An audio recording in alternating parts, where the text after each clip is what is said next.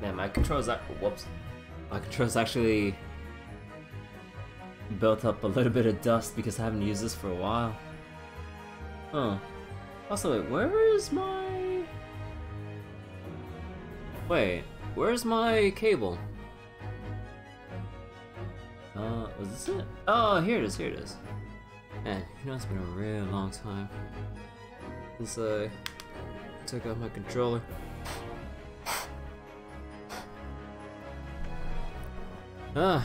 Okay.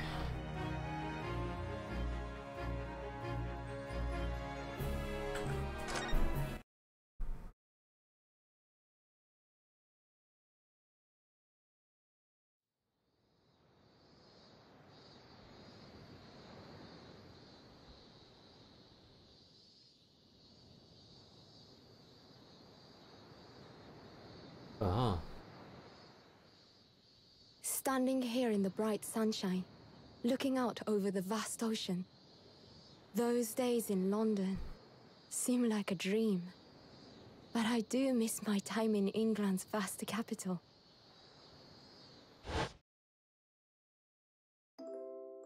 You know, he's flourished into a truly wonderful lawyer. I've no doubt that at this very moment, he's fighting some noble cause in court.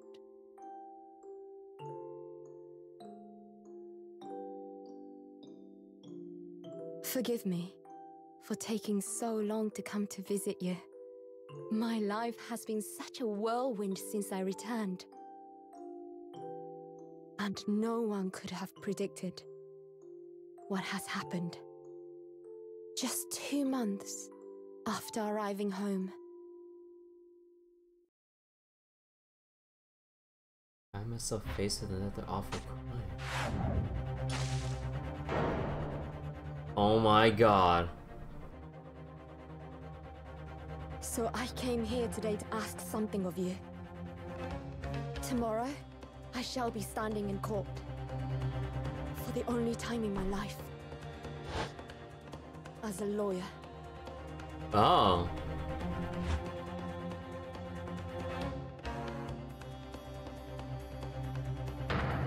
Oh. So please, I ask for your guidance. Kazuma-sama.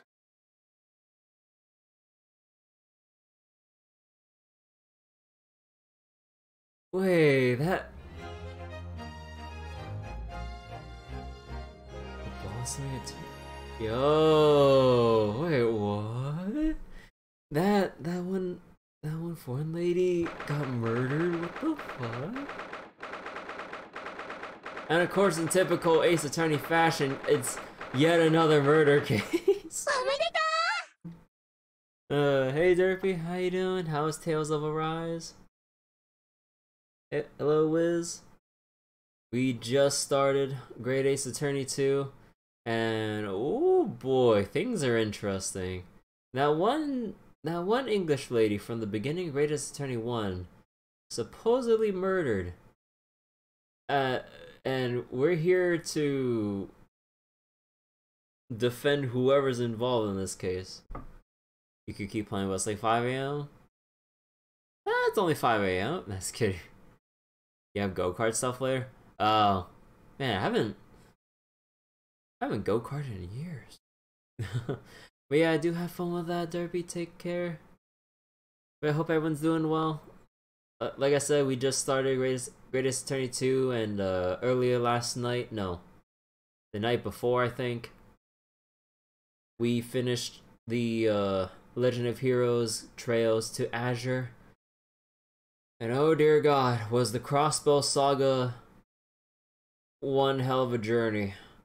272 hours for the first playthroughs for the first and second game of the Crossbow arc. In total, 354-ish, give or take, with the new game plus 1 and 2s of Trails from Zero. Oh dear god. Oh. It's not Crash. What do you mean? That's part of the fun. No. Anyways. Wait, is my controller not working?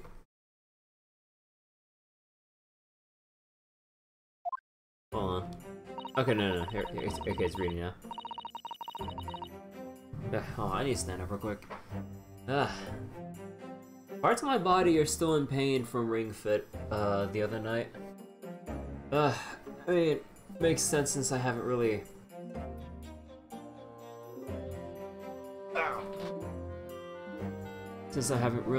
exercised much to begin with, so... soreness is here for now until I get more used to it. But yeah, let me tell you, oh my god, do not... unless you've been exercising regularly, do not go straight to freaking hardcore. Oh my god.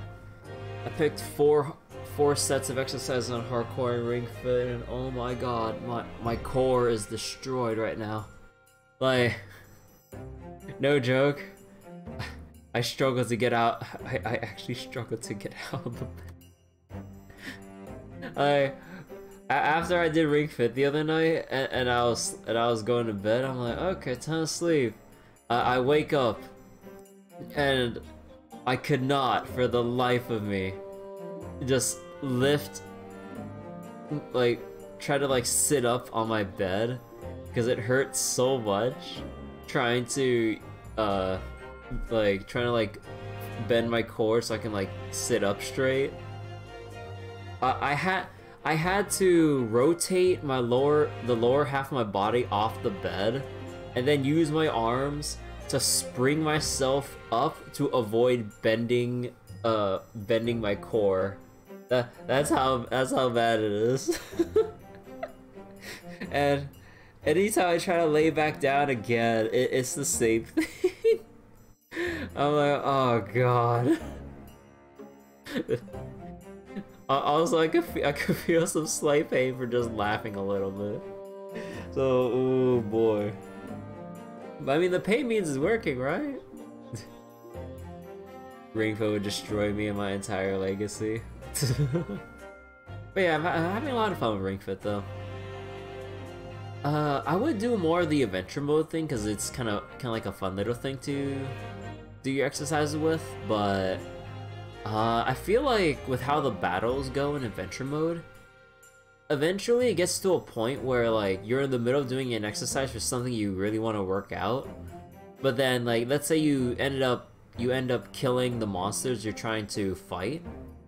So then that exercise gets interrupted. So then like you only do half of that amount. Which, I mean, you'll be doing a lot more over the course of the entire adventure, don't get me wrong. But I think at this point, I think I'll just do those like exercise sets from that part of the menu instead of doing that adventure mode straight up. It definitely helps have a more focused like exercising experience, I guess, rather than have like some fragmented bits of exercise, like depending on like what you feel like you want to do. Instead, you just say, okay, no, you're working out this set and we're gonna work it hard. And okay, I'll also get to reading this, but man, do you know, I mean, of course, like until my core gets better and all that, do you know how hard it is for me to do boat pose? Oh my god. They're just, fuck, dude. I mean, I was already winded from my earlier sets because this is my fourth and last set of the session. Oh my god.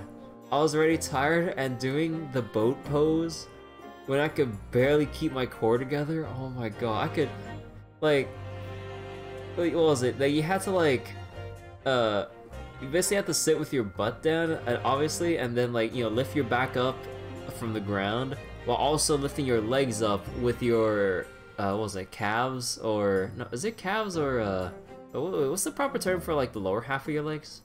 I keep forgetting. But anyways, like, you know, like the lower part of your legs, like you raise it up parallel to the ground with your back lifted up, and then, you know, you kind of like keep going back and forth between that pose and then laying down almost straight on the ground, and you keep going back and forth on that. I'm like, oh dear god. I'll have nightmares about boat pose until I could actually do it without breaking too much of a sweat. Oh my god, man. Anyways. Here I am again after 9 months. The Supreme Court of Judicature of Japan. I feel so nervous. but I must steel my nerves and find a way to compose myself.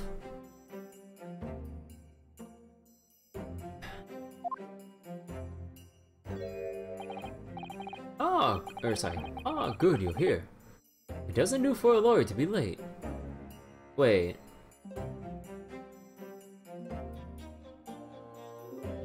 Wait a second. Oh, yes, good morning, sir. I hardly recognize you. You got a fine figure, Counsel. But you look as white as a sheet. And those wide eyes aren't doing you any favors either. Oh dear. The truth is, I'm so incredibly nervous I feel utterly nauseated. I almost wish that I'd never been born. Goodness.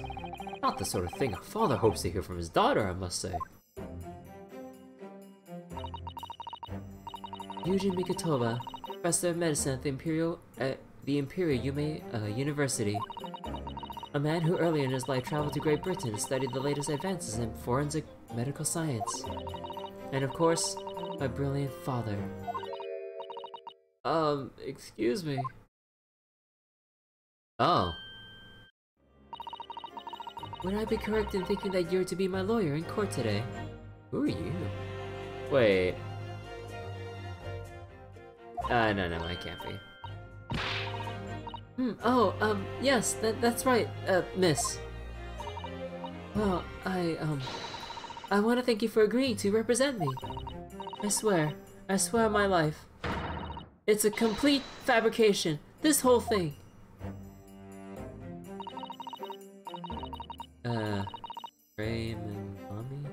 Raymond Bami, born as the same year as I, and my greatest friend. Though unusual for a woman in our time, she works at the university research laboratory, helping my father. And sadly, she's the defendant in today's trial, accused of committing a truly awful murder. Are you feeling alright? Since we started talking, you seem, well, to have become a little flushed. Oh my, it's just that you look so gallant and dashing.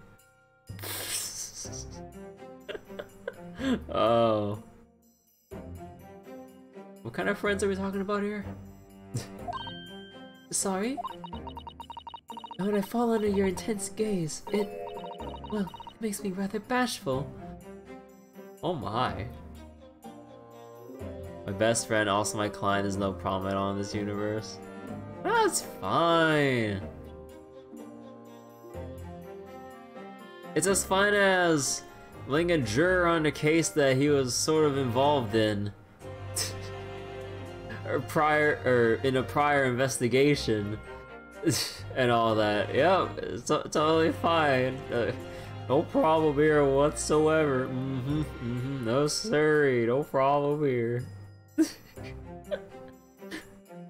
Totally fine. Yeah. Oh, we just happen to pull these jurors randomly off the street. Oh, yeah, here's someone who's news stations claim to be a Russian revolutionary. Wanted man and all that. Yup.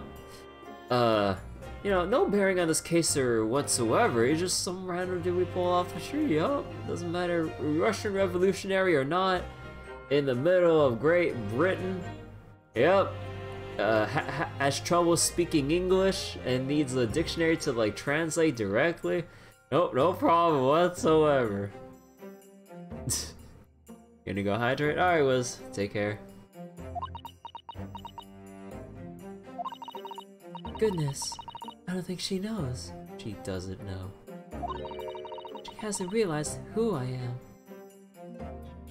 Huh?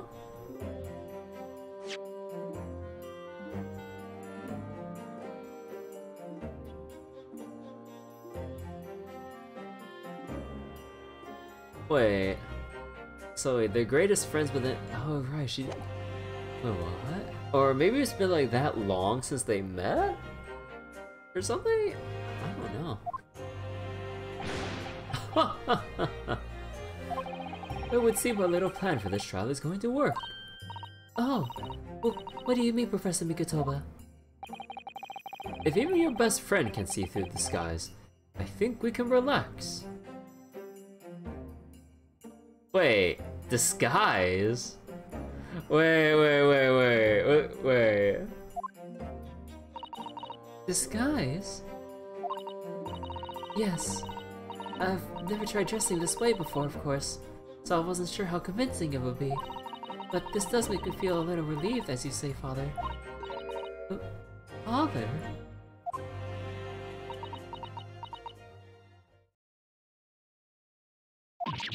What? Is that you, Susato? I'm so sorry I didn't say something sooner, Ray. It's just like, no! What are you doing? What's going on? What?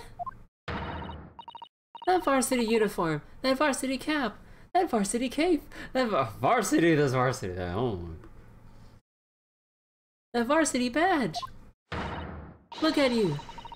You look for all the world just like a student of the Imperial Yuma University. A male student. Oh, I think I see what's going on here. Women aren't allowed to be actually lawyers in Japan yet, right? Or even around the world? Actually, no, I'm not sure about Great Britain or other areas in this game, but right, it is during those kinds of times, right. I'm so glad you think so. It means all my preparations have been worthwhile. I woke at 4 this morning to make a start. But I don't understand. Why are you dressed like that? Well, you see... It was the only way. The only way she would be permitted into the Supreme Court to take on your defense in this trial. You know, if the secret ever gets out, like, wouldn't you be in even more legal hot water and all that? And wouldn't that, like, compromise just everything she's trying to do in this case should it get revealed mid-trial? Or even after?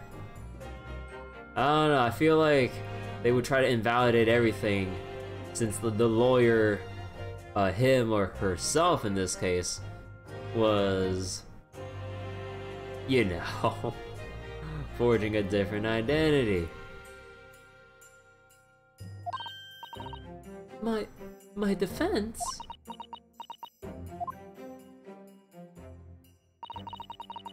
Never before in my life have I felt so frustrated at having been born into this body. Courts in Japan are barred to women.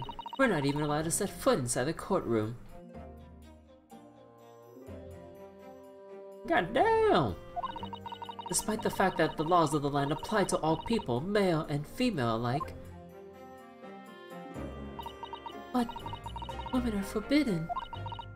Just for today, I'll be leaving my true self at the courtroom door, so that I can act as your lawyer. Oh, Susato, you'd go to such lengths for me. Of course, you're my greatest friend. I just worry that I shan't be the lawyer you deserve. Oh no, I have complete faith in you, Ray. It's so strange though. I mean, you're such an accomplished judicial assistant already. And yet, just because you're a woman. What a wretched reason! I mean, why shouldn't you be allowed in court? You're so gallant and dashing. You said that before. Ray. Please don't look at me like that, with those flushed cheeks and dirty eyes. Oh, I'm sorry. It's just, you really do look so dashing. Yes, you mentioned that once or twice. You should be pleased. It means you look convincing as a man. Please, I think. It certainly helped bolster my confidence today. Ray, you're managing to put on a brave face in all this, but I can see through it. I've noticed how your shoulders are slumped and how you're trembling ever so slightly. Susato, you do believe me, don't you? Or don't you? I didn't do it. I couldn't have. I mean, murder. Of course. You have nothing to worry about. Your conscience is perfectly clean. Isn't that right? Yes. Yes, it is. Perfectly clean. So you're not withholding any critical information from me, so we can carry out, like, the best defense possible in this trial, right? Any extra evidence you might have come across? Any other, like, important details from the scene of the crime? Or anything you noticed about the witnesses or someone else who might have been involved in all that? Like, you wouldn't hold out on your own defense lawyer, right? Even as your bestest friend? Right. I have absolutely no doubt in my mind about your innocence, which is why I'll stand by you until the bitter end in this trial. Whatever happens, I'll always be on your side, because that's what it means to be a defense lawyer. That means so much to me, Susato. Defendant! Counsel! Court is about to begin. Proceed to the courtroom at once. You should go in at once, Ray. If you're late, the judge won't hesitate to pronounce you guilty. Oh. Stand aside! I don't think I've ever seen him run so fast. Well, Susato, you certainly surprised your father. Going to such lengths to be admitted into a courtroom, and with no prior experience of being a lawyer. There was simply no other way. That's all there is to it. But father, you haven't told her, have you? I mean, I'm right in assuming that Ray doesn't know how it came to this. Yes, quite right. I've kept that information from her. It only worried her if she found out that no other lawyer would agree to take her case. No prior experience? Oh, it's fine. Susato was there helping Ryunosuke during other murder cases, so she can just take what she learned and apply what Ryunosuke did himself in court in today's trial. You know, just pressing every detail and flashing the badge if need be. And then when it gets down to it, make a bullshit assertion and just go with it, and then they'll spill the beans about the actual truth of the case. Easy. You know, lift up your stack of papers, like smack like your fingers or the back of your hand into it to make it look like you're trying to read a specific point, and then I don't know, dude. Hey, no problem. Just fake it until you make it. I didn't want to burden her with that. And is it true? The reason why every other lawyer is refusing to take the case? Is it really because of who the victim was? That's how it works in this universe? Oh yeah, definitely. We should be making a move now, too. As you know, law isn't my field, but I do what I can to support my students. Thank you, Father. So wait, what's supposed to be our identity here if... Like, are changing up her name to go along with the male disguise? Susato Mikotoba, a judicial assistant. 8 months ago, I accompanied a student of law on a study trip to Great Britain. But 2 months ago, due to unforeseen circumstances, I found myself back in Japan. How many times have I wished that he were here? I wonder. Still, I have no choice now but to steel myself for the trial ahead. Wish me luck, Naruhodo-san.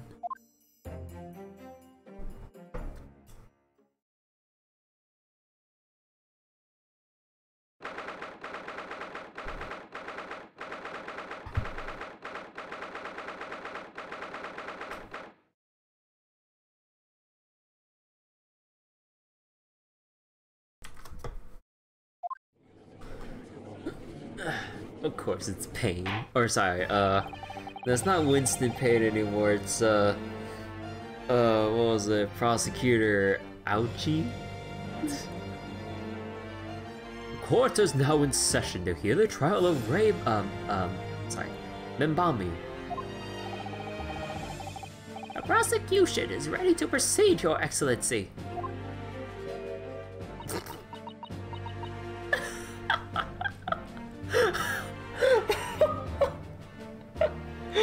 Oh my god.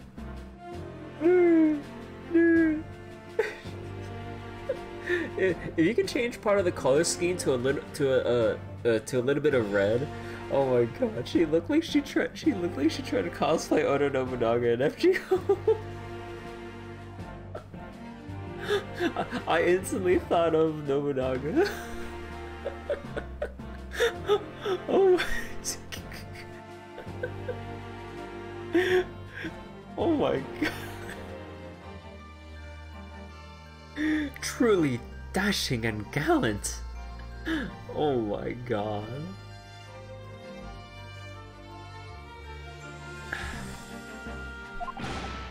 Defense Counsel, are you ready? Yes, Your Excellency. We are ready. Ready. She looked so composed until she opened her eyes. Ah, yes, Counsel. According to your registration details, your name is, Oh no. Don't tell me it's a shitty pun.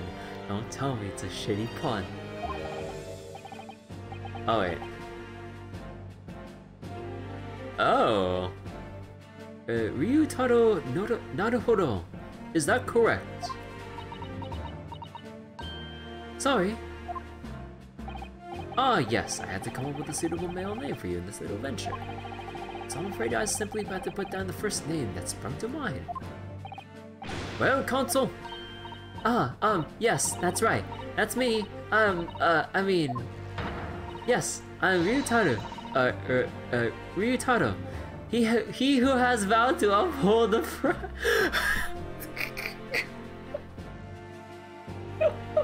What the? Oh my god.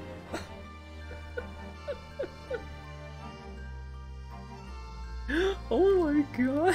This is so stupid. He who has vowed to uphold the pride of the great Naruhodo clan. Oh. It seems Ryutaro may need to consider how better to uphold his manly act first and not overdo it.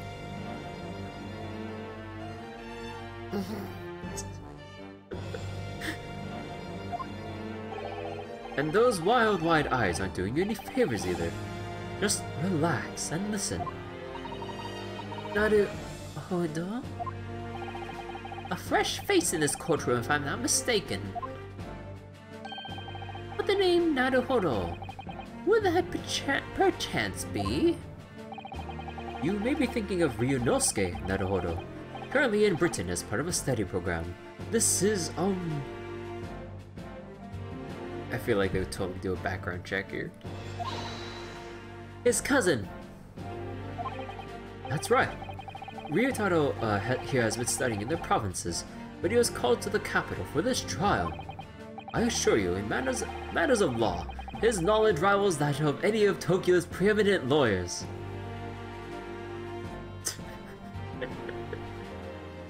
But first, well, what's the court record? Well, how do you press witnesses? Oh, this is how you present evidence. Okay. It's always funny how in every great Ace Attorney, or in every Ace Attorney game, they always have to come up with a reason for you to, like, relearn how the court system works, despite how experienced you are. Like, Mikatova, you know, she was only an assistant, but she knows how the process works, having been through so many trials with Ryunosuke. Come on. Any of them. Tut, tut, tut. What a pitiful situation. Having been rejected by every lawyer in the capital, the accused has to call in a country boy. Ouch, you didn't have to say that. How dare you? Tick, tick, tick, tick, tick, tick, tick, tick, tick. Oh.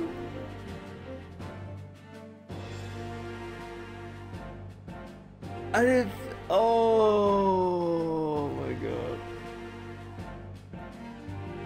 Susato's every bit as gallant and dashing as any of your Tokyo attorneys. I won't have you making fun of her. Her? Right. It hurts, doesn't it? Yeah. Right, come on, you can't expose the disguise within, like, before you even start the trial, my girl. Please. We're trying to save your life here. Her? Hey.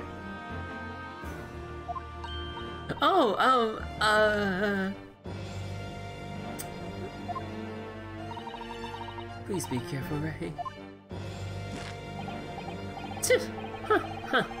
What an unrefined tomboy we have here. But I wonder, is your gallant and dashing lawyer up to the challenge of defending you? His wide, skittish eyes very much suggest that he is not. I'm so nervous. Now that I'm standing in his shoes, I'm starting to understand what Naruhodo-san goes through. Like it or not, eyes are wont to flit? Eyes are wont to flit?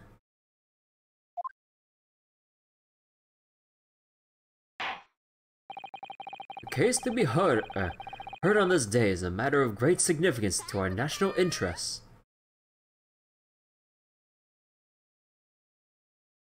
Doesn't know won't either. Eyes are wont to flit? Look, my vocabulary is on the bad side here. I generally haven't seen a word, the word used like that. So, in fact, it would be reasonable to assume that the outcome of this trial may well affect the very future of our empire. Just like the trial 9 months ago. And yet for proceedings of such importance, we have this unknown yokel by the dock. Dear me. So wait, adjective, custom or used, adjective lightly, noun, customary practice, usage, synonym, habit.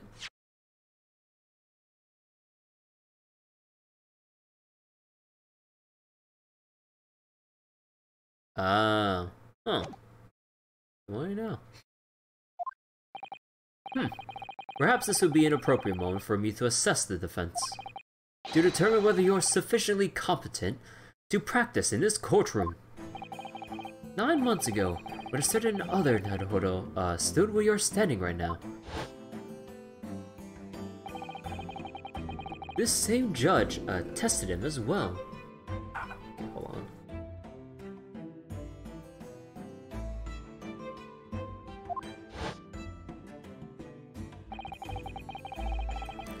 And even though he was a student at the time, not even of law, he passed the test with flying colors. For a trained and experienced judicial assistant like you, this will be easy. So, counsel, do you consent to answering some simple questions? Alright, it's time to prove myself. Slap. Yes, Your Excellency, but please don't make them simple. You know, I really do like the uniform, not gonna lie. She really does look nice in that uniform. With the hat as well, like especially with that hat. Very well, to start with, you will state the name of the victim. Oh, that's simple. I couldn't forget that if I tried.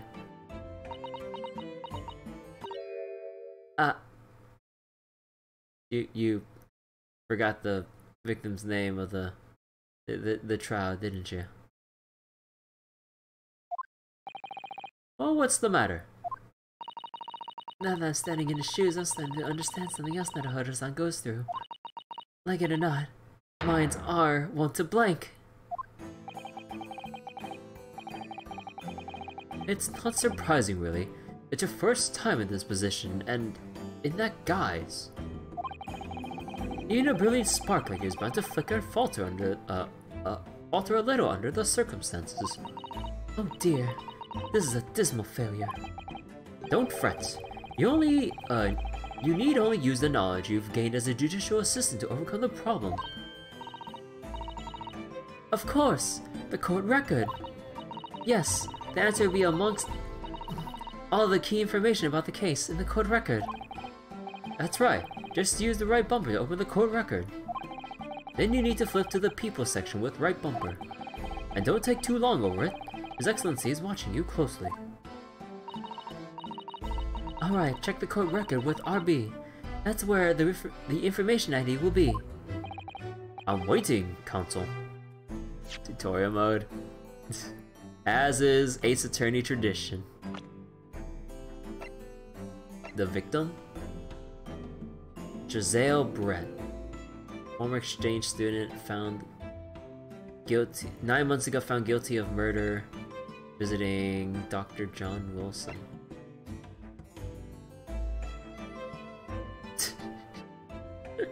The lead prosecutor of this case, who appears to be struggling to accept the changes afoot as a result of these turbulent new times in Japan, the Meiji era. Meiji era? Oh.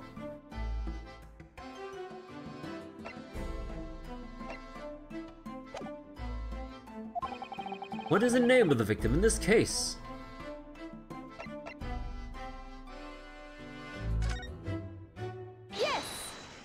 Yes. Oh my god, mimicking Ryunosuke down to raising her hand. Oh my god. The name of the victim who lost her life in this case is Miss Giselle Brett.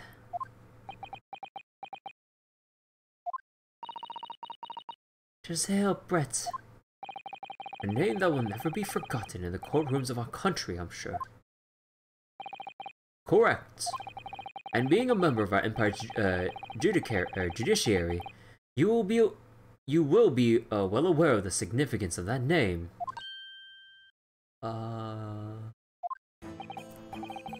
So, let me pose another simple question. As you know, Miss Brett was a visiting student from the Empire of Great Britain. Why then is her name indelibly associated with our own Empire's judicial history? Obviously, you won't have forgotten that case from 9 months ago. But if it's proving hard to recall the finer points, everything you need is included in the court record.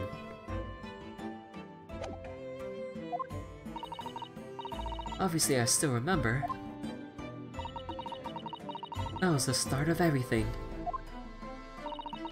Giselle Brett. Behind the woman student persona was the face of Queen Victoria. Found guilty of murder. Yes! 9 months ago, a visiting professor of medicine at the Imperial Yume University was killed. And the culprit was Giselle Brett. Yes, she was a killer. At the time, our country had just signed a new treaty with the Empire of Great Britain. And it was in the midst of this delicate diplomatic situation that the incident occurred. An Englishman, Dr. John H. Wilson, was shot dead. I believe he was an associate of yours, Professor Mikotoba. Yes, I was indebted to the man. He'd been my mentor when I went to London to study forensic medicine. Indeed, it was I who invited him here to Japan as a visiting professor at the university. Naturally, the murder of an Englishman and so was a matter the government wished to resolve rapidly. Indeed it was, which is why a secret trial was conducted here at the Supreme Court.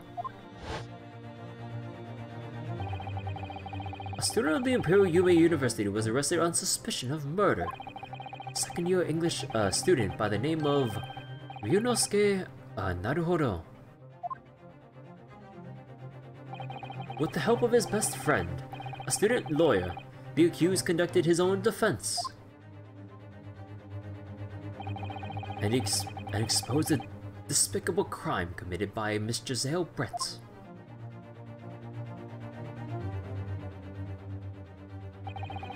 Miss Brett eventually admitted to her crime. However, when questioned about the murder that drove her to take Dr. Wilson's life, she gave no satisfactory answer before the trial reached its conclusion. Immediately after the trial, the British government brought its consular jurisdiction into play. We were unable to sentence Miss Brett according to our empire's laws. It was decided that she will be removed to Shanghai, China instead. Why Shanghai? There's a British consular court there. Correct. I oversaw the negotiations personally. The date of her transfer to Shanghai was finally settled upon only last week. All that remained of our empire's obligations was to see the woman safely on board a steamship. And yet, the very day before her departure, the English woman was killed! Only the day before? It feels like something you should have read about before starting this trial. Rabble, rabble, rabble, rabble. That will do. I'm satisfied that the counsel for the defense is sufficiently capable of representing the defendant. Oh. Thank you, Your Excellency. Oh, the first hurdle. Now, a summary of the incident, if you please. Prosecutor Ouchie. As is your wish, Your Excellency. The repugnant crime took place on the 11th August in broad daylight. The outskirts of the Imperial Capital, under a bright blue sky, at a secluded bathing spot by the sea. The incident occurred in a small beach hut, erected for bathers to rest or change their clothes. The cause of death was a single stab wound to the posterior abdomen that pierced the victim's lung, an injury which proved fatal.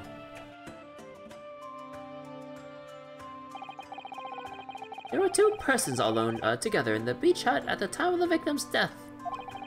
Miss Brett in her bathing attire, and the accused, Raymond Bami.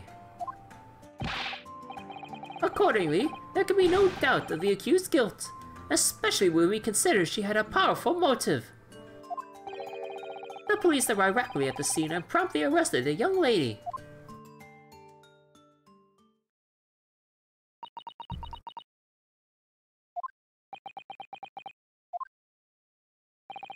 Well, that extraordinary description of events leaves me somewhat lost for words, I must say. That's certainly true. Prosecution summary was full of words that raise an awful lot of questions.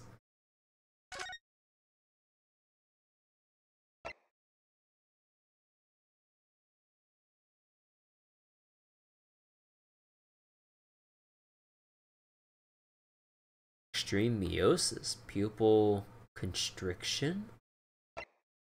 Huh. As a lawyer, I really ought to pick up the prosecution counsel on what he said. The bathing spot, a powerful motive. You're clearly exaggerating. A powerful motive is a blatant overstatement. And then? Tut tut tut. Is the Yoko boy using long words he doesn't fully understand? I beg your pardon. No matter. Let us put this to the accused, shall we?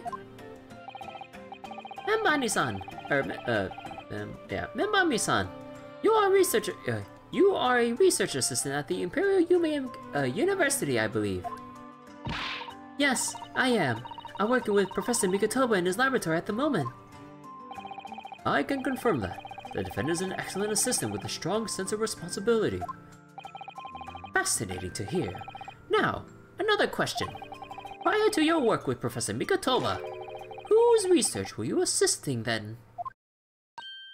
Oh, well, I was studying under, Dr. John H. Wilson. Dr. Wilson? The visiting English professor who was murdered by Miss Brett 9 months ago. Well, about that motive. Yeah, well, the motive's established. The accused had a deep-seated respect for her former mentor, Dr. Wilson. Is that not true? Yes, Dr. Wilson was a wonderful man. Interesting. Then tell the court what deep-seated feelings you had toward the Englishwoman who killed him. Well, obviously I was filled with hatred for what she'd done. A powerful hatred. Oh no, Ray, be careful what you're saying. Ah.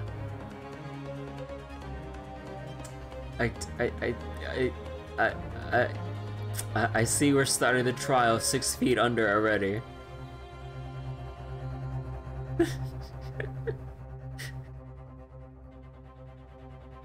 Oh my god.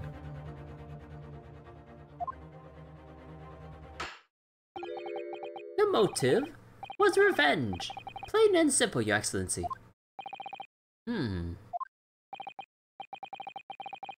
Well, it was clearly a trap all along. How wicked of him to use Ray's undying respect for a former mentor against it like that. I must find out more details and something we can use to bolster our defense.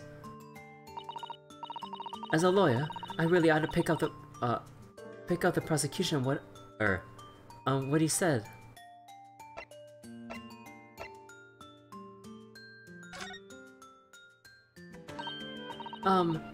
Membami-san. Yes, what is this? It's, Naruhodo-san. Really starting to wish we made my alias Mutaro Susato. Yeah. Please tell the court why exactly you were present at the bathing spot with the victim in the first place, and why you were alone with her.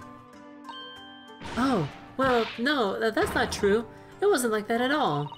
There were other people present, a detective who was guarding Miss Britt for starters. I was just asked to accompany Miss Britt as a companion, that's all. But let us be clear. At the moment of her death, you were alone together with the victim in the hut. You and no one else. The truth is, there's only one reason why this young woman accompanied Miss Britt on her bathing sojourn.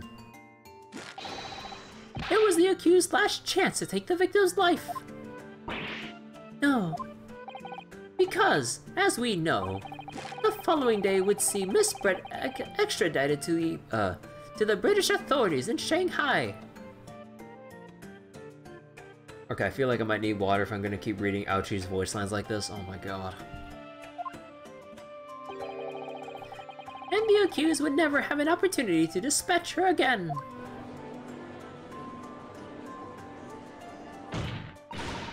Kindly refrain from conjecture, counsel. The prosecution counsel seems to enjoy using provocative tricks like that.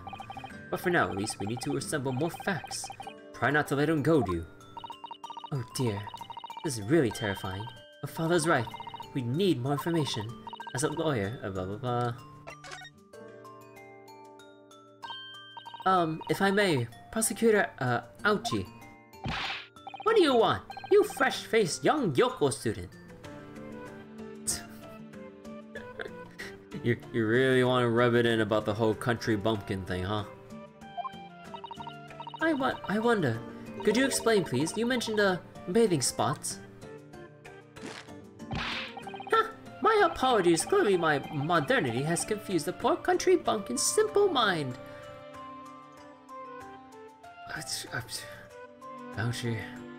I will leap over my desk to punch you square in the face right now to keep this up.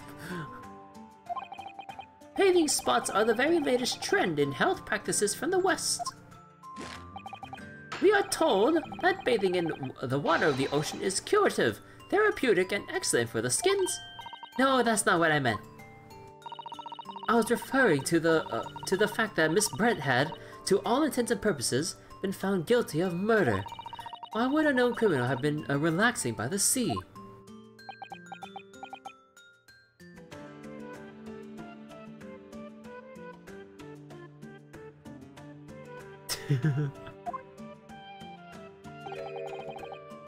For old time's sake, I believe. Sorry. Miss Brett was to depart for Shanghai the following day. Her final wish, as it were, was to enjoy a day at our country's wonderful coast. And the British Embassy put extreme pressure on our government to comply. But on what grounds will we agree to such a request? Because, as usual, our government is unable to stand up to foreign powers. In matters of diplomacy, it seems we don't even have the courage to decline the whims of a known criminal. Don't look at me, Professor. It was the government who granted permission, not I. In any case, it was decided that with a dedicated detective on duty, nothing could go wrong. But in fact, a murder took place. Hey, I said don't look at me. It was a young student girl who did it, not I. No one has proved that yet. It could have been you this whole time, old man. I wouldn't provoke the man if you don't need to. I believe we all have a clear picture of the incident now. Despite her guilt being determined 9 months ago, Miss Brett managed to avoid incarceration, instead continuing her research work at the university. Obviously, over that period, she and Ray would have encountered each other on a number of occasions. Seeing the murderer of the mentor for whom she had great respect enjoying such undeserved liberty. Yes, even if it was only temporary until Miss Brett's extradition to Shanghai. You can hardly blame Ray for her feelings of anger and resentment. Poor Ray. So, Your Excellency, if you'd be so kind to peruse this exhibit. A photographic print that shows the scene of the crime immediately following the grim incident.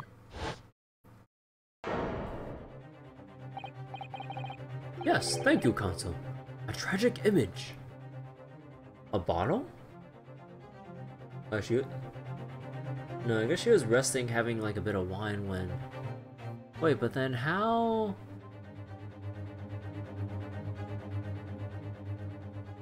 Oh.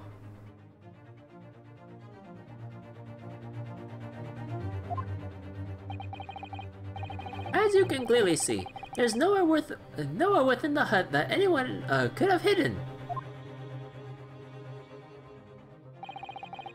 The court will accept this photographic print as evidence.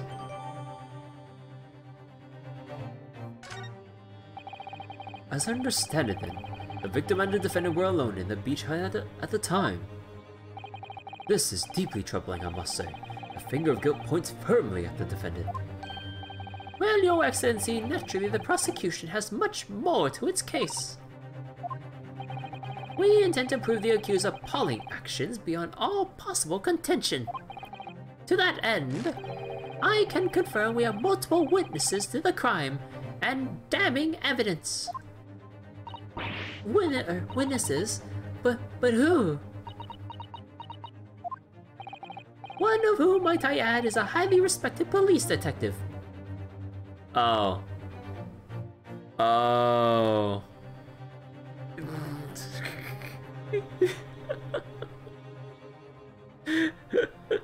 It's gonna be him again. I assure you, the testimony of these witnesses will leave no room for doubt.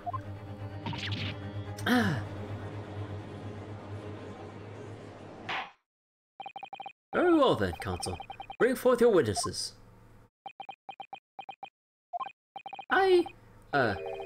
Takasuchi Ouchi, I've been waiting for this moment. Sorry? Oh yes, I haven't forgotten. That trial 9 months ago, here in this very courthouse. When that irreverent little student boy utterly humiliated me. Oh boy, are we gonna do it again? Wait. Ah, Ryunosuke Naruhodo. Oh, what? Yes. This insult to the Ouchi family name will never be forgotten. Wait.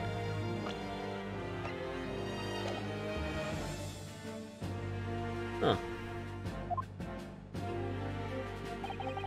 You've become conceited with age, Counsel, but the old have to stand aside to make way for the new. It's the way of the world. May you never forget that.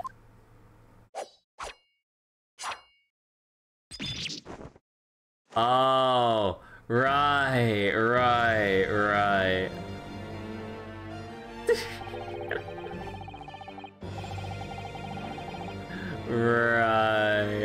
I forgot about that. Strike the head of a samurai whose top knot has been cut, and the bell of cultural enlightenment tolls. Yes, on that fateful day, my former self died. What are you, fucking Kaiba after listening to Yugi? You send your former self to the shadow realm by cutting the top knot? The start of your own, mini Meiji revolution. Are you modernizing as well, Council? Silence! Since I swore revenge back then, there has been a minor miracle atop my head. Observe the ouchie growth. You see, this seed of hope sprouting forth from the barren expanse of my crown.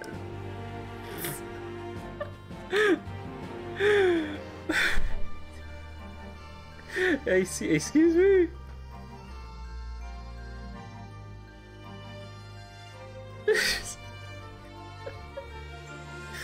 Oh man. Oh man, you were taking in some copium, sir. Oh my god.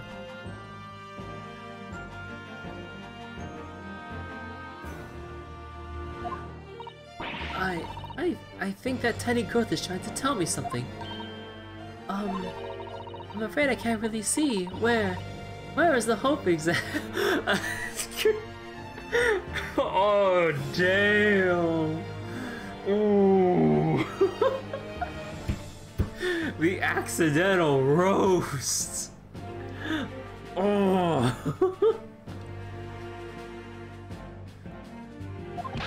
I said silence. Today, I face another Yoko student of the Naruhodo clan. Well, I will vanquish you. And my victory today will be fertilizer for the seed of hope atop my head. You have been warned.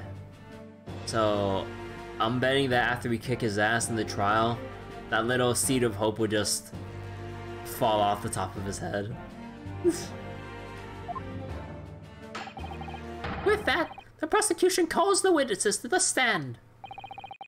It looks like the stakes are high on both sides in this trial. Prosecution and defense has much to lose. I'm not sure about the prosecution in this case. A haircut is hardly comparable to Ray's life. But the little seed is fake. Wait! Oh shit! It's that guy! I forgot his name, but it's that guy again! Oh my god! What's he doing here? Oh my god! Witnesses, please state your names and occupations for the court. Chief Inspector Satoru Hosonaga, Imperial Defense Bureau. In disguise. I'm in disguise, obviously, so I can go undetected. Yes. Undetected. With the way you carry yourself. Yes. Man. There's so much wrong here. And I am, well, the next big thing in the books. An author renowned throughout the capital, in fact, yes. Soon we sold out the satirical I Am a Cat, a sensational success by Sosuke Natsume. Write that down, write that down. Oh my goodness. Struggling student from the provinces, please. You need to be in awe of me. No, it's not that, Sosuke. It's not that. We saved your ass in Britain. I needn't. It's only natural that you feel nervous in my presence, but all of you, please, relax. Call me Sosuke even. Yes. What on earth is Sosuke-san doing here? Tread carefully, Susato. That author fellow knows you from your time in London, doesn't he? If he exposes you for who you really are, this will be over before it's begun. Yes, of course, I know. I presume Sosuke-san would have forgotten about me. I could certainly never forget him. Although, He does seem to have changed somewhat in the 6 months or so since I last saw him. As for Inspector Hosonaga, an amazing outfit is, hard to believe. Do I have something on my face? No, but you have something on your head. Well, your glasses for one, although they don't seem to be helping you see. Thank goodness he hasn't recognized me either. Ah, I suppose it's this... I suppose it's this disguise, isn't it? I thought that appearing here in the clothes I was wearing at the time would make for a more faithful testimony. It is my guiding principle to carry out all testimonies flawlessly. Very well. I can appreciate why an Imperial Police Bureau detective might have been present, but what business did a writer such as yourself, have being at the scene, Susugi-san? Ah, well, you see, I had been asked that day to give a lecture.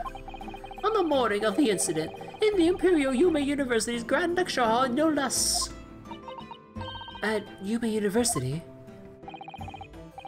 After the lecture, I had a very pleasant conversation with the researcher from the Medical Science Department. The professor over there, in fact. With Professor Mikotoba? Yes, that's correct. It was arranged by one of the newspapers. They wanted some story or another about two former students who studied in Great Britain. Of course, being a renowned author, the press could never leave me alone. They secretly spy, snapshots, scribble stories, and scooper my privacy. As you can see, the conversation was written up in this newspaper here. Read at your leisure, my provincial, struggling student friend. I have plenty of copies. Thank you very much. He practically threw that paper at me.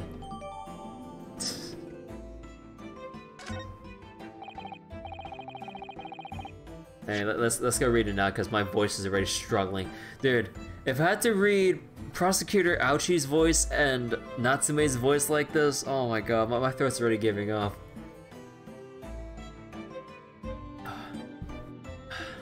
Oh my goodness.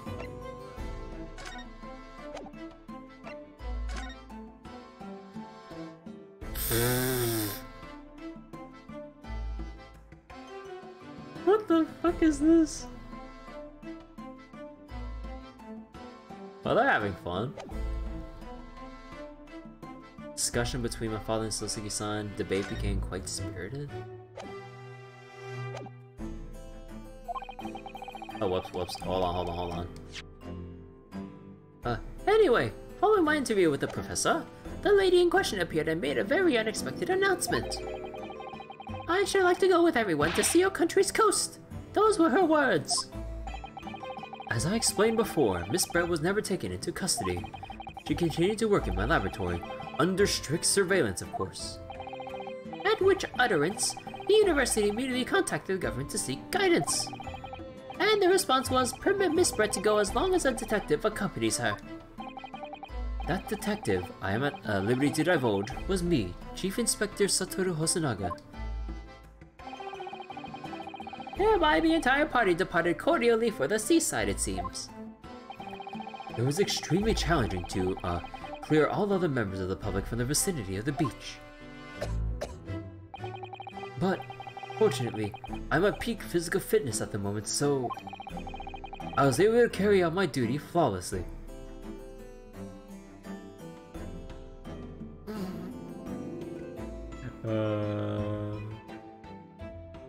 Yep. Peak fitness. You may not like it, but this is what peak performance looks like. Oh my, Inspector, you do have something on your face now. Ah, how unsightly. Oh my god, he has a beach towel. How unsightly. I do apologize. Does that mean you went to the beach too, Father? No, fortunately I had work to finish off. But unfortunately, of course, it meant that as my assistant, Ray was invited to take my place. Of course, being a renowned author, I didn't like to decline the invitation. But if only I had!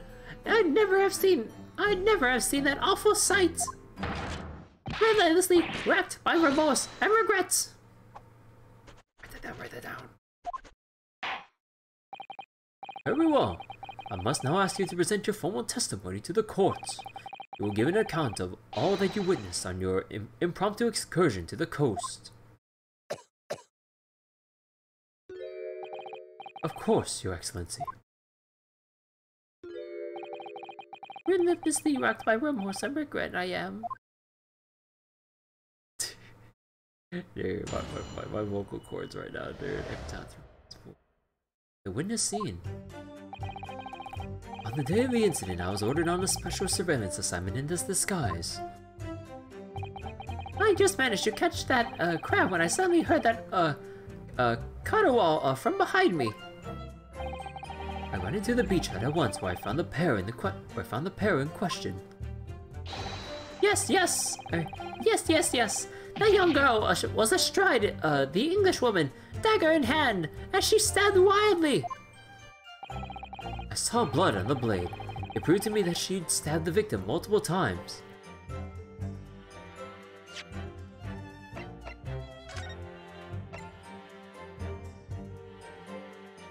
Come on. I know it's like the first case and you need to make things obvious, but dude, you're a detective. How do you go from single to multiple stab wounds? 28 stab wounds.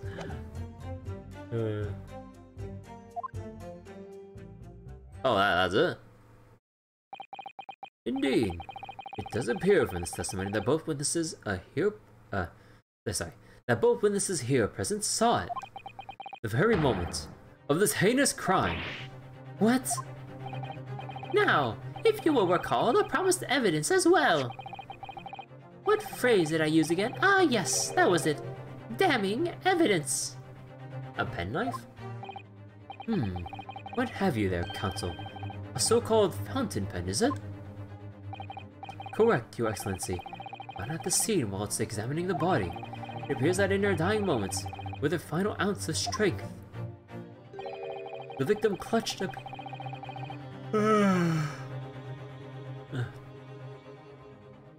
The victim clutched a piece of evidence that would positively identify her killer. What? Your Excellency, if you would cast your eyes over the photographic print of the scene of the crime scene once more.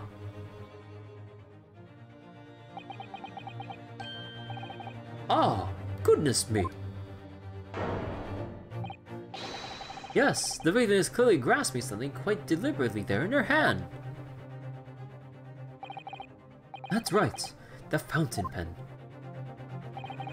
And if you would kindly examine the pen, Your Excellency. Oh! The owner's initials have been engraved into the ebonite barrel. R.M. Ray Membami. The initials of the defendant. Ah, no! Oh my gosh, he's even mimicking the... mimicking Ryunosuke, like, flailing back and falling back down the desk. Oh my god. This fountain pen will be omitted immediately as critical evidence. So, have I omitted anything? Yes. Well, not you, but the witnesses. Oh, I can't examine this. There might be something under that. Decisive testimony and damning evidence. There's a bright blue sky outside the courtroom today. Perfect weather to ascribe guilt, I feel. I don't understand. Prosecutor Ouchie of 9 months ago had none of this man's poise. Oh my god, this is so stupid. Counsel for the defense, you may begin your cross-examination now. Are you gonna like rise slowly back up just like Ryunosuke? Naruhodo-san. Naruhodo. That means... Oh, yes, me. Is there another Naruhodo in my courtroom? Actually, there isn't even a single Naruhodo in your courtroom. Cousin Ryutaro, pull yourself together, please. Alright. I've seen this countless times as a judicial assistant. Find inconsistencies in the witness testimonies and prove that they're lying somehow. That's all there is to it. That's how a real lawyer would handle a cross-examination. So let's see what I can do.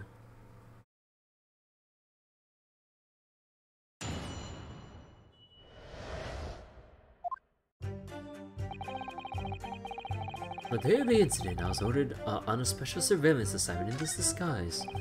I just managed to catch that crowd when I suddenly heard a caterwaul from behind me. I ran into the beachhead at once, where I found the pair in question. Yes. A young girl was astride the Englishwoman, a dagger in hand, as she was stabbed wildly. I saw blood on the blade. It proved to me that she'd stabbed the victim multiple times. So, okay. Is the game going to let me present this right away, or am I supposed to press until the game wants me to present?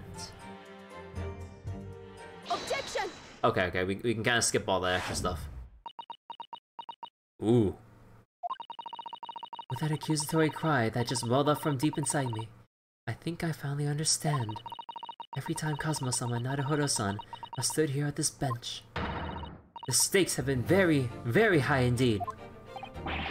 What's the meaning of that menacing pose, Counsel? I'd like the witness to clarify something for me. Who? What? Where? When? How? No, not you, Sosuke-san. This query is directed at Inspector Hosonaga. You haven't played this, so I'd ask you. At me? In your statement just now, you said that the victim was stabbed multiple times. Yes, that's right. As I said when I entered the hut, the defendant was already standing over the victim, bloody knife in hand like a murderous demon. And yet, that cannot be.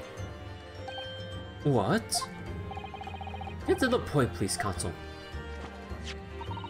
In the postmortem report, it clearly states that the victim was stabbed one time only. Oh! In other words, Inspector Hosanaga's testimony is clearly flawed. Oh! And Sosuke-san! Me? You claim to have seen Membami-san in the throes of stabbing the victim. Yes I did! Wildly! But both you and the inspector confirmed the same points. There was already blood on the knife you saw the defendant holding. Yes, and? It's quite simple. We know the murder weapon was used to stab the victim only once. Therefore, there's no way there could have been blood on the knife if that single stabbing hadn't already occurred. Ah, true! Then what exactly is your contention, Counsel? Are you ever going to tell us? Yes, Your Excellency. There's only one logical conclusion. What Sosuke-san in fact saw was not the moment the defendant stabbed the victim at all, but the moment when the defendant in fact withdrew the blade from the victim's body. That can't be! Excellent work, Susato. You exploded at them with that objection, and then proceeded to pull them apart systematically. Objection! Tch, ha ha! Well, this takes me back. Yes, I seem to remember your cousin staged a scene much like this in that trial 9 months ago. A half-witted child with a half-baked objection attempting to steal the show. His objection is so weak. You're right, there were certain similarities. Except that so-called half-witted child managed to outwit the prosecution, but only half a head of hair. Oh! Slander! My head is quite adequately dressed! Whoops. In any case, all this talk about stabbing and withdrawing and multiple wounds. It makes not a jot of difference. What? Why not? Engage your brain, young man. When the accused first plunged a deadly weapon into the victim, that was a fatal blow. And it was that moment, just as she withdrawn the blade ready for her next strike, that the witnesses saw. The knife was already tainted with blood because the accused had already stabbed the victim. Ah.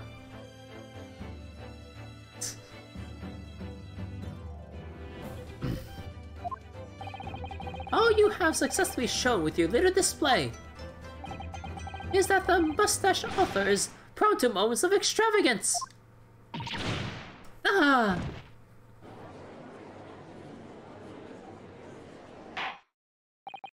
I'm in agreement with the prosecution.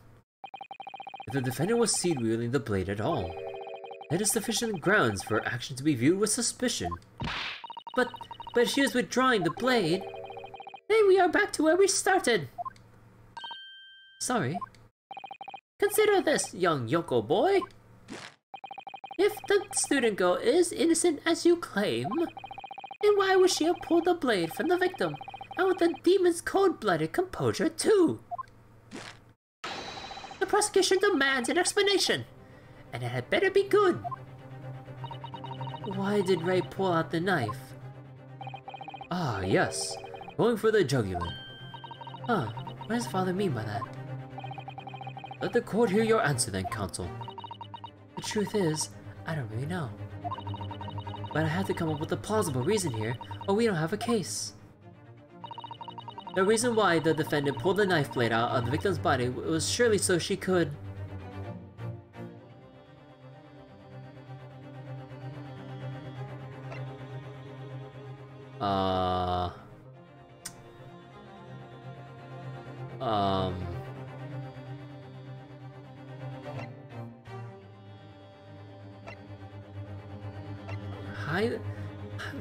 Hide the knife? That would incriminate her further. Stab her again? What the hell?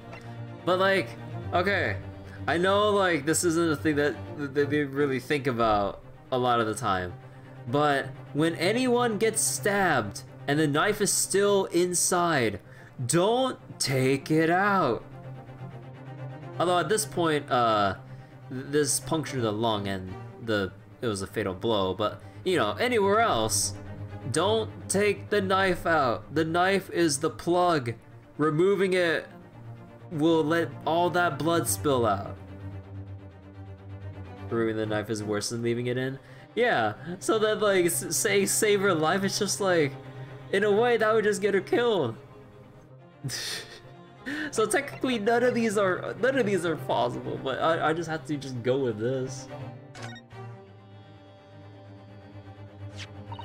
According to the postmortem report, the victim's death was not instant. That's correct. It's thought that she would have remained conscious for a short while after sustaining the injury.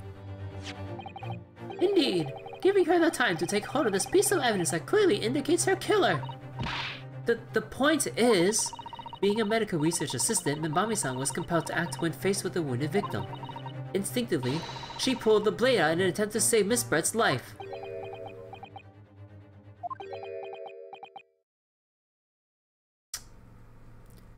You know, none of the three choices really sound plausible at all.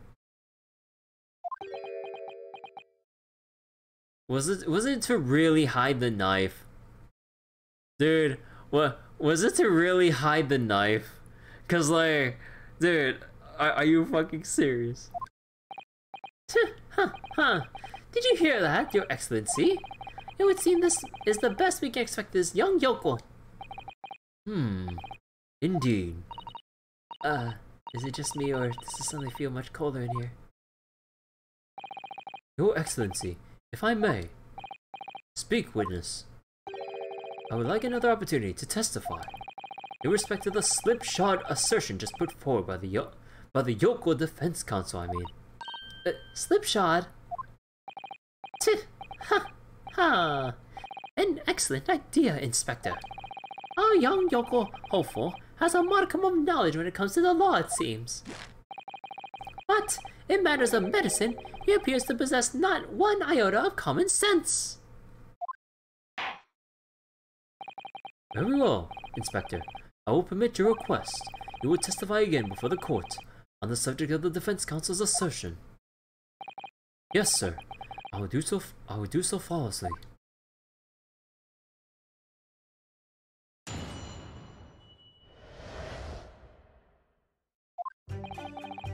Pulling a blade from a wound without thinking could cause heavy bleeding.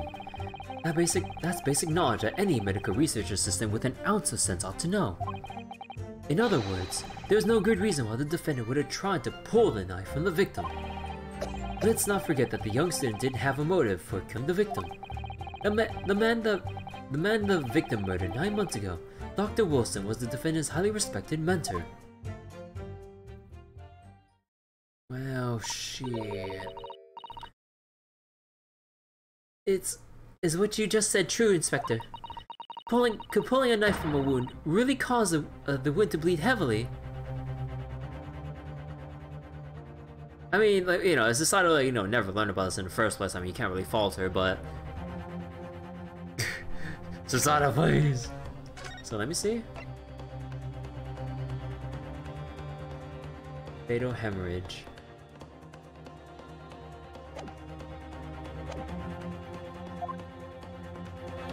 Yes. Think of the weapon itself as a stopper in the wound that prevents excessive blood loss. Until a doctor is ready to provide proper treatment, that stopper shouldn't be removed. Oh, I see. Ha! This is why Yoko should stay on the farm. Even a quack from some obscure mountain village would have such basic knowledge. Wow. Anyone who's ever given someone a little poke with a knife and pull it out again knows it.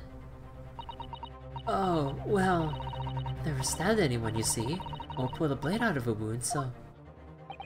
Of course you haven't. I didn't bring you up to behave like a bandit. Father, is it true what they're telling me? Yes, it's basic remedial knowledge from medics. Ray would have been well aware of it. If she were to claim ignorance of such fundamentals, it would prove fatal in many ways. But then, why would Ray have done it? Could she have pulled that knife out in full knowledge that it would be fatal for Miss Brett? I don't know. Ray never once mentioned anything about the knife to me. It seems almost impossible to believe, but... could my friend actually have... Susato! Yes! Pull yourself together! We mustn't lose sight of why we're here. Ah! Should trust my instincts more or less, whichever kept me from picking that. Counsel, it's time for your cross-examination. Oh, yes, Your Excellency. However, I must warn you that if your cross-examination fails to identify any issue with the established facts, I will be moving to my adjudication immediately afterwards. I understand. Believing in your clients and fighting for their cause until the bitter end. I knew it would be hard, but I had no idea it would be this hard.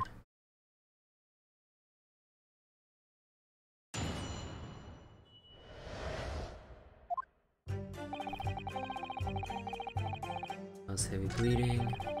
Basic knowledge any research assistant with an ounce of sense. In other words, there's no good reason why the defendant would have tried to pull the knife out from the victim. Let's not forget the victim did have a motive for killing the victim. The man the victim murdered 9 months ago was a highly respected mentor. This is hopeless. I can't find a single crack in this testimony anywhere.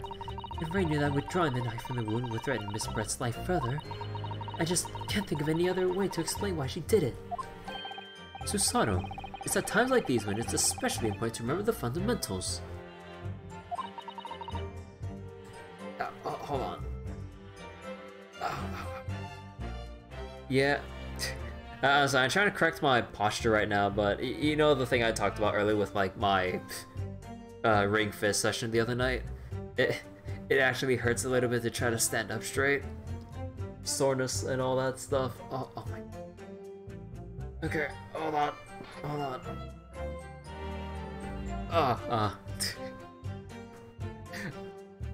Oh boy. Okay, I might be over exaggerating like a tiny bit, but you know, there's some genuine pain here and there. Oh, actually, let me mute the mic real quick.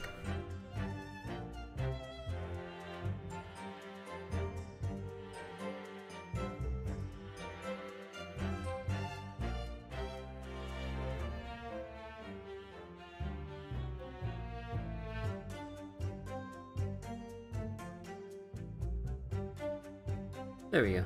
I'm as fit as the coffee inspector. No, he's probably more fit than me.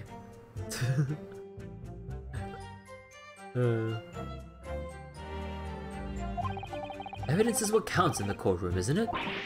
Of course, but I've been through the court record dozens of times already. I think perhaps you're forgetting something though. You needn't take the evidence at face value. You can and must examine it in greater detail too.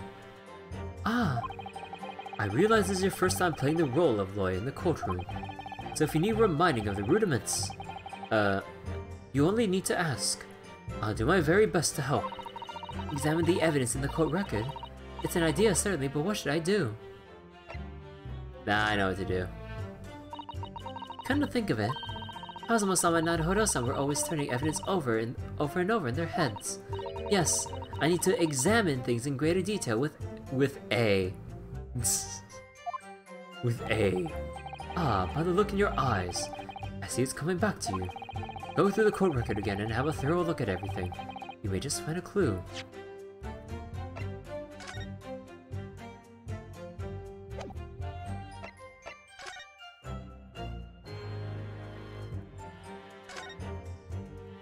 Both well cracked a bit. The initials. Huh. The way that Susato's depicted with like this portrait art. Huh.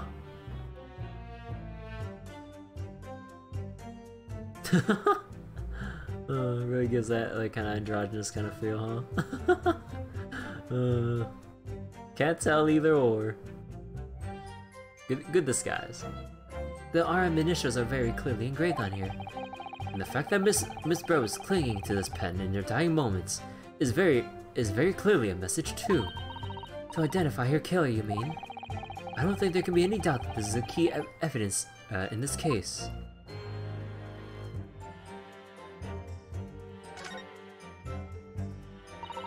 There's some sort of emblem here. Look. But this isn't a Yuma University one. It must belong to some other organization, I suppose. A business of some kind. But it would seem to imply that the pen doesn't in fact belong to Ray.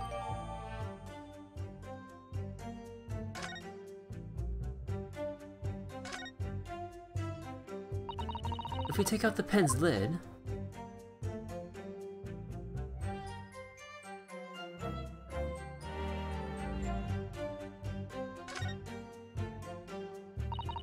Now let's unscrew the barrel, shall we?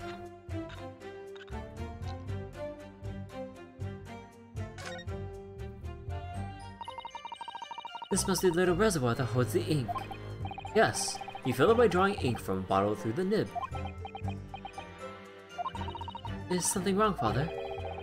Just that there doesn't actually appear to be any ink in there, that's all. Oh yes, you're right. It's pretty much empty. Well, it could be on the verge of running out, I suppose.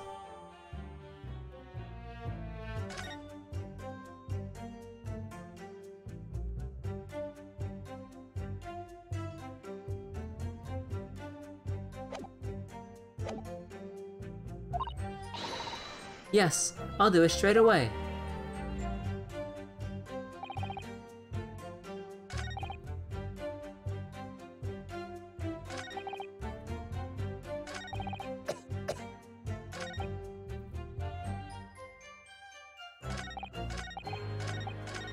Hold it! You say doing it without thinking could be a problem. Hold on. Actually, hold on. Need to adjust my seat again.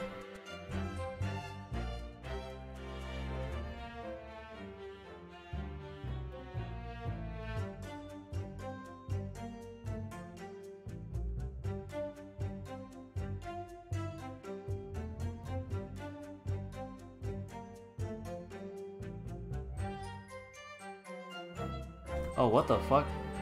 Okay, I know my mic was muted, but what the fuck was that loud bang? The heck? Dude, I just got up from my seat, and then I just heard some loud noise.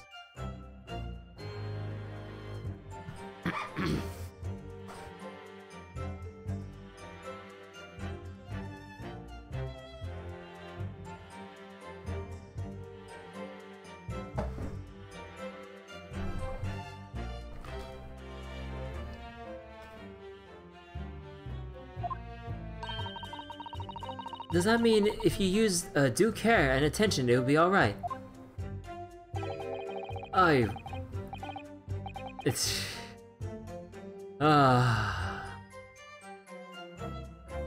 Something fall off my desk? No, it was from outside. Like, something probably dropped outside, or either someone popped something? I have no idea. It was like a very loud bang outside. It definitely would not have been from my room. I wouldn't have thought this needed spelling out, really, but... The blade is like a stopper in the wound. Remove it, and a serious hemorrhage will occur. In other words, a medic would need to be present before any attempt was made to withdraw the blade. Doing it without thinking would be madness. You just can't do it. Oh, well, thank you for such a thorough explanation. You see, Counsel, when you act without thinking, the result is a bloodbath. So what if we flip this around?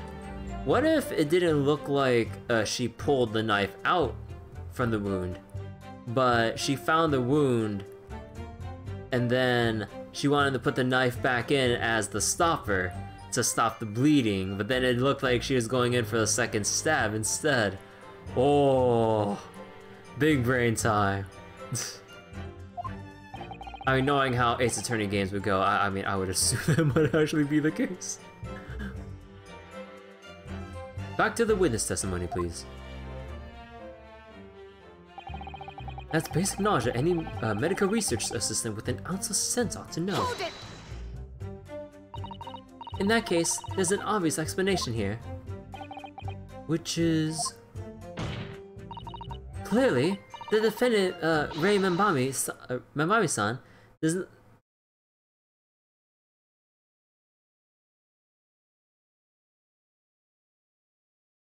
What?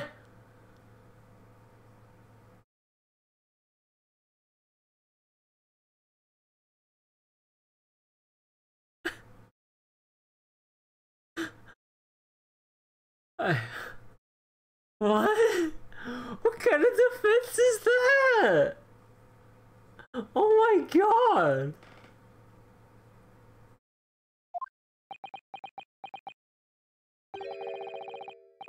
What do you think about that, Professor Mikotoba? I'm not sure that you'd be labeling your best friend as lacking in common sense.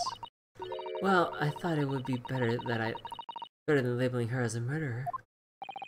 I don't know, young people today. If that's friendship, I don't understand it. Careful, Counsel. A lack of common sense can be a very dangerous thing.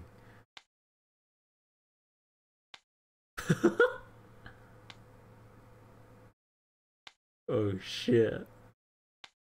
Oh dear. That recoiled on me rather badly. That's life, I'm afraid. A lesson everyone must learn. Hopefully you can see now that this is really basic medical knowledge. Being involved in medical research, Membami-san would have certainly been aware of it. Hold it! But the defendant had suddenly encountered somebody she knew lying on the ground, bleeding to death. The sight could have shocked her delicate sensibilities, causing her to remove the blade inadvertently. I really don't think inadvertent actions can explain this. The woman is a medical research assistant. I can't imagine she would behave so irrationally. Oh, but irrational behavior is a woman's prerogative, isn't it?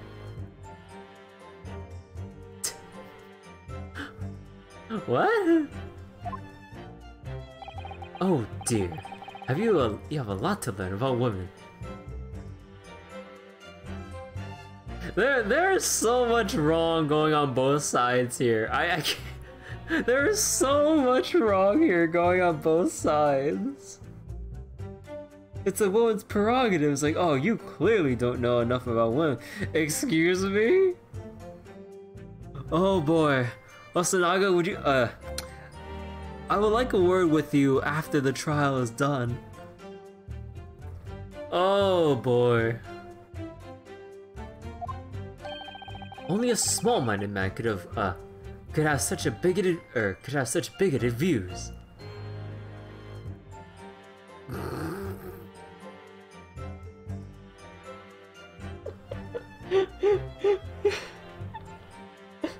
Oh my god. Oh my god.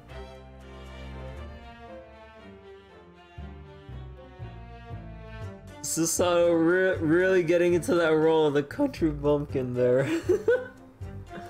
Oh boy. Oh dear. Perhaps I'm letting my male persona take hold a little too much. Well, have I managed to convey the basics now? I should cover the medical side of the argument. Let's not forget the young student did have a motive for killing the victim. Whatever the motive, it just isn't in Memami-san's nature to do something so awful. Yes, like this argument holds any water in the court of law. But she had both motive and opportunity. That's very hard to argue against. But you don't know the defendant. They don't need to know the defendant. All they need to know is the scene of the crime, the circumstances, and the evidence. Objection! And you, counsel, do not appear to know the law.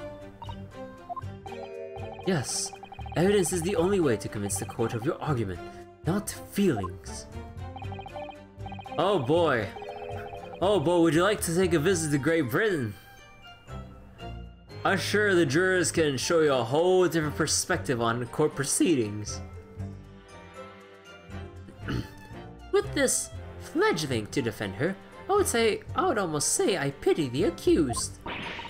So do I. Inspector, you will reiterate your point about the defendant's motive, please. Ah, yes. Miss Bread was in many ways a sworn enemy of Memami-san. Hold it! Well, yes, that's true. Dr. Wilson recognized Memami-san's talent and offered her the position of assistant, despite her being a woman. She was extremely grateful to him. Yes, the Englishman appears to have been a very broad-minded individual. Dr. Wilson had no time for outdated traditions. He met with opposition, of course, but he believed firmly that Memami-san's abilities. Clearly the defendant was in the man's death, which only serves to prove my point.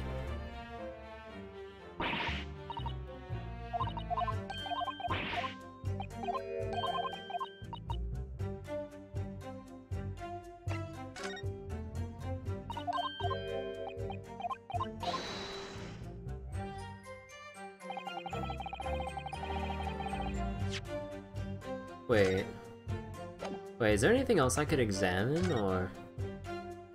well, the only thing we can thoroughly examine is the pen.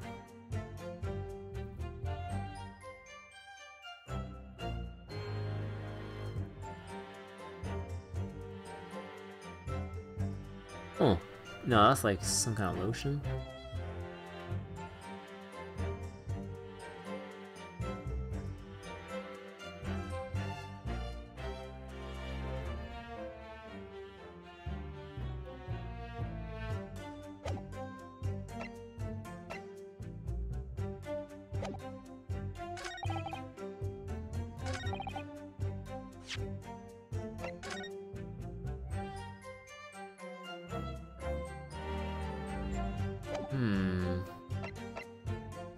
So, the only thing that we have evidence for is just this fountain pen. So, where do I introduce this?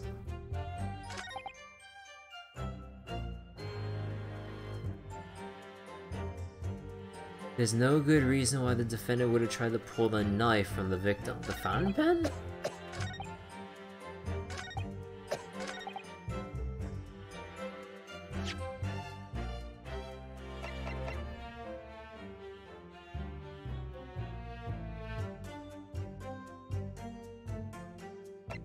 No, that doesn't make sense. But I feel like I want to just do it anyway because honestly, I'm not sure. Okay, wait, what basic thing am I missing here? So pulling the wound, okay, so that's just like a fact and there's nothing to really dispute. Basic knowledge that any medical assistant with an ounce of knowledge ought to know. Or maybe I present the fountain pen here. Because even though the initials have RM, the symbol of the university is different, meaning that pen could have belonged to the supposed different person that was there at the hut. I think that's the point here. Objection! Shit.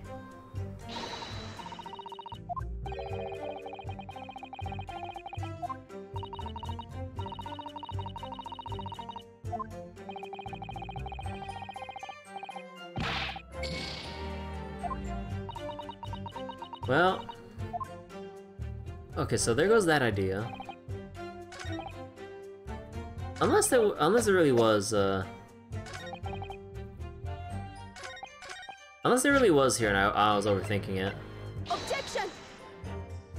Well, what about those white eyes of yours as well?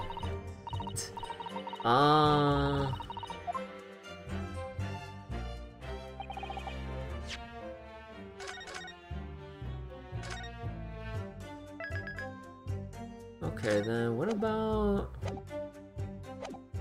Okay, so then... There's no good reason why the defendant would have tried to pull the knife.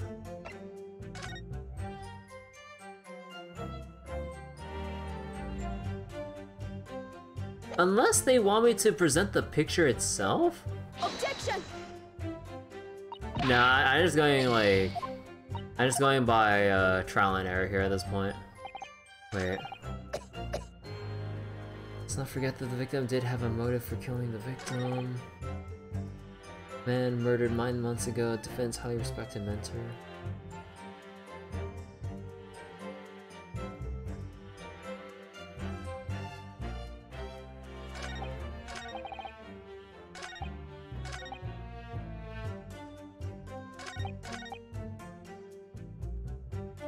Come on, there's barely any evidence here. Hold it!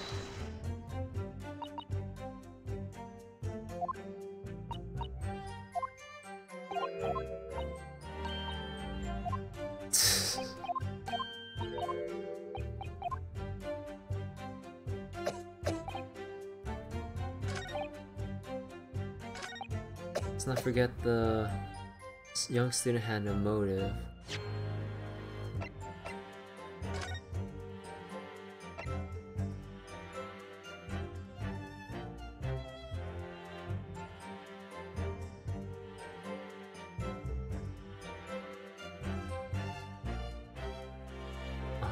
I don't think this extra point about the pupils... no, I don't think that comes into play just yet.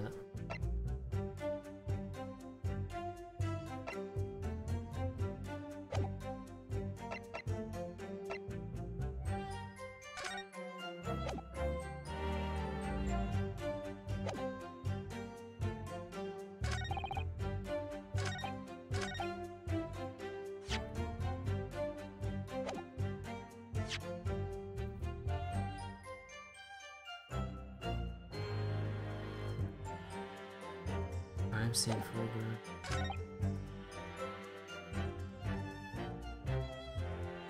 Wait, I presented the fountain pen at that point, right?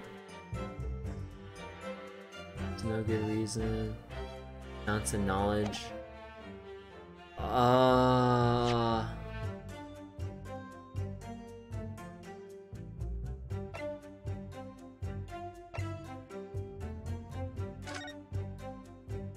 Oh, now they'll let us. Oh, bruh. This is a newspaper from Soseki-san. There seems to be an important article on the back page as well. Exclusive, deadly poison stolen from Yume, a medical research laboratory. Oh.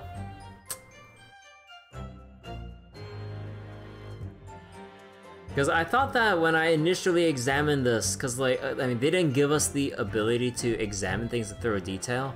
So I thought that front page was all they'll let me see. So I was supposed to play this. Oh my god, I'm so dumb. From Yumi's medical research. Father, isn't that your lab? What the? Let me see that. The poison's been stolen. It's this morning's paper that Soseki-san gave us. Are you saying you didn't know?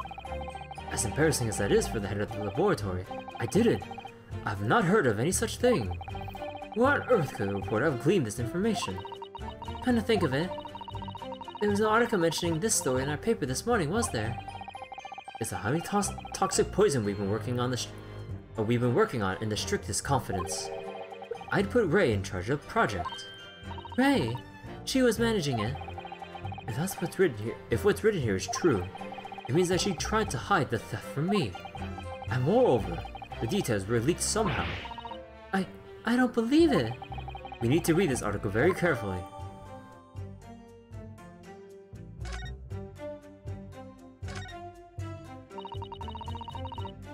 Rakus England returnees tell all. This is the interview with you and Soseki-san, is it, Father? It looks as though it was quite an exchange. Yes, he became a little over-animated when he was talking about his time in England. The photographer managed to capture the moment his hand karate chopped me on the neck. I do hope you weren't hurt.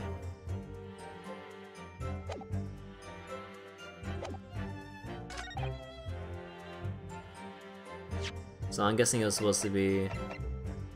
Objection! There we go. No, there is one possibility. One very good reason why the defendant might have decided to withdraw the knife from the victim's wound. What? Ha! I thought Yoko not only has a poor grasp of the law, but is also a poor loser. Tell us then, what possibility do you think you've identified? It's here, in this newspaper article. An article about a deadly poison having been stolen from a laboratory at the Imperial Yumi University. The victim perished from a stab wound. Poison has no relevance in this case. But, Prosecutor Ouchi, you will let the defense speak. But the newspaper article.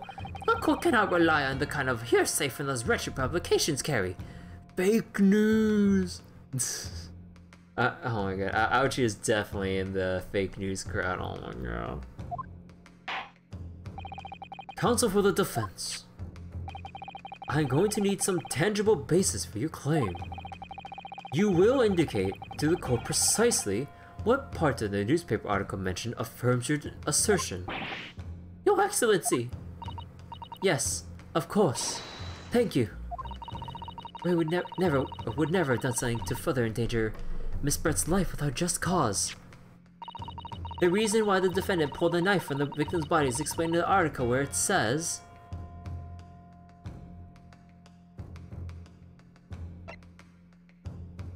Wait... Oh, like the subsections of the article? So then, it would be deadly in tiny quantities, right?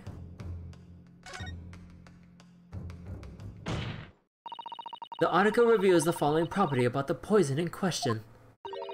When the toxin enters the body on a knife laced with the poison, it's rapidly absorbed and causes death in minutes. Oh, are you suggesting? If the knife used to attack Miss Brett was laced with this very poison, it would explain why the defendant, Minbami-san, would have withdrawn the blade as soon as possible.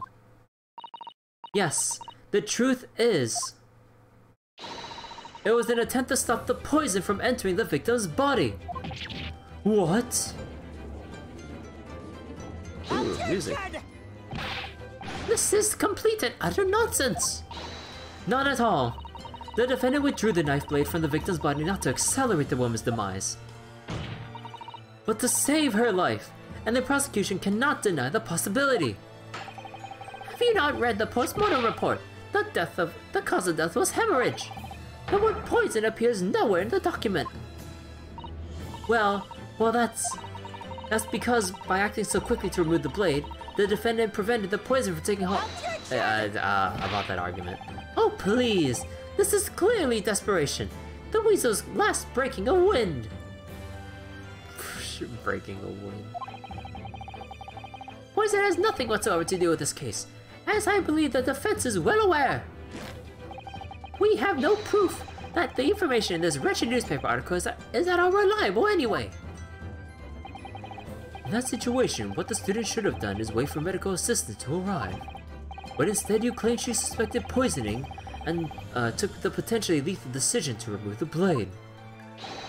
She must have had a strong reason for her suspicions then, or the argument makes no sense. Exactly! Well put, Inspector. On what grounds did she do it? Yoko? Well, I did raise suspect the stolen poison was involved. If you want grounds, I'll give you grounds. What? You can't possibly!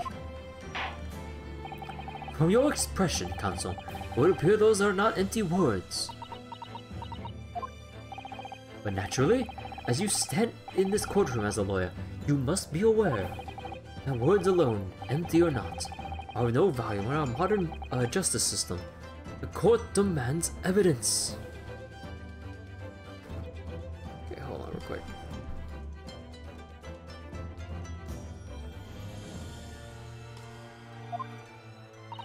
Yes, Your Excellency. I'm well aware of that. I've seen it many times. From my place I decide in the Old Bailey. In that case, Counsel, you'll present the proof to the court now. What evidence demonstrates a clear link between this case and the poison in a newspaper article? Take that! How exactly would you explain this piece of evidence's connection? Oh. Damn it, I thought that we're gonna talk about... Oh, no. Sorry, I jumped ahead a bit. I'm supposed to talk about how the poison was stolen from the university of which Membame-san was the head of, and then link the fountain pen and the fact that the ink reservoir is empty. Right. Oops. In truth, I'm not really sure. But my father always taught me to ask my elders when I was in trouble.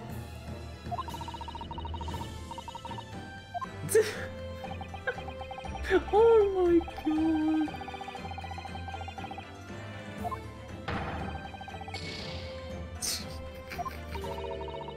Think he means here. Good grief, trusting that under my nose isn't going to solve anything here.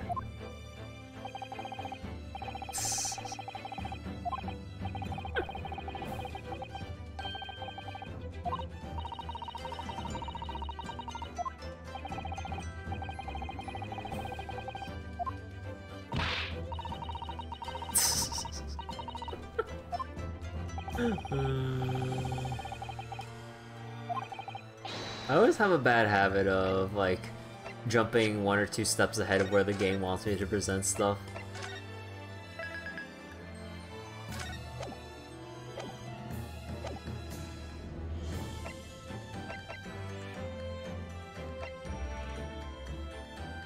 Take that!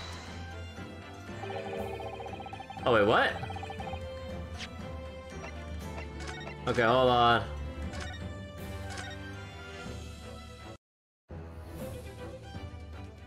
Wait, what evidence clears a clear link to the case and poison? Oh! Is it because of the meiosis? It's probably the meiosis. That slipped my mind from the postmortem. Take that! Yeah, oops, that's... We literally just saw that line like a few minutes ago. Okay.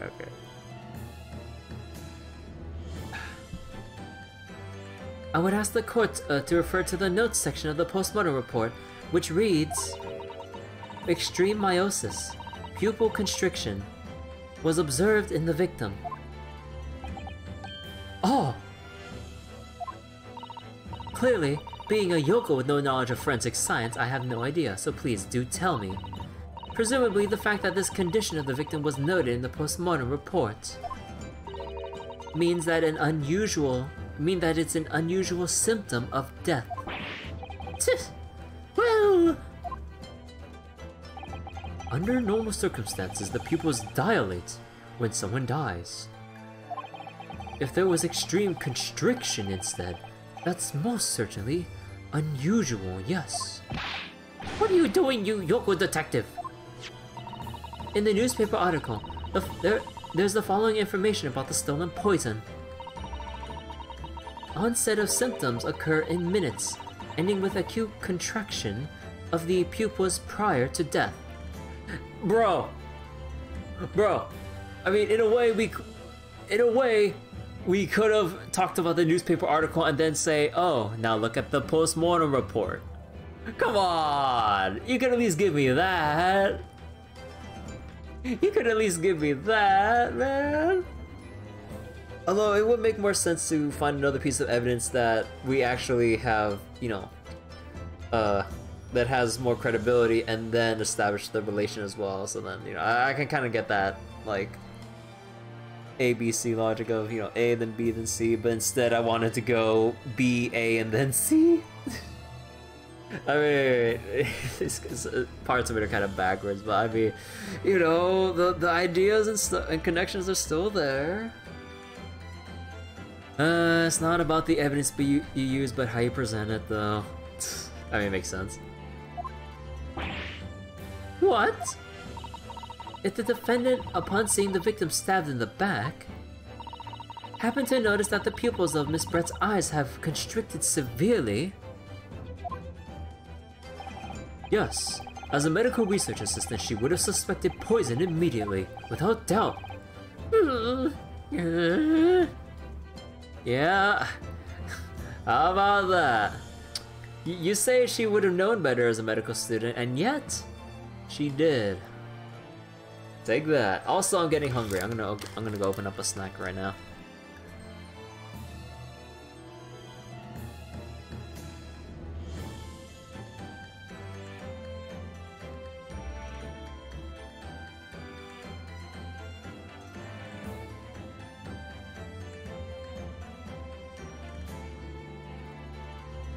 Okay. Prosecutor Ouchie, I think you'll agree. This is very compelling evidence. You Yoko student and Yoko professor! Honestly, like, I really do read Natsume's and Ouchie's voices in the same exact way. Then I'm too lazy to try to, like, differentiate them with how animated they can be about how they talk. I believe the defense has expertly demonstrated a credible reason for the defendant's actions. No! Yujin Mikotoba. Yes, Your Excellency. I believe you are best placed here to confirm or deny the veracity of the defense counsel's argument. You will tell the court the truth about the details reported in the newspaper, please. It pains me to have admitted, or to have to admit it, but I'm afraid I don't know. You don't know? The toxin was kept under lock and key in my laboratory, certainly, but I was unaware of any theft. Do you mean to tell the court that the reports of this theft are unfounded? No, Your Excellency. Without returning to the laboratory to investigate myself, I couldn't say. Ha! Listen to the bumbling academic. Unaware of the theft of the secret state research from his own workplace until he reads of it in a newspaper. I take full responsibility for the incompetence of my supervision. Father. A pitiful wonderful situation for a university professor. You should have more control over your students, rather than allowing them off on killing sprees. That's totally unfound. Oh. Uh-oh. None of this is Professor Migatoba's fault. It's all my fault. Ray. Ray.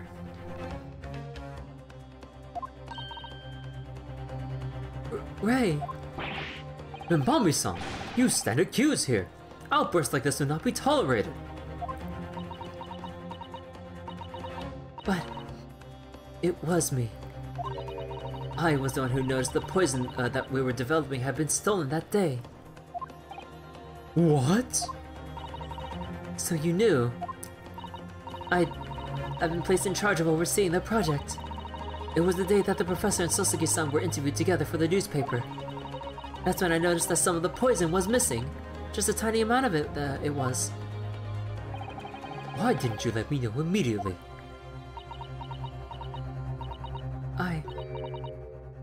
I was scared. The whole project was supposed to be confidential, but some of the toxins somehow have been taken. So, I decided to try to get it back before anyone else found out.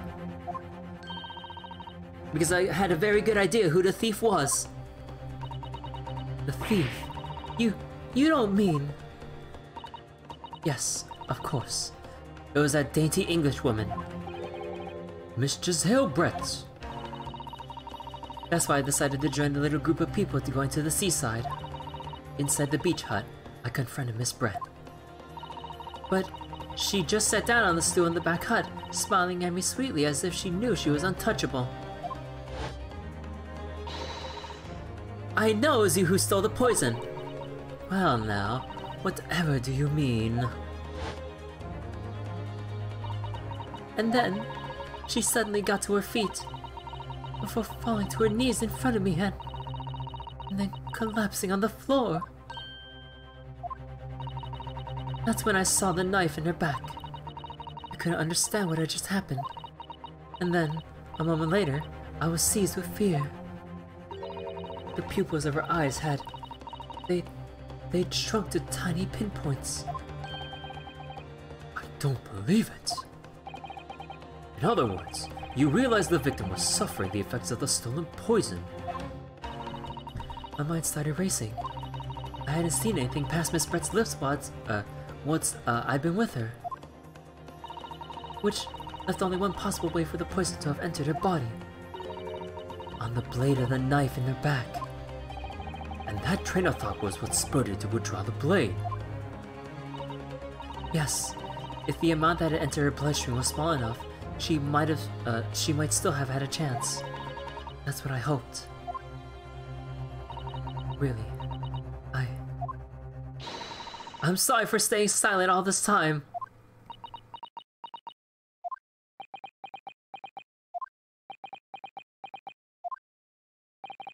Your attempt to hide the truth of what happened is not something that can be overlooked. However, I have duly noted the courage with which you confessed in the end. Thank you, Your Excellency. It's barely perceptible, but I do think the balance has shifted a little here, in this courtroom now. Objection! God damn it! Your Excellency, do not be deceived! They tried to use facts and logic here! The victim just collapsed before your eyes, you say? Well, Membami-san, if that's the case, perhaps you could explain how Miss Brett came to be stabbed. Well,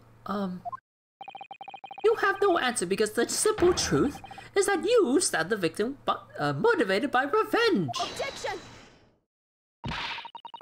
But you have no conclusive evidence to prove that assertion, do you? Ouchie? Ouchie. Ouchie. Are you withholding evidence to the court? Or from the court?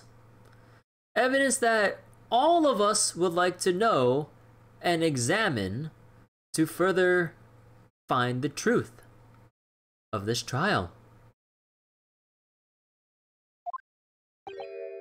Oh, I have evidence, and it is very much conclusive. Why did you say it before? What's the prosecution counsel up to? It was brief, but he hesitated for a moment there. I'm almost sure of it. Why would he hesitate about bringing up conclusive evidence that backs his side of the argument?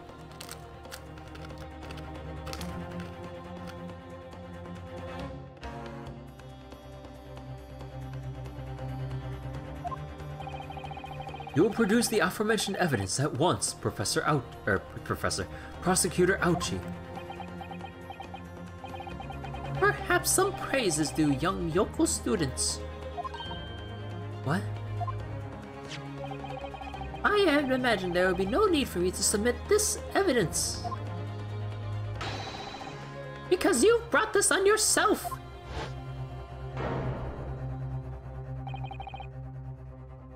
What the? Excuse me? Wait. Wait.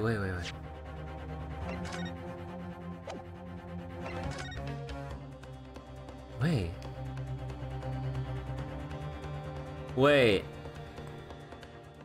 Who photographed the evidence?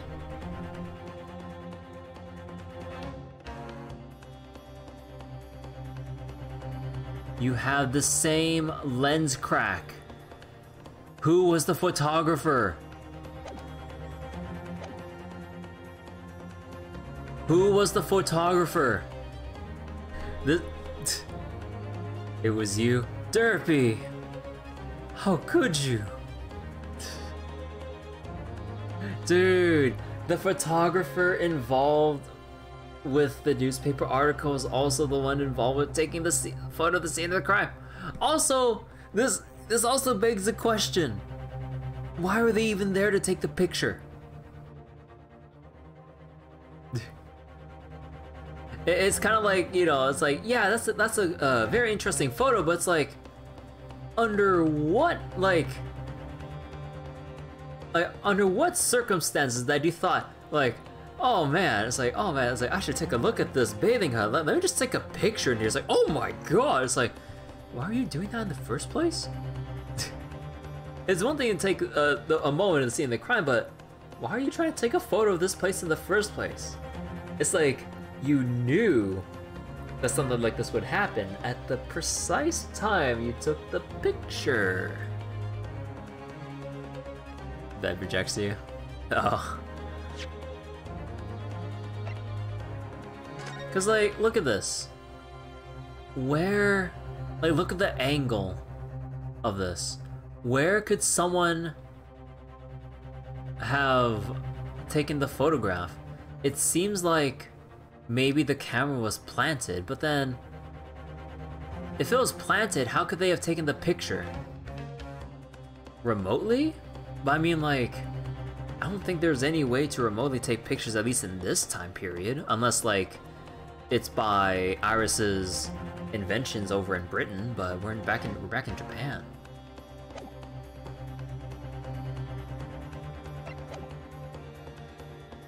Cause like we can see the lower side of the dress from the left, right? Or actually to the right, I guess. So that would mean the camera would have been somewhere back here, like between the stand here and the whatever the term is, and the left side of the dress. There's something we're not seeing here.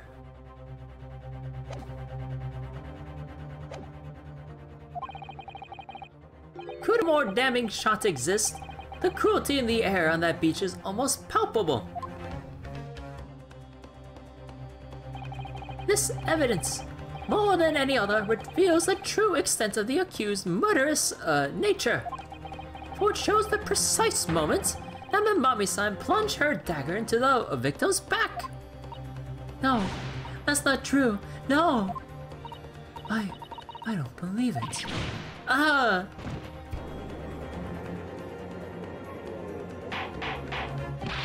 Order! Order! Order!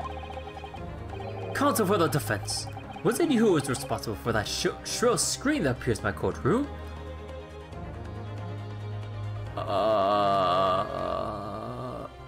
No. The victim would have had to already be lying on the ground as if stabbed for that photo to be legit. Yeah. Cause like, you would imagine that they're both standing up, right? You know, Mbami-san behind Giselle with knife in back instead of already on the ground. So then it's just like, well, we'll elaborate more on that later. Perhaps his voice has yet to break. These yokos are slow of mind and slow to mature. Oh my god, dude. Oh my god. Ouchie, man. Come on. He's being so disrespectful. Oh my god. He has yet to reach puberty. It's like, bruh. What do you expect from a young woman like Susato?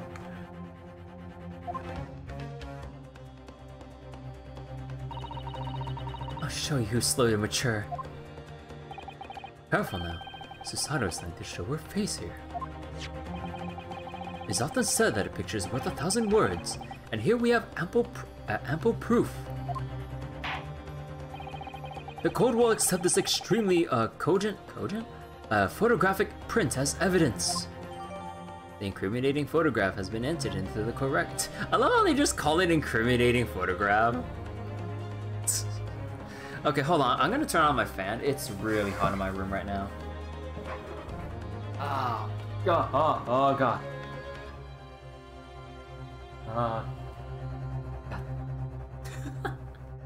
Ow.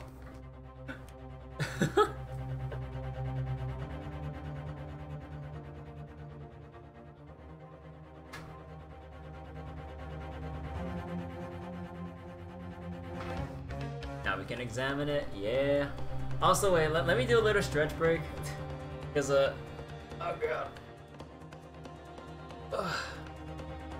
Especially when you're feeling sick, you should always keep, or at least that's from what I've been told.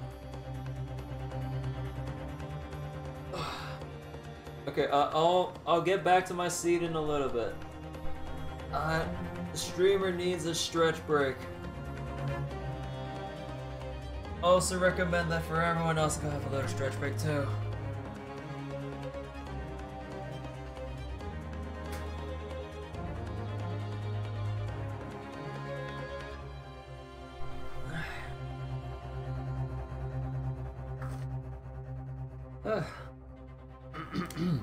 Okay.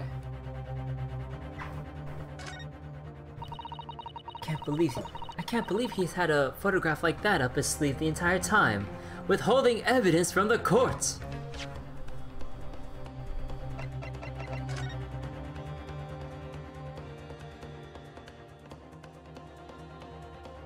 Is there anything else we can examine, or?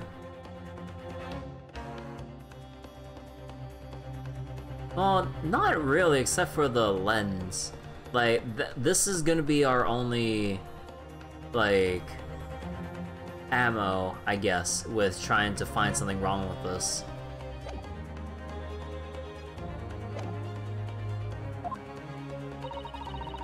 It's such a stock image. I'm genuinely lost for words. Wait a minute, I don't understand. How did you...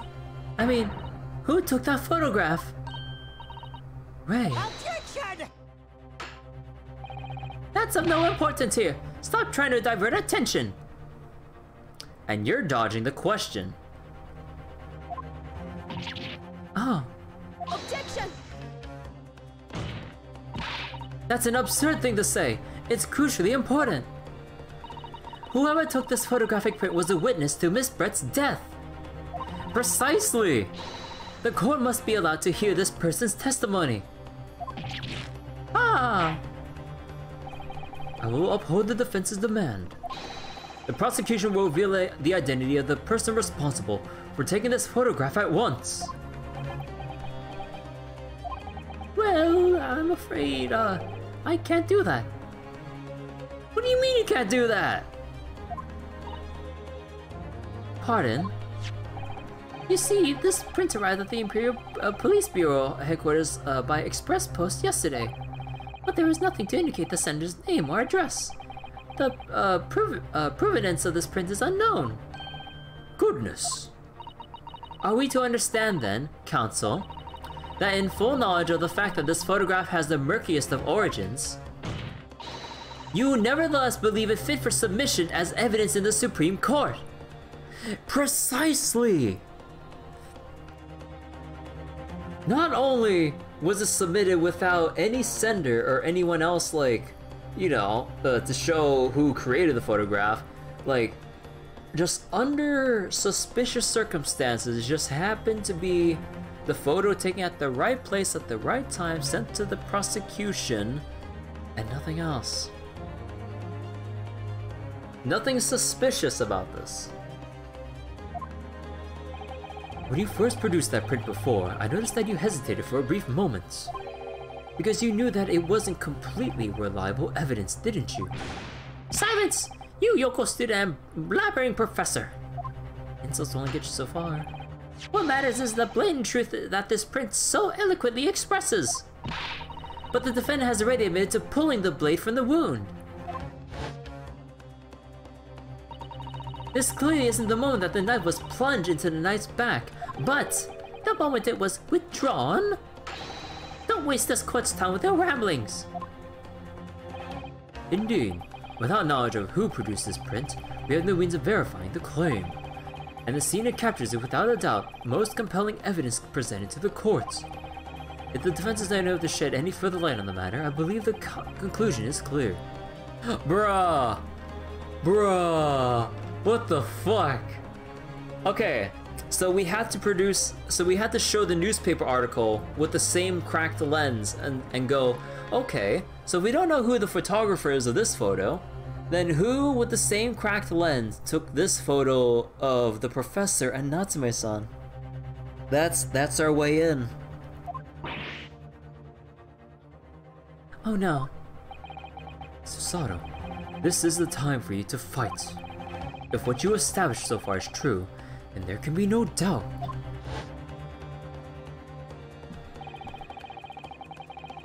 This photograph shows the moment the moment that Ray withdrew the blade from the victim.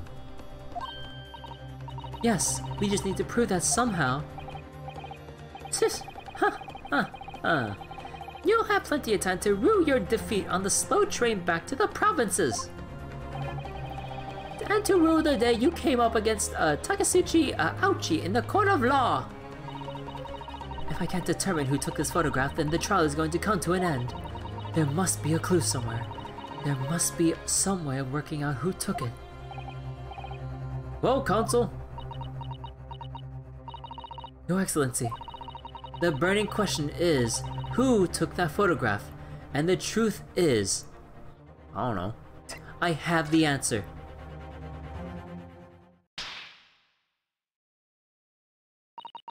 This isn't about whether I can or can't come up with the answer now. I simply have to. The identity of the person who took this dramatic photographic print is, I assure you, someone the defense can and will reveal. What? No, you can't possibly. But, as you so boldly claim that you can, please, do enlighten us. Unfortunately, I'm unable to present a name. Oh, utterly underwhelming! Did you really believe you could? However, I am able to present evidence. The defense has a piece of evidence that reveals the important details about the photographer's identity. What? Very well then, Counsel. Present your proof to the courts. Which piece of evidence do you claim reveals something about the identity of the mystery photographer? So, wait, let me...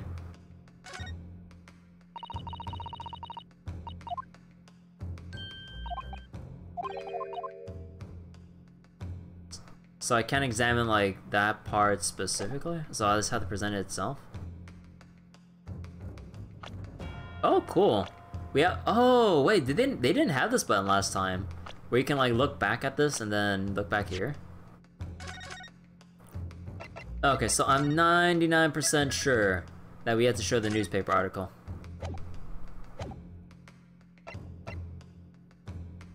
Take that! What is that? Their newspaper again? Raucous England returnees tell all. I saved. Look, I'm not gonna go through the whole animation of getting the guilty verdict, having to load back and then do it. I'd rather just load back. Cut out the middle, man.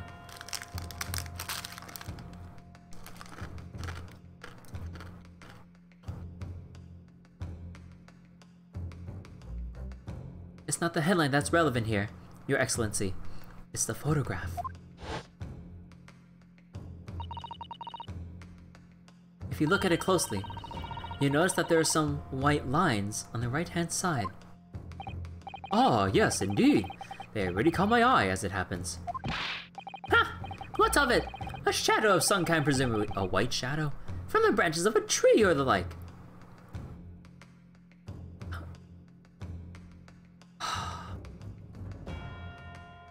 I feel sorry for the rest of your descendants, Prosecutor Ouchie. Having inherited your dumbass genes with ignoring crucial evidence and facts. Come on! There are no trees growing inside my laboratory at the university, I can assure you. Now, if you look closely at this photograph.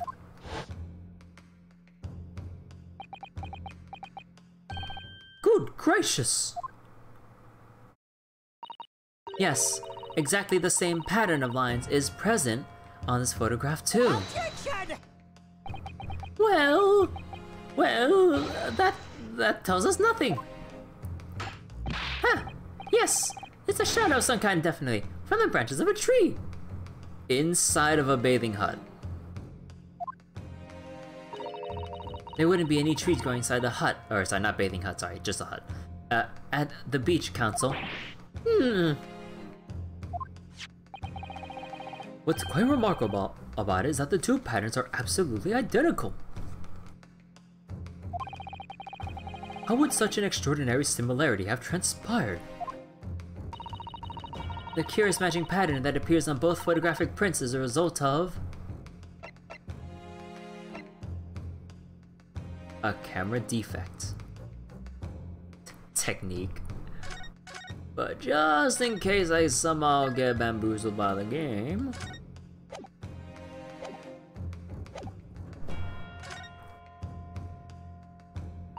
Obviously, it must be due to a problem with the camera used to take the photographs. What the photographic device? Yes, we can confidently say that the camera's lens must be scratched. And that the scratched lens caused unwanted lines to appear on every print taken with the device. In short, the two photographs under consideration here were taken with the same camera.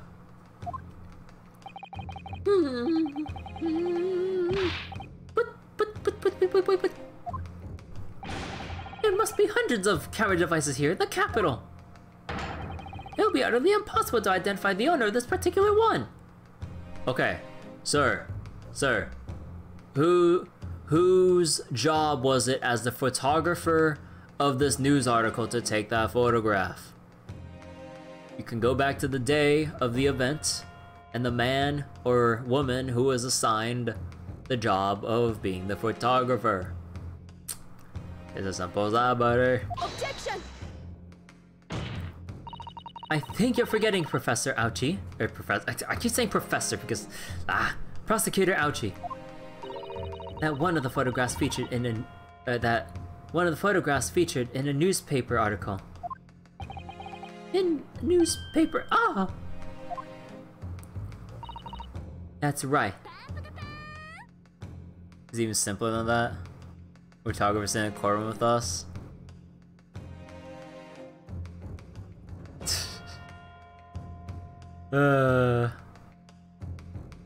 I had a feeling, but I didn't want anything to ruin the potential surprise, but that photographer that was always for like around Natsume earlier. I'm like, yeah.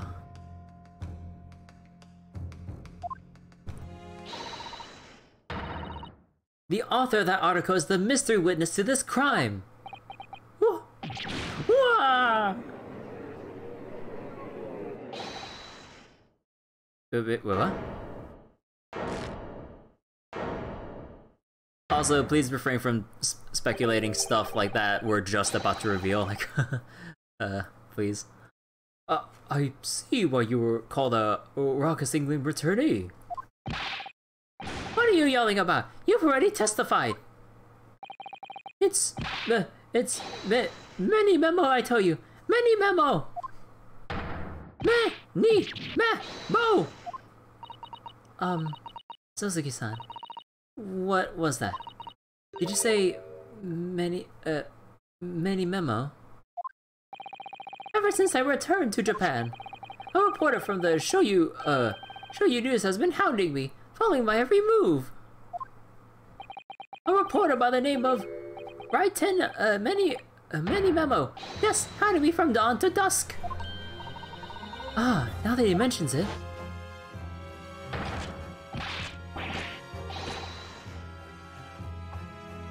Wait. I didn't remember it before, but the emblem.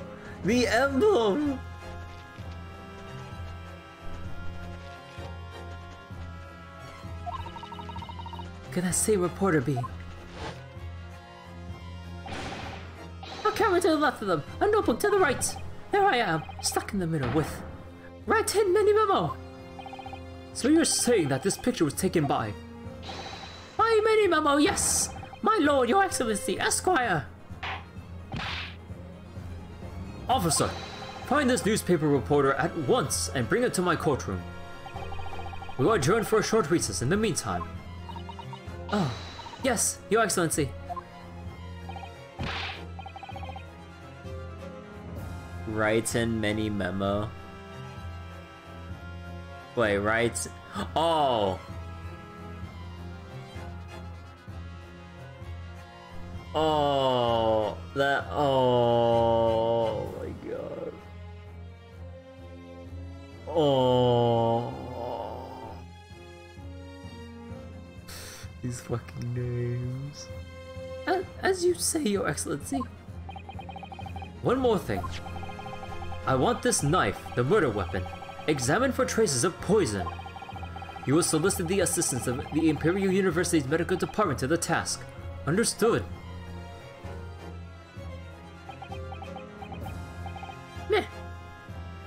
Yeah. Many memo.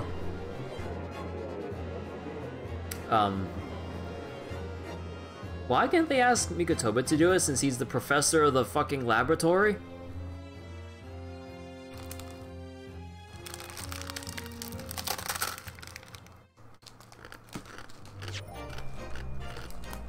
Although it's still probably the prosecution's like responsibility and all that, but it's just like, can't you also ask for help from Mikotoba as well, as he's the head of the lab in which the poison was developed in?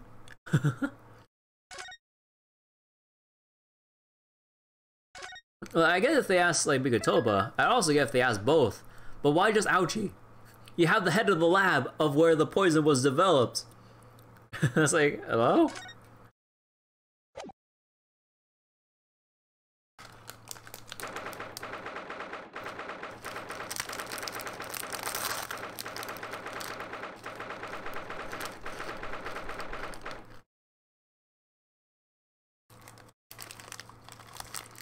Okay, hold on. Before we start talking some more, I want my snack break.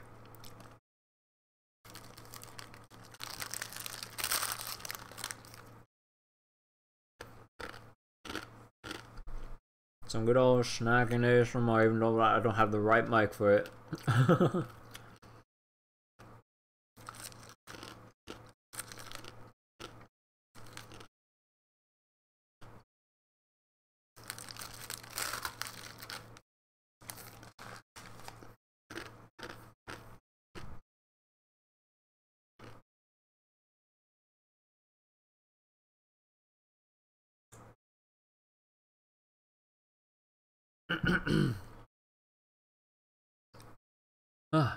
Actually, since we kind of got this little break point here, let me go on a little water break as well. Like, this snack is rather salty. Embrace the meta. Join the ASMR VTubers. If streaming is like a competition, you gotta know the meta. ASMR is the OP strategy to go with. I don't fucking know, dude.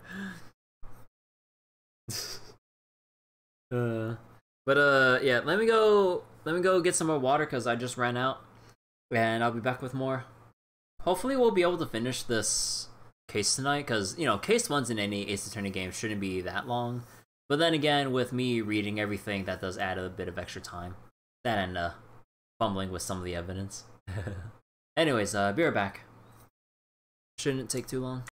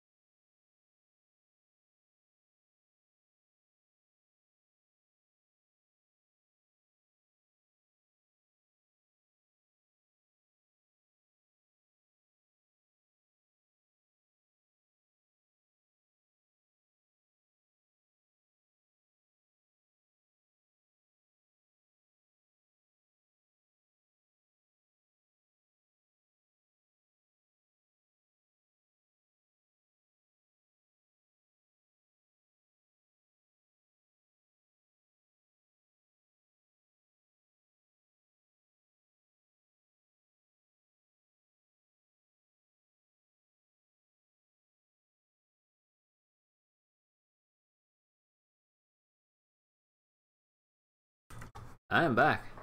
Okay. Got my water. Also, later restroom break as well on top of the water break. Ugh. Now I feel ready. Also, mouse cursor. I'm so sorry, Susato. I should have told you about the toxin. Ray.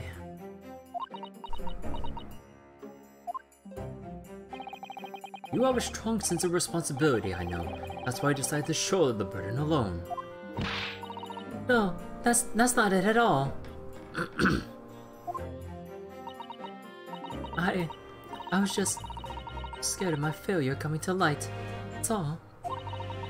So I hoped to retrieve the substance from the English room before anyone found out.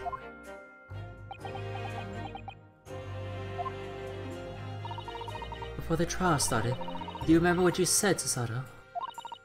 That you had no doubt in your mind about my innocence, and you'd stand by me to the last. I remember. And yet I didn't deserve your trust in me. I hid important details from you, Susato. I completely betrayed your faith in me. Hit me, Susato. I deserve it. No, in fact, throw me to the floor. No, that's too good for me as well. Drag me through the city streets. I think she's a little bit too eager for punishment here. No better, you know. Oh. Even though in my heart I knew that you pulled the knife blade from Miss Brett's back, there was just a brief moment when, in my mind, I doubted you. Susato. Is she a no? I don't know. Or just being dramatic? I think both.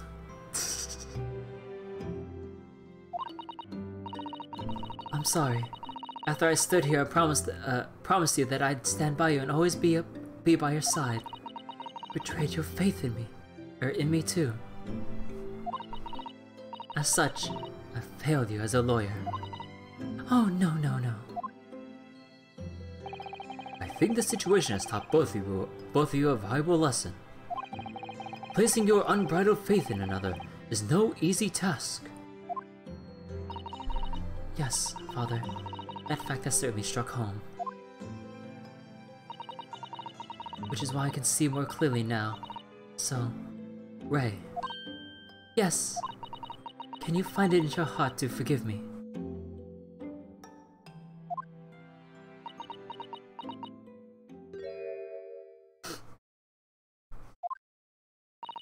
Oh, Susato. You know you'll always be a gallant, dashing lawyer in my eyes now. Oh, Ray. And then she developed a thing for lawyers in dashing uniforms after this. Okay, hold on.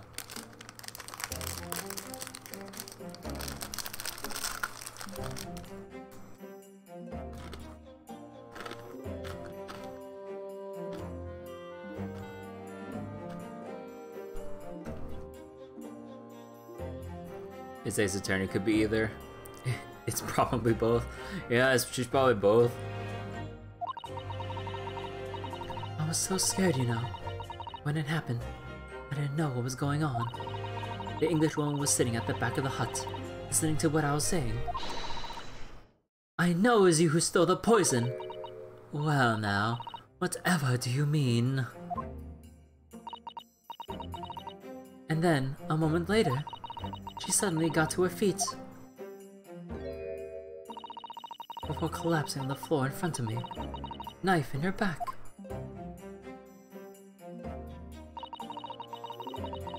It all happened right before my eyes. Wait, let me see something.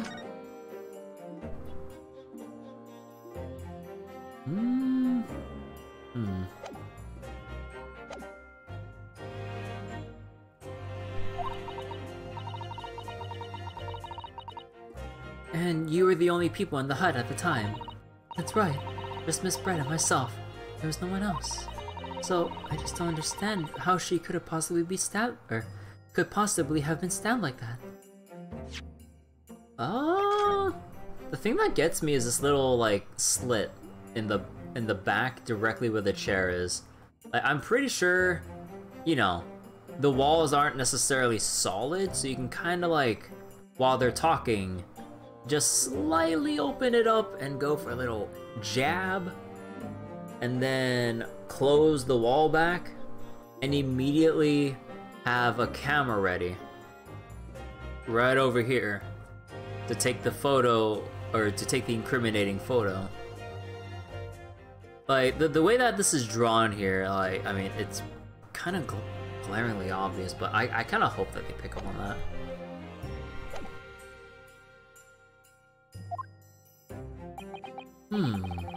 A great mystery indeed. I'm getting ahead of the game in terms of noticing clues, you bet. Yeah, I mean, like, it's always like a fun little thing with the Ace Attorney games. Kind of like with any, like, mystery game. Like, there's always, like, this little meta game going on in your head. It's just like, can you try to figure out the actual mystery before the game figures it out for you? It's like a fun little game that kind of like keeps your mind going a bit while you're also going through the actual story, and it's like progress. So you can kind of view like the progression of the story as like I'm not sure how to like describe it, but yeah, you know, just trying to like figure it out before the game does it for you. I still can't believe it happened. That's just why I couldn't bring myself to speak up. It'll be alright.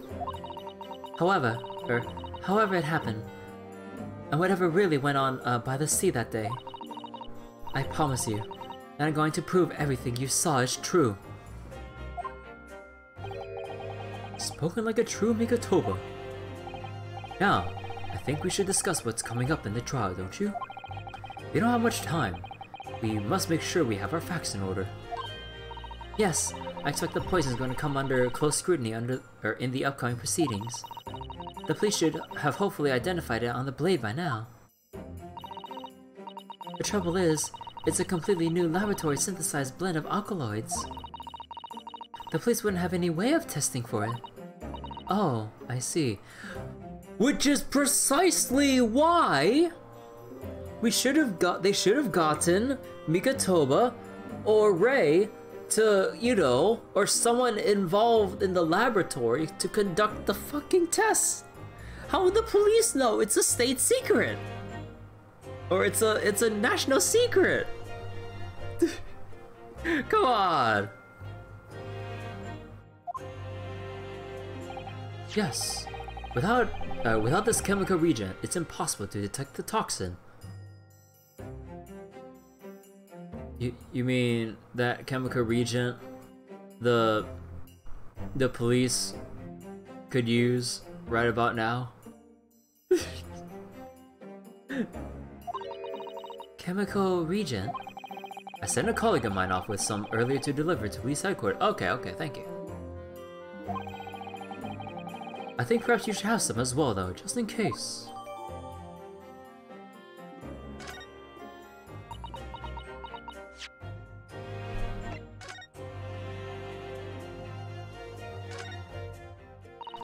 The label appears to be written in a foreign language I don't know. Oh, it's German! So your knowledge of English is going to be a little help here, I'm afraid. Could you just written medicine on it in Japanese, then we'd all be able to read it. German is the international language of medicine, my dear. Really?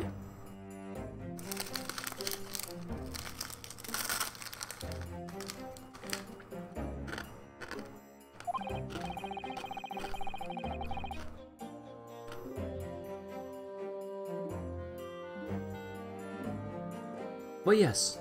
I can certainly see the merit of labeling the bottle in Japanese. Though I'm not sure medicine would be entirely appropriate.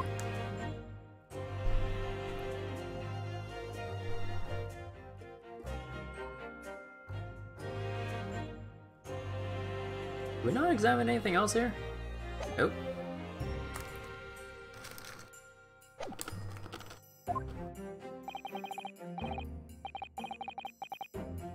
What's the matter, Susato?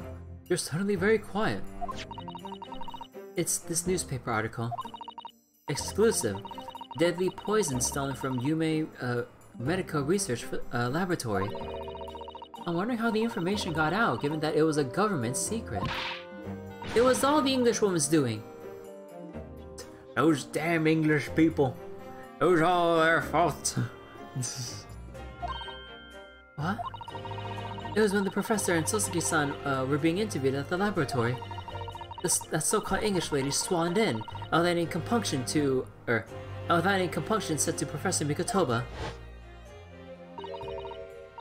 Oh, Professor, surely your guest would love to hear about your work on that substance there. It put me in a very awkward position, to be frank. But Soseki-san's curiosity had been piqued, but the later choice was to give him a cursory introduction. So then, Soseki-san knew about the poison. Yes, and it's highly likely that reporter who was writing up the story about us would have caught a glimpse of the toxin too. This, Mini-Memo-san. By the way, did that reporter join you on when you went to the beach? Oh, no, I don't remember the reporter being there. Indeed, he shouldn't have been. I very much doubt anyone would have wanted him there. Oh.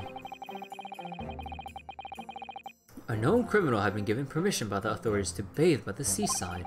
Soseki-san pointed out that inviting a reporter might be problematic, so the man was sent back to his office. Yet he obviously didn't go back. He secretly followed the party to the beach and took this very candid photograph. Then presumably he posted it anonymously to the police. Oh. Yes, that must be what happened. Counsel! We just heard that the new witness is now ready to testify. The trial is about to resume. Please proceed to the courtroom at once. It's time to steel ourselves once again, then. Defense attorney Ryutaro Naruhodo. Yes! Rei has put her faith in me now and told me everything. So I can't let her down. I have to prove what she's telling the court is true. I had to prove what really happened that day.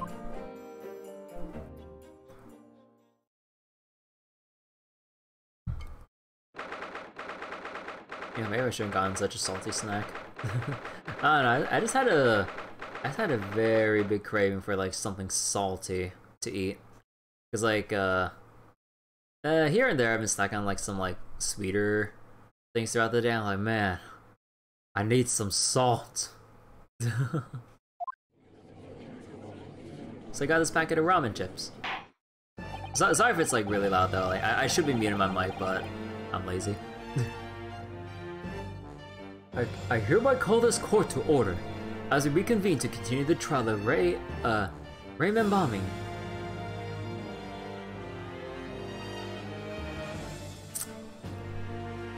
Oh my! I just.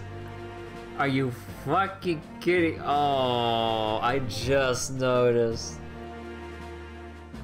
Oh, it took me a while, but after saying the name for this millionth time, oh my god. Oh, remember me. Oh my god. You gotta be fucking kidding me. Prosecutor Ouchie, have you summoned a new witness? Before I address that question, Your Excellency, I have some very important news to share. Oh?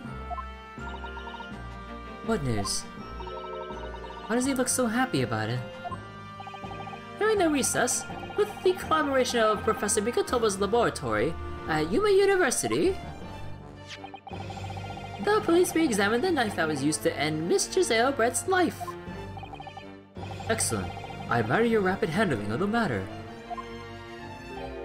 Oh, too kind, Your Excellency, too kind. I was merely carrying out your instructions, of course.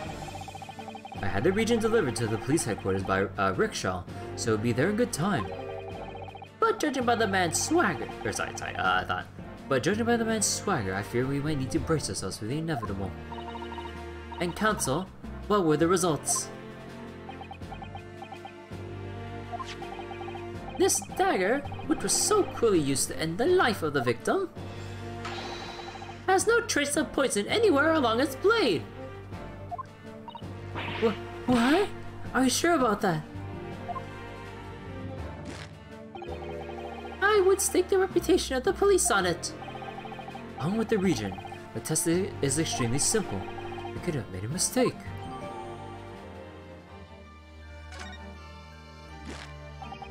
In short, the accused's feeble excuse earlier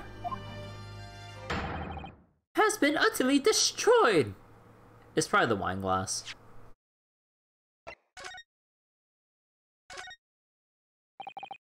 Ah yes, this must be the victim's blood. Oh dear, that is never a pretty sight, is it? I'm having to fight the urge to run under a hot tub and get it clean. You've always been fastidious about cleanliness, haven't you? I think this is something else, Father.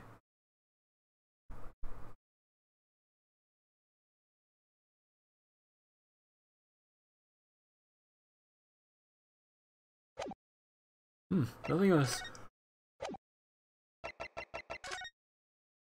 Yeah, like, most likely, it's in the wine glass. The knife was a little bit too easy of a guess. Rabble, rabble, rabble, rabble, rabble.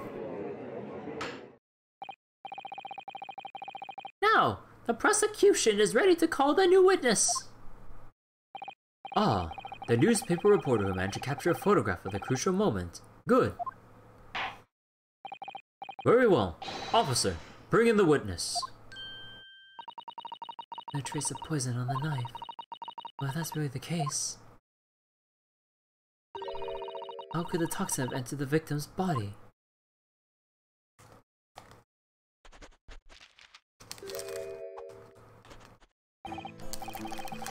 Hold on.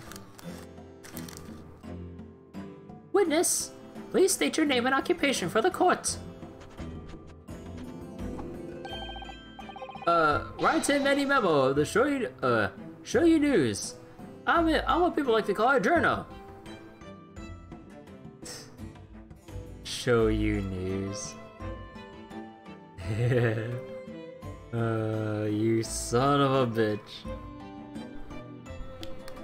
You son of a bitch.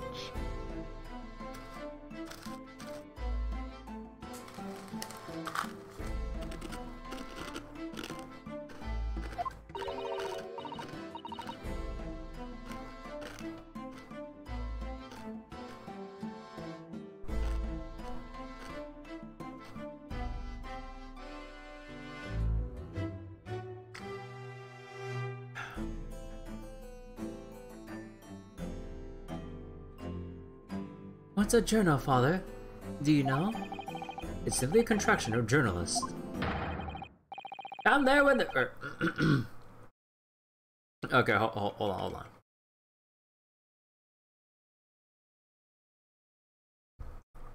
Okay, you know what? Let me sit up straight for this.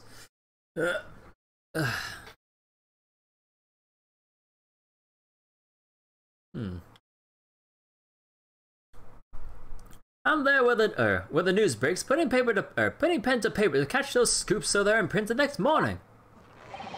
They don't call me the hero for nothing. The nice guy of news. Ah, a nice guy, aren't ya? Oh, so it was you who took this photograph, was it? Well, what have we here? I'm sorry. Ooh, brace yourselves, people! Mini memo? Mini memo, you better shut the fuck up. You better not expose her and cause this entire case to come crumbling down. Ooh, brace yourselves, people! Mini memo senses a scoop in the offing.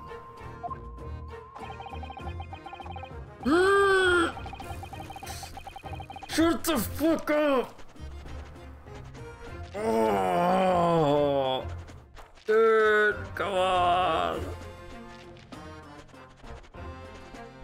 Female student up to foul play defended by a curiously handsome young lawyer in Supreme Court.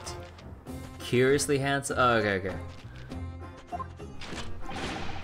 The readers will lap this up. We'll set it up. We'll set it above the fold at 72 point in a 5-leg format in the, for the morning edition. Huh?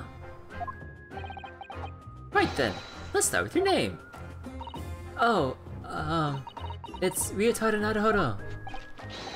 Next, what made you want to become a lawyer? Look, could we object? Could we just move on? I wanted to reform our country's legal system, I suppose. Ryotaro has suddenly become very ambitious, I see. I just wanted Kazuma-sama stream for a while. By the way, my name is Takesuchi Aochi. That's Takesuchi Aochi. The so-called dark horse of the Supreme Court. My objection strike fear into every defense lawyer's heart.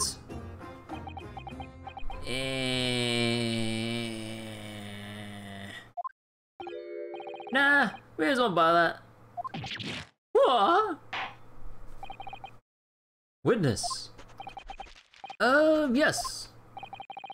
What this court demands to know is whether or not you were responsible for the taking of this picture. It was delivered anonymously to the Imperial Police Bureau only yesterday. Yeah, I wouldn't be a journal if I didn't click when presented with a scoop like that now, would I? Sometimes stories call out to me, sometimes I have to chase them down, but either way you gotta be fast. Fast legs to run with, and a fast hand to write with. It's no good if you don't note it down, I always say. That's what I call my many-memoism. Many-memoism? Ah yes, I remember your face. We met that day when you were interviewing myself and Sosuke-san. Ah yes, right, that was me. Mini-memo again? But you were supposed to be going back to the Shoyu news offices after our meeting. But the scoop is, I didn't. Because that English woman's words had piqued my journalistic interest. Miss Brett's words. A criminal, left to do as she pleases just because she happens to be a British citizen? It's horse dung! This country's judiciary is rotten to the core! Well, you're not wrong. The Supreme Court's rulings aren't worth the paper they're written on. They're just the Imperial's pawns! Stay your tongue, young man. These are complex political issues at play. Huh. Well, anyway, I quickly jotted down those words, she said in my mini memo pad. Mini memo pad. Are you ready? I'll read it out. Oh, it's all here. Right, here goes. I should like to go with everyone to see your country's coast. A serious criminal going on some junket. The people need to know about this. That's why I decided to sneak after them. To get the woman's story so I can hammer her in the press. Do you mean to say that you did indeed witness it firsthand? The grim scene portrayed in this photograph. Oh yes, I saw with my very own journal eyes. From start to finish, through the viewfinder of my trusty camera. Thank you, Mini Mamo-san. You will now give a formal testimony before the court. You would state exactly what it is that you witnessed of the events surrounding Miss Brett's death.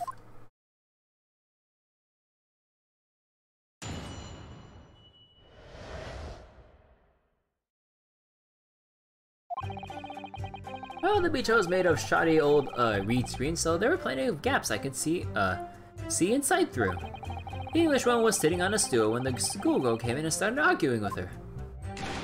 Seconds later, the girl pulled out a knife, throwing the English woman on the floor as she stabbed her in the back.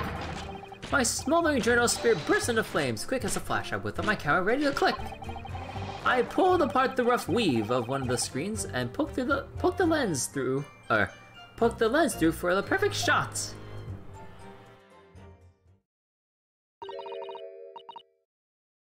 Read screens, you say? Right, you can see them clearly enough in that great shot I snapped. The hut walls were just screens made of coarsely woven reeds. Yes, it allows the breeze to pass through and bring some relief from the summer heat. And it was breeze for me to poke my camera through and see the whole thing hotting up. Ignoring for the time being the appalling invasion of privacy involved. Did you witness everything that happened from the moment the defendant entered the hut? Oh yes, I saw it. I saw the whole thing from start to finish. And you say that you took the photograph through a gap in one of the screens. Oh, luckily for me, they were pretty sharply woven. I pulled the reeds apart and thrust the lens of my camera through the gap. Would I get away with it, or would I be seen? It was a gamble of a lifetime. The tenacity of purpose that's considered admirable in a journalist, I suppose. Run a risk one day, run a scoop the next. That's many memoism in a nutshell. At last, it would appear that we have a genuine witness to this wicked crime. The evidence and testimony are extremely compelling. I believe we may be close to a verdict. No. Wonderful news, Your Excellency. Wonderful. Nevertheless, it cannot be denied that this testimony begs one very large question. What question? Exclusive news, a startling photograph, all the makings of an exceptional story for the reporter. Why then was the story never published? Oh, that's right.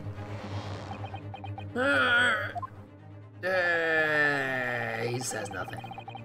It seems clear to me that there are circumstances at play here that are yet to be understood. Ha! More pathetic excuses! Very well then, Consul. Proceed with your cross-examination. Yes, Your Excellency. There's more to this reporter than meets the eye. He's keeping something about this case very close to his chest.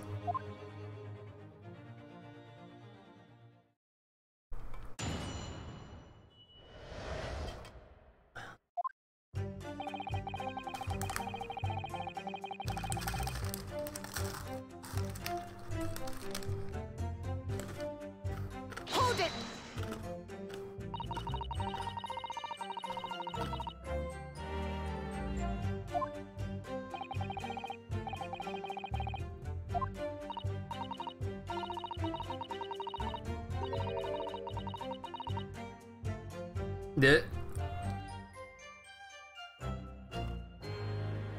Yeah.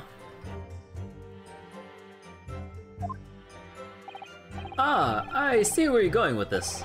Brace yourselves, people. He's painting the journal as a voyeur. It's hardly slander, sir. You had a camera and you were taking pictures without the woman's knowledge. Nope, you got it all wrong, little student boy. Bruh. You go to an area where people could go change their clothes and peek in with your camera. Come on! Sorry. To my mind, all that was inside that hut was a scoop. Nothing more, nothing less. A likely story?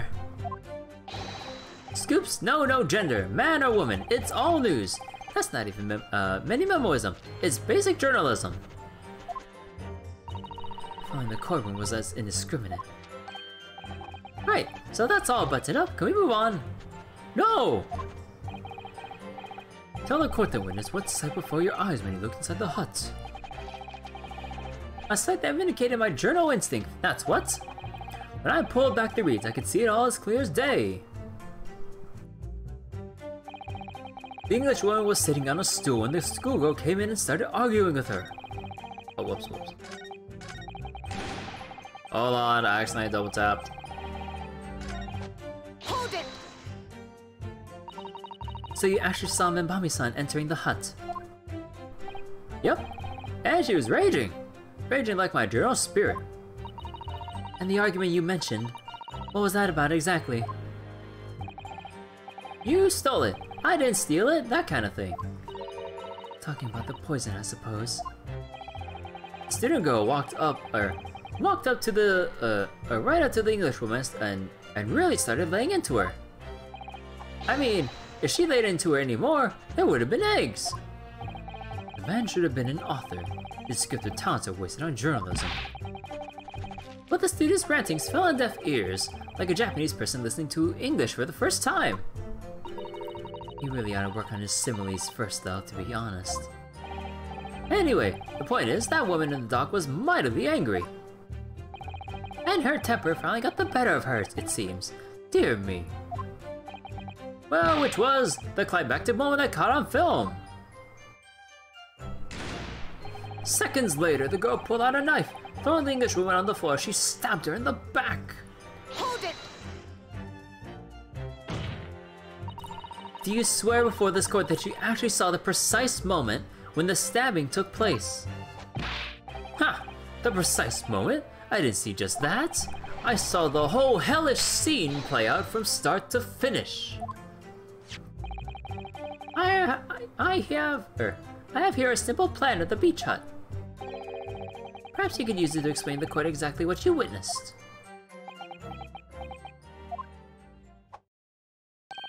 Right you are. It's all here in my memo pad. When I first peered into the hut, I was sure that the Englishwoman was on this stool at the back here. Yes, the accused's own testimony confirmed that. She just sat at the back of the hut, smiling sweetly, is what I've noted down. It's my turn to testify now. Try not to interrupt. Then, the next moment as I was watching,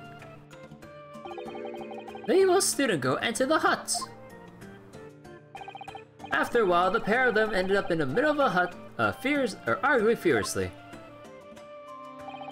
The Englishman went for the student, but the girl dodged out of the way.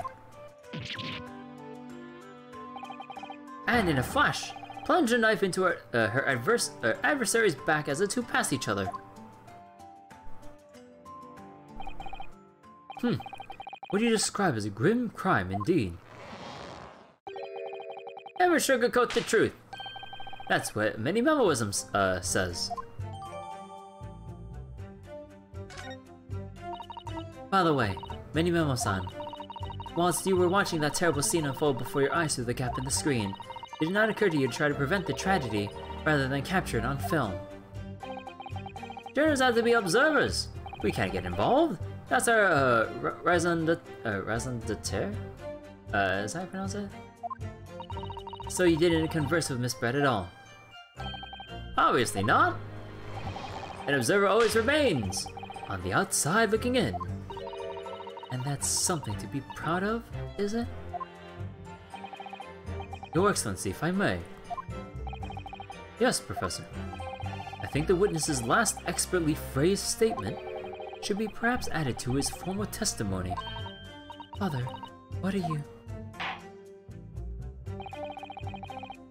I'll grant the defense's request. Many Memo-san, you will supplement your formal testimony with the aforementioned statement. Well, nihilism is the foundation of many memoism, but I'll gladly prove that my words aren't meaningless. I never once set foot in the hut, nor spoke with the Englishwoman. I was only there as an observer. Hold it! Really? You didn't set foot inside the hut at all? Are you quite sure about that? Oh, I think you may have the wrong impression of me. We're talking about a murder scene here. My nerves are stretched to the breaking point already. Oh, I see. You were scared. Maybe I did have the wrong impression of you, yes. That was all I could do to stifle a scream and hold my head steady enough to snap the shot. You really should have summoned help before thinking of your camera. Many memoism and humanism don't always agree. Most of the time in these instances, many memoism comes out on top.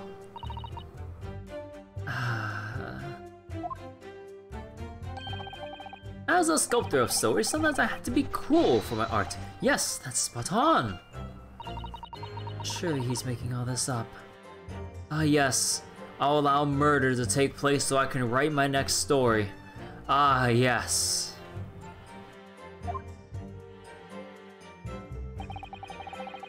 He claims to have spied the whole affair from start to finish. If true, his testimony is devastating. But it doesn't seem as though he's holding back, it does seem as though he's holding something back, doesn't it? If that's how you feel, I suggest that you trust your instincts and press him on everything he said. As you've no doubt seen many times before as your role as judicial assistant. Yes, I have. I've seen witnesses like this pressed often. I know exactly what to do.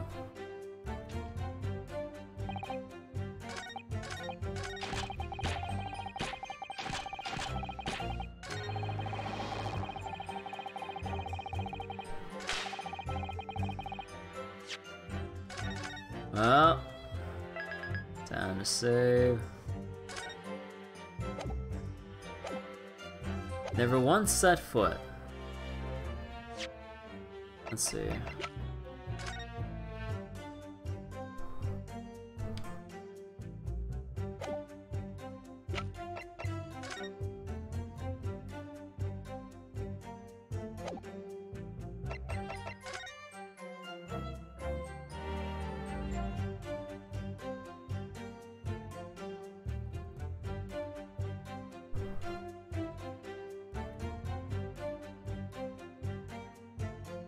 Oh. Duh.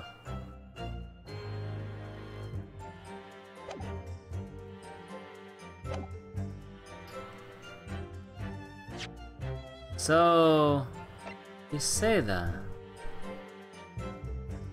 Objection! Oh, what?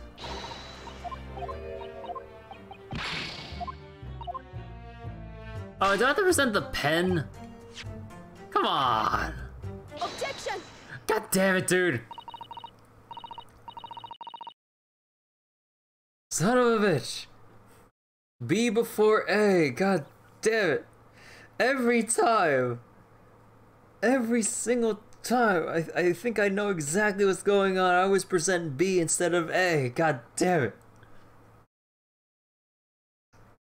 Many Memo-san, until now I've had a firm belief that newspapers are in the business of uncovering and publishing the truth. You're spot on there! The press doesn't lie, which is why I'm proud to wear the emblem of the Shoyu News on my arm. In a way, that's more Many Memoism. Sadly though, it seems the journalists who write for those papers don't always share the same passion for truth. What are you suggesting with those, recriminatory words, Counsel? Many Memo-san, do you recognize this fountain pen? Oh! This pen was found at the scene of Miss Brett's death. In fact, the murdered victim was gripping it, in her hand as she died.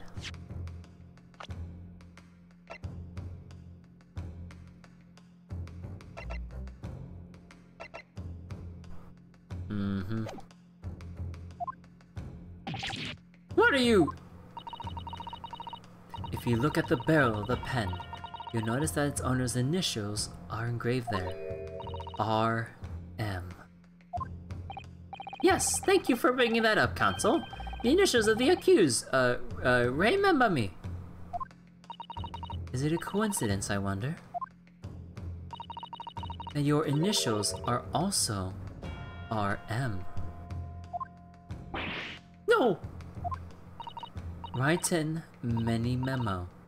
R.M. That's horse dung! Can't you see? One of the center tenets of Many Memoism is being a pencil user. And yet, as Ko will clearly be able to see, on your right hand, there is a very obvious blue ink stain. It would appear that you must have rather carelessly left it somewhere recently. Your favorite fountain pen, that is. Oh, say Hostung.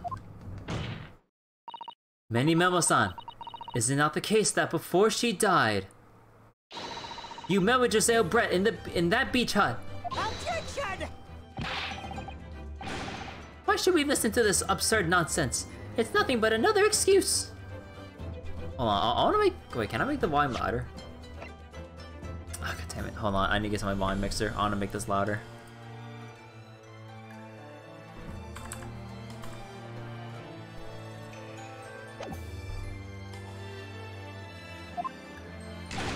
Exactly! Shoyu News will stand behind me all the way. I deny everything. There must be as many people with the initials RM as there are stars in the night sky. The defense has neither the time nor inclination to count every star in the sky. Huh? And there's no need, anyway, because this pen has more to tell. Yes, there is another clue. A clue that undeniably proves who its owner really is. In that case, Counsel, the defense will now show the court where this alleged clue lies. Of course, Your Excellency. This clue on the clue on this fountain pen clearly reveals its owner's identity is. Got it! Ooh, got it. As well as the initials, there's also an emblem on this fountain pen. An emblem that you will of course recognize, Many Memo-san. Oh, goodness me! It's the emblem of the Shoyu News. In other words, the owner of this pen is an employee of the Shoyu News, whose initials are RM.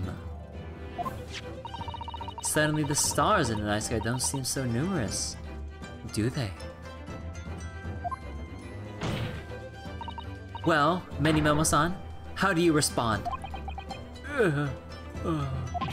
No! Order! Order! Explain yourself, witness!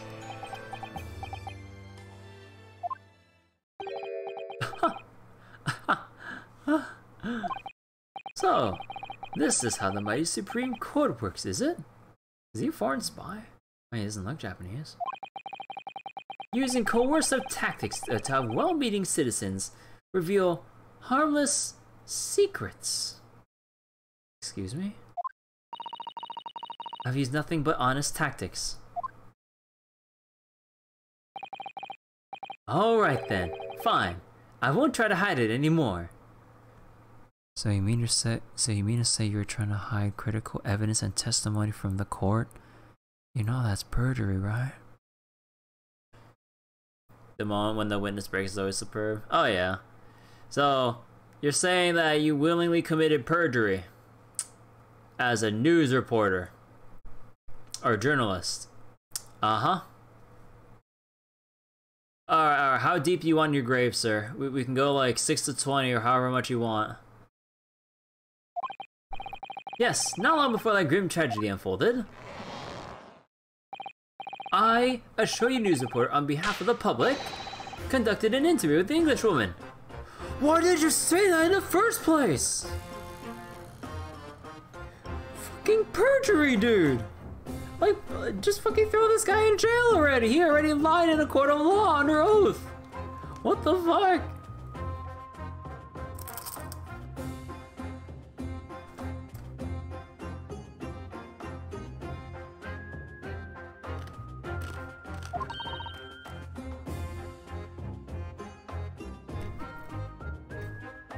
Perjury, pervert, they start the same way.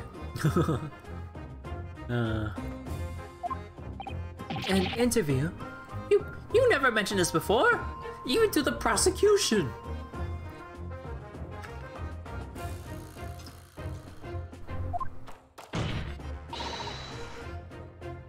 When exactly was this?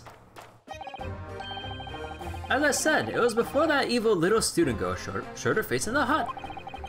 I couldn't have lasted more than 2 or 3 minutes, that's all. It was just a brief exchange. But it came to nothing. And as we many memoirs say, the people don't pay their dues for unworthy news. However insignificant you deem it to be, this court cannot overlook the meeting between yourself and the victim. You will testify now under oath about the precise nature of this meeting and what transpired. Ah, got it, yes, alright, but one condition though. Condition? In all good conscience, I couldn't speak out alone about this. You need to call back the early witness, Sosuke Natsume-san. Sosuke-san? Oh yes, according to my notes here, that man has a secret of his own. And brace yourselves. It's not a harmless one. It's big. What? What? Trying to drag Sosuke-san down with him. Many memoism states that one man's secret is every other man's front page story. Very well. I will grant the witness's request in this instance. Officer, summon the earlier witness back to the stand. Sosuke-san is hiding something?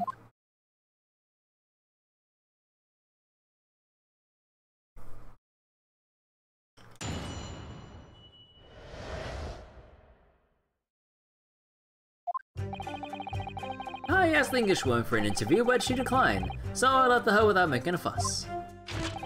Then, watching secretly from outside, I saw the woman being stabbed and the other witnesses come running. The detective realized that the victim still had the pulse, so he ran out to fetch help. That's when this writer man here asked the woman a very significant question. But he didn't say anything about that in his testimony, which is why many memoirs demands I reveal it now. Sosuke-san. You mean to say the victim? The victim regained consciousness?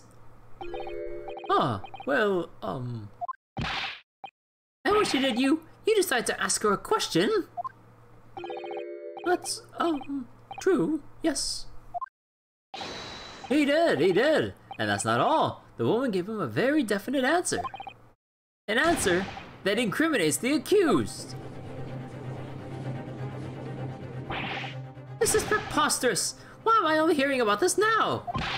Why didn't you mention this before, you Yoko hack? It wasn't even a conversation! Yes, I did pose a withering English, Rose a question. I won't deny it. But she could no longer speak. She was barely conscious, even. Counsel for the defense. I expect a thorough cross-examination to be conducted here. This court must and will know the truth. Absolutely, Your Excellency. The reporter is claiming that Miss Brett implicated Ray somehow. What on earth could have happened in that hut? Bruh.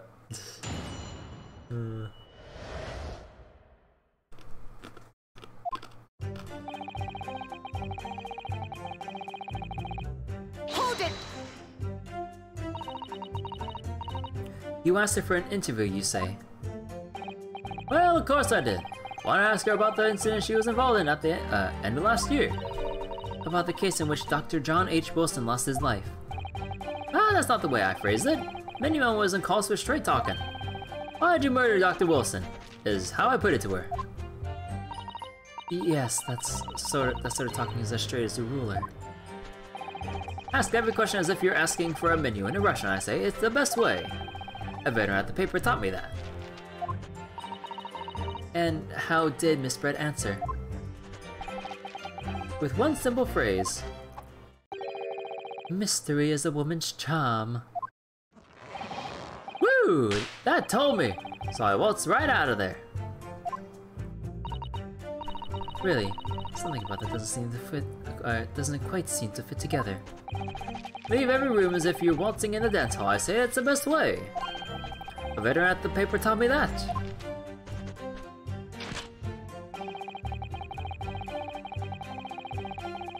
Hold it! That was very persistent of you, considering that Miss Brett had just turned you away. Persistence wins the prize. Any many memoirs will tell you that. Let them think you're left, and just when they lower their guard, you swoop in for the scoop.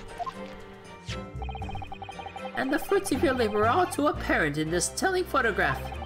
Though I'm sure the young Yoko student would rather not be reminded of this damning evidence. Actually, it's thanks to that photograph we managed to identify this witness. And now that you've found me, I'll tell you whatever you want to know. I got nothing to hide, except for the stuff I don't want to tell you. I'm sure. Oh, please do go ahead, witness. The court is eager to hear what you have to say. Try to stop me. There's a story to tell here, and I'm going to tell it.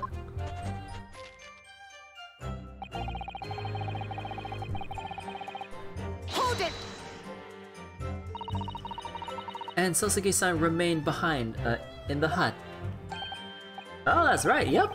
Our other friend here was a blabbering wreck, shaking all over from his head to toes, mustache twitching, eyes bulging. What do you expect? You don't know what the terrifying troubles that taunted me when traveling abroad. Back behind baleful bars. They'll be coming for me, surely. That's all I could think. I feel as though I was gasping for air, drowning in a sea of cold sweat. Poor Soseki-san. His experiences in London have scarred him deeply. As the world seemed to close in around me, I quietly recited a prayer to Amida Buddha. Eternal emptiness, empty, eternity. The end is coming for me, surely. No tutors are tours down in my courtroom, please. And now we got to the crucial part. That's when it happened.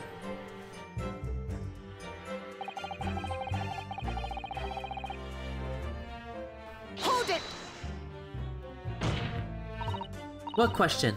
What exactly did he say? Well, I should hear that from the horse's mouth, I think. Don't you, Mr. Riderman? Ah! Out with it, you Yoko hack! What did you say to her? What did you say to the dying English woman? Well, in truth, I'd been catching crabs at the water's edge and building castles in sand, you see. Well, the seaside is a place to be at leisure, I suppose, even for a grown man. Well then, all of a sudden, from that little beach hut, a young girl's panic-stricken cries for help pierced the air. Ray. I ran out to the beach to see what was happening, to find the defendant leaning over the class victim. As soon as Inspector Hosonaga saw Miss Brett on the ground, he sprinted off to get help. And then, just a moment later, I heard a faint moan, a moan from the dead English woman. I nearly jumped out of my skin! But what did you ask her, Soseki-san? I asked her, who did this to you? Don't protract this any longer. How did the woman respond? She didn't! She said nothing in response. But...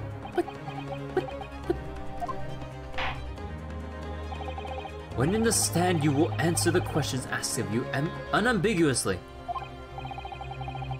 Now, without evasion or reticence, I demand that you amend your testimony. Oh, I will! I asked her, who did this to you? But she never replied. Hold it! So you tried to find out who the culprit was? Yes. He who asks a question is a fool for a minute. He does not remain a fool forever. Having been labeled as a criminal twice during my time in Great Britain, I was quick to make up my mind. Better to be a fool for a minute than remain a fool in prison forever. However, you indicated that the victim failed to respond. Is that correct? Yes, I know why. I know why the Englishwoman said nothing. She was ignoring me because of my stupid mustache, because I'm Japanese! Oh dear. Soseki-san really developed a dislike for the English, it seems. Having read the report on this time in Great Britain, I can't say I'm surprised at his xenophobia. But the Englishwoman didn't ignore you at all, didn't she? Or did she, Mr. Riderman? Well, yes, alright. She did respond in a manner of speaking, I suppose. She just lifted a trembling finger and pointed in the direction of the defendant. Hold it! Miss Brett pointed a finger at the defendant. Soseki-san, is that really true? It's not easy to stand here and say this, but when we first entered the beach hut, The Englishwoman was sprawled on the floor before us, with the student girl standing on the far side of her. I want to ask, who did this to you? The Englishwoman summoned her last ounce of strength to point the trembling finger at the back of the hut. It wasn't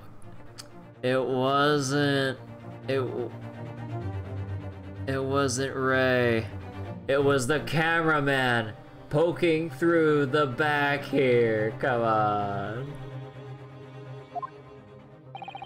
Which was, it can't be denied, in the direction of the student girl who stands accused today.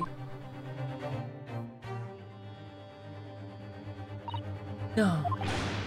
Suzuki-san, why on earth did you neglect to mention this in your original testimony? But, fiddlesticks, I say. This is not a British court of law. You will respond in Japanese. Yes, of course, the Englishwoman did point her finger towards the back of the hut, but I was trembling, and she was trembling, and everything was a blur. And thinking about it, I feel as though perhaps she was pointing in a slightly different direction. Yep. Actually, no, not slightly, in a very different direction to where the student girl was standing. Somewhere to the back of the hut, where nobody was standing at all. You mean that your memory of events and the direction in which the victim was pointing are both unclear? Yes, that's it, unclear. I'm very, very unclear. Objection! Your Excellency, surely this proves the matter beyond all reasonable doubt.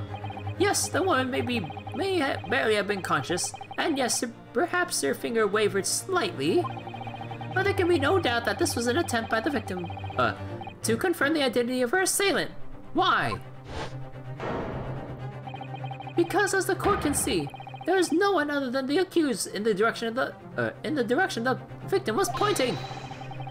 It's now abundantly clear that no one besides the accused could possibly have committed this crime. I'm inclined to agree. And in the absence of any credible argument to the contrary, I believe we can now conclude this trial. No. No! The headline's writing itself. Dashing lawyer hopes dashed. 92 point across the whole page. We'll do an extra edition. This is a serious blow, Susato. Unless we're able to identify the true culprits, substantiate our claim with evidence, the judge will give his ruling, and the trial will be over. But that's impossible, Father. We don't even know how the crime was committed yet. Impossible though the task may seem, we have no choice. We must think back over everything we learned thus far. Somewhere in all those details, I'm confident we'll find the clue we need.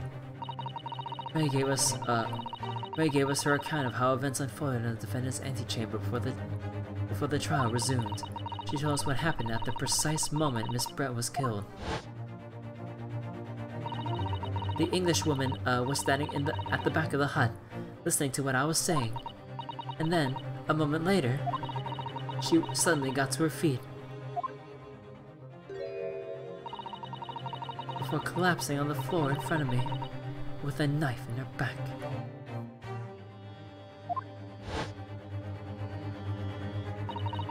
How could Miss Brett have been stabbed in the back, in a beach hut that was empty but for herself and Ray?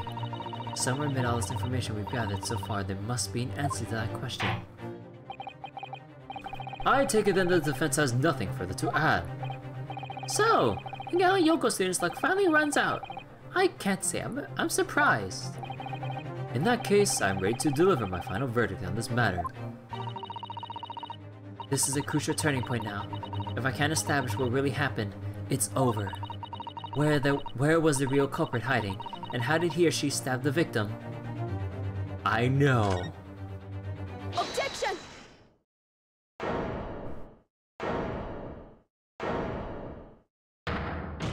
Slam. Your Excellency, I respectfully ask you to postpone your adjudication for the time being. Oh? To what end, counsel? The defense would like to present the court with an alternative theory. An alternative theory that can explain who the victim was actually trying to implicate with her dying gesture. Objection! alternative theory? Ha! None exists! Objection! There was someone else present at the scene who could have committed this crime. What? And the victim, Miss Bread, tried to reveal who it was to those around her at the time by mustering all her remaining strength and pointing a trembling finger in the killer's direction. This is fiction, fantasy. Very well. As you seem so sure of yourself, Counsel, I'm prepared to hear your alternative theory.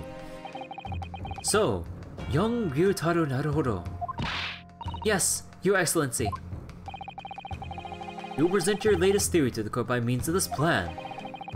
At the very moment the victim was stabbed, where exactly proposing the culprit was concealed? Take that! The true culprit was in this area here. There, Counsel. Oh. Oh. Oh. I think I pointed a little bit too far. Oops.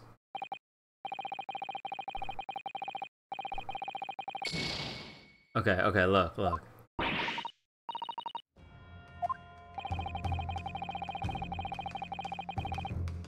Yeah, I kind of got some things mixed up in my head. I'm supposed to point to where the killer was when the knife was plunged into the back, not when the killer was angled at a different position to take the incriminating photo.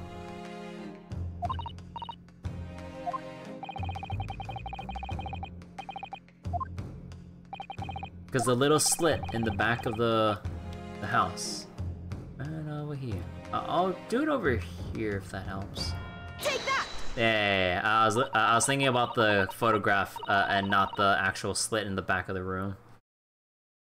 Naruhodo-san will never give up. And I'm a Naruhodo now. The true culprit who fatally stabbed Miss Brett was concealed in this location here. Are you mad, Counsel? You're suggesting the culprit was outside the hut.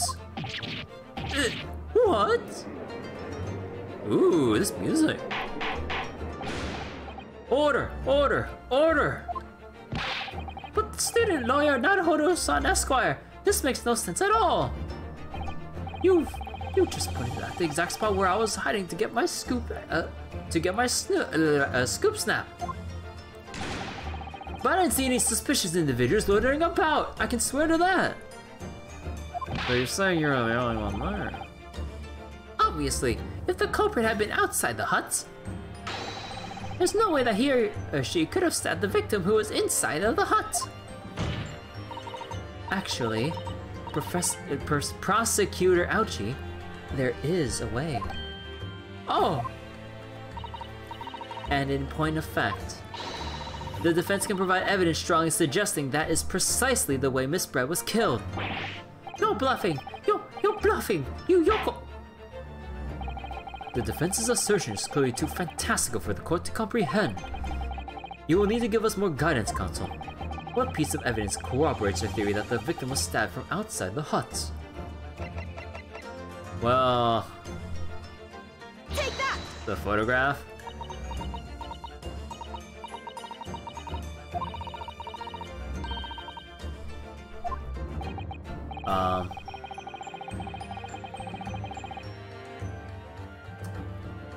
Hello? I thought we're going through... Oh, if he managed to pull the reeds to the side to poke his camera lens through, what about pulling the reeds aside to plunge the knife?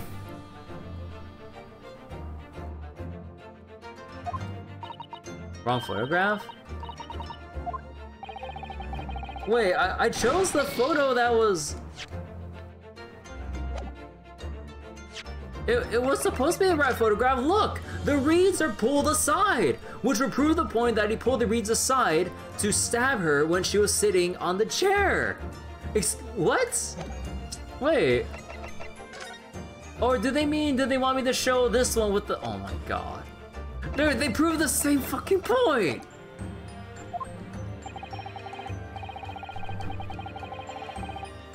Oh my fucking god, dude.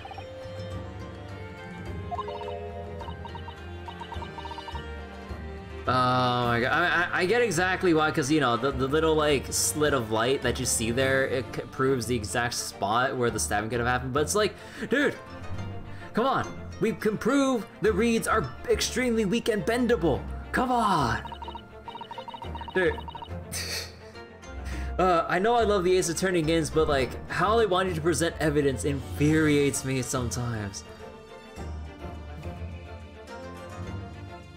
I just gotta fail for angling the position of the killer wrong because of the same photo. I know. Your Excellency. Blah blah blah blah blah.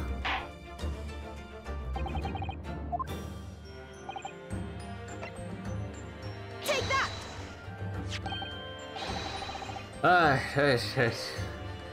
Okay. And besides, couldn't we also use the witness's own testimony against him? He poked his camera lens through the reeds because they were so weak and, like, easily bendable. So? What about the position at the back where the chair was? It's like, there's so many routes to get to the same freaking conclusion. God damn it. Yes, it's clearly visible in this print. The trace of the fatal thrust that was delivered from outside the beach hut. Objection! Do you take us for fools? There's no hint of any such thing. I'm not sure that everyone present would agree. Someone, at least, appears to have noticed what it is that I'm referring to. Counsel, once again, I must call on you to be explicit for the court. Where on this photograph is a trace of the stabbing which you claim took place from outside the hut? Take that! Look closely, just here. In the screen in the back of the hut, you can see the effects of a blade having been forced through the reeds. No, I can't see any such thing. It's true that the hut in question had 4 walls as you would expect. However, by parting the reeds, a knife blade could easily penetrate them. This is extraordinary! Yes. The true culprit actually stabbed the victim from outside the beach hut. Oh. And of everyone present at the scene, there was only one person who could have done that. Only one person who was directly outside the hut when Miss Brett was killed. Many Memo-san, it could only have been you.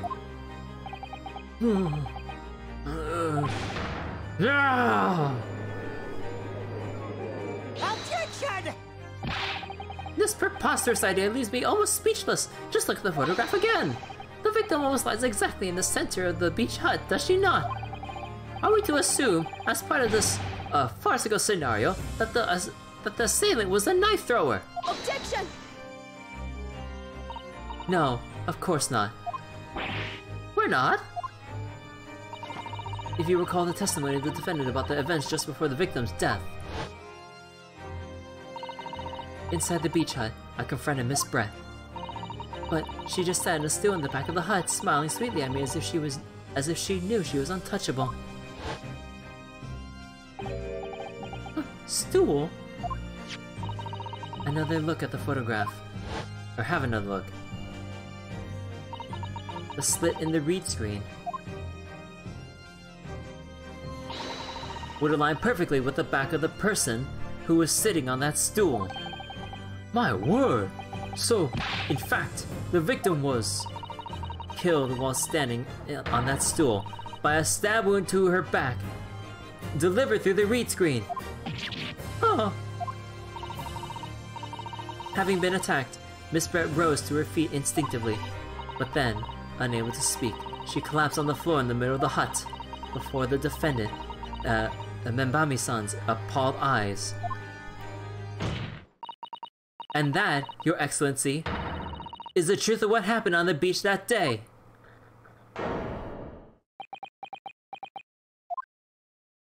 We're not done yet. By your silence, Minimomo-san, I take it that you don't deny the charge.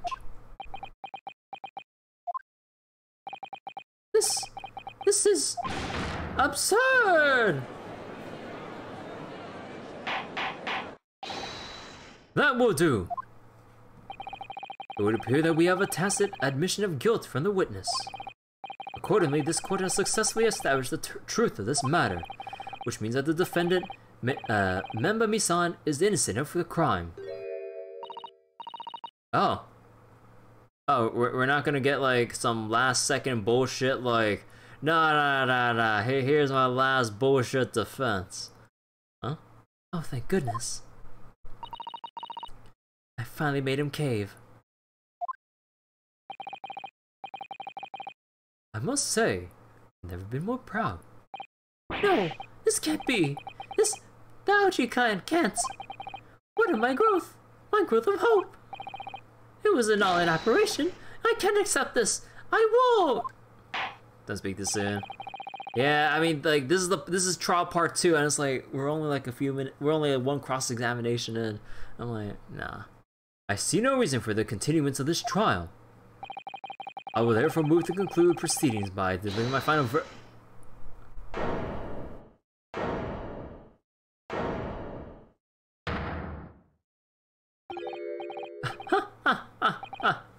Wow, this is all very convenient. This is how the highest court in our mighty empire delivers justice, is it? Suppressing well-meaning citizens' freedom to speak and branding them as criminals. But we've established that the victim was stabbed from outside the hut and through the reed screen walls. And no one but you was in place at the time to have his hand in the no one but you was in place at the time to have his hand on the hilt of the blade. It's a perfectly logical deduction. So, your argument hinges on the location of whoever stabbed the English woman, does it? Well, it seems a little irrelevant now. Irrelevant. Where she was stabbed and how she was stabbed. It doesn't matter. I mean, whether she was stabbed at all makes no difference, if you think about it. After all, this trial's already shown the whole thing hinges on something else. The poison. What are you talking about? Brace yourself, little man. I'm talking about the fact that everything's changed. Because of the dirt you dug up. The poison. What? Enough obscurity. Explain yourself, witness. What's to explain? I'm talking about the poison, of course. The poison? Let's ask the professor for a comment on the situation, shall we? I understand that the deadly poison you're developing was stolen from the laboratory, correct? It's been shown that this poison was administered to the victim, Miss Brett. Is that right? That is correct. The unusual constriction of the victim's pupils are a sure sign that this particular poison was used. I see. So, presumably that means that the victim already had the poison in her body before she was stabbed. Ah! Given that her pupils were clearly constricted, it seems highly likely, yes. If she had been dead already, the poison could not have circulated in her blood.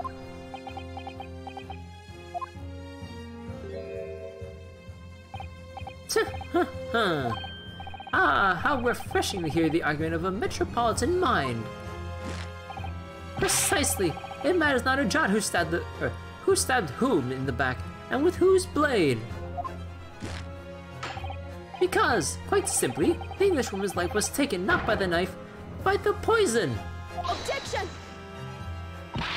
But that can be explained by the poison being on the blade, as I already— Objection! Ha! Forgotten already, have we, Yoko? During these very proceedings, the laboratory the professor that your side assisted improving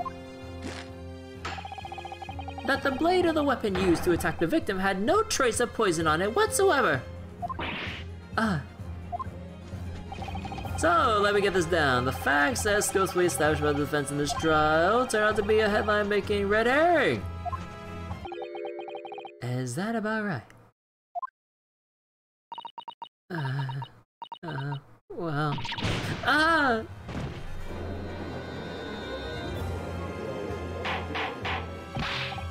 Order! What? Where does this leave us? How, in that case, did the poison enter the victim's body? There's an undeniably obvious answer to that. The lady most likely imbibed it? You mean she drank it? Have another look at the photograph here. As you can see, a bottle of carbonated water and a glass had been knocked onto the sandy floor of the beach hut. The poison could have been slipped into either. Imbibed? Man, why can't they just say drink? Somebody may misread drinking. Well, what do you know? Look at those dashing eyes. This will make for a great front page shot. Hey, why the bewitching stare? Imbibe the past tense. Yeah, I mean, I know past tense. After all, I'm the last person you should be looking at. It would make no sense at all that I poisoned the woman, would it? I mean, it's been established already. Established? What are you talking about? Don't tell me you've forgotten. That's a little hard to believe, given that the person who established it was you. Me? What does he mean? Oh, let me catch those white eyes. This is prime press water, this is. It would seem that this trial is not destined to end yet after all. I hereby call upon the witness to give further testimony. Oh, that's great that is. Let me get a shot of that magnificent beard, your majesty. You claim it to be impossible that you were the one responsible for administering the poison to the victim. You explain to the court in your testimony the basis upon which you make such a claim. I'm a journeyman man, and I never tried to run nor hide anything in my life. I am not about to start now, because that's minimalism. For a brief moment, I thought I eliminated the truth, but it slipped right back into obscurity again. Just where is this trial going to take us?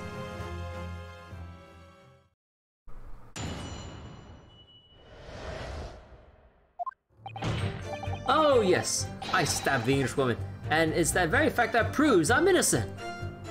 Bruh. It's always the, oh yes, I committed a crime, but the real crime you're trying to like solve over here was, you know, over there. So, you know, my crime doesn't really mean anything if the victim already died. I just stabbed a dead body. Is it a crime to stab a dead body, man? Bruh. Or essentially a dead body. Because why would I bother to stab the woman if I had already poisoned her?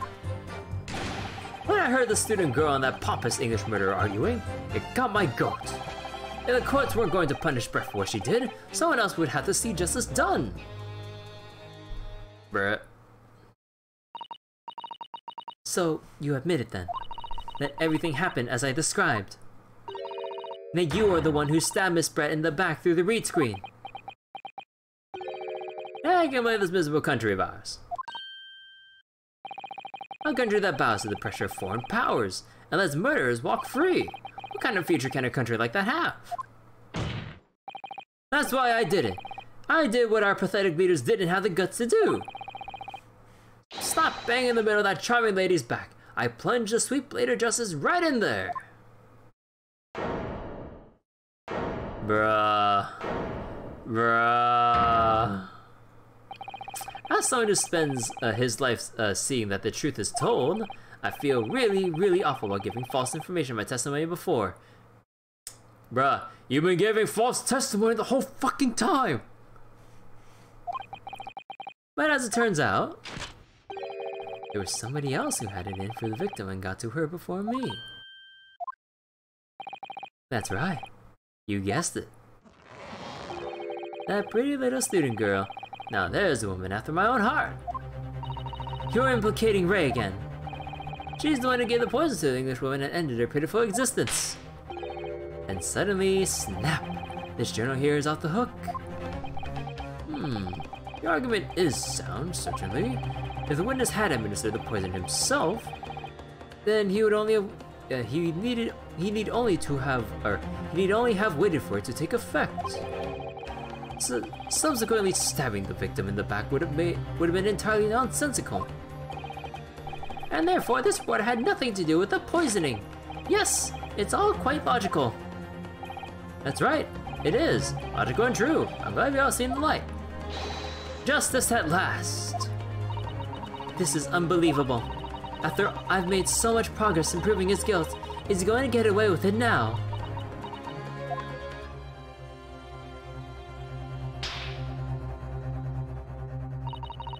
Think of Kazuma-sama and Naruhodo-san. They never stopped looking for a way forward until the judge's final gavel. Very well then, counsel. Proceed with what I assume to be your final cross-examination in this trial. Yes, Your Excellency.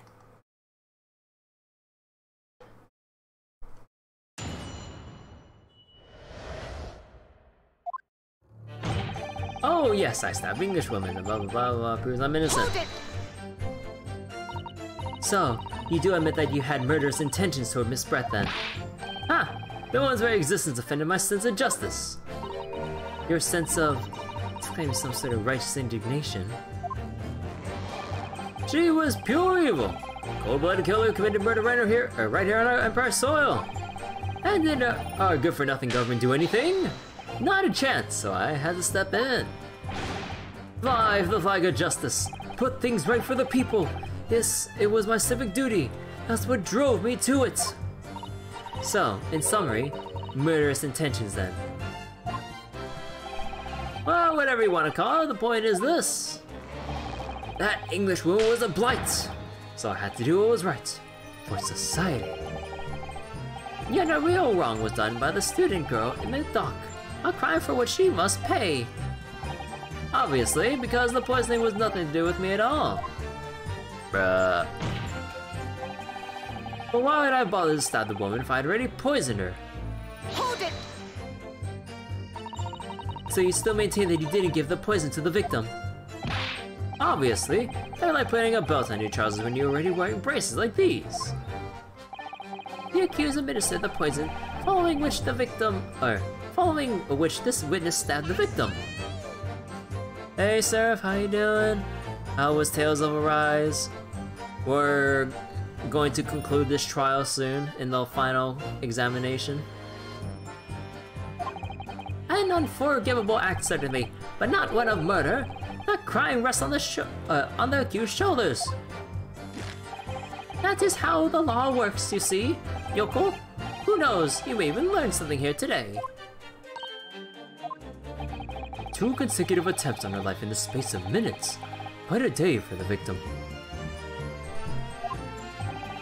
Do something that evil and you got it coming. That's how the law works. The law of reckoning. That's not the kind of law this court upholds. You will reiterate why you were compelled to stab the victim, there, witness. When I heard the student girl and that pompous English murder arguing, it got my goat. Hold it! What exactly were they arguing about? About what happened in that restaurant 9 months ago. That's what. The student girl was laying into the English woman for killing her beloved mentor, Dr. Wilson. Yes, John H. Wilson. Professor of Medicine, invited here from England by Professor Mikotoba, no less. Right, but the English woman just jeered. Her case was to be heard by the British Consular Court in Shanghai. However, there is little doubt that she would simply have been acquitted, there's little doubt that she would simply have been acquitted and sent back to her homeland as a free woman. It was eating that student girl, it was eating that student girl up inside, you could see it. I really fell for her.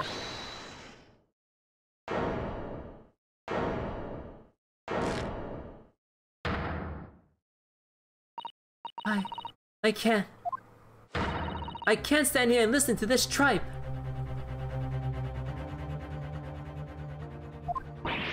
Ray, young Young girl, you stand accused here. You can't just blurt out whenever you feel like it.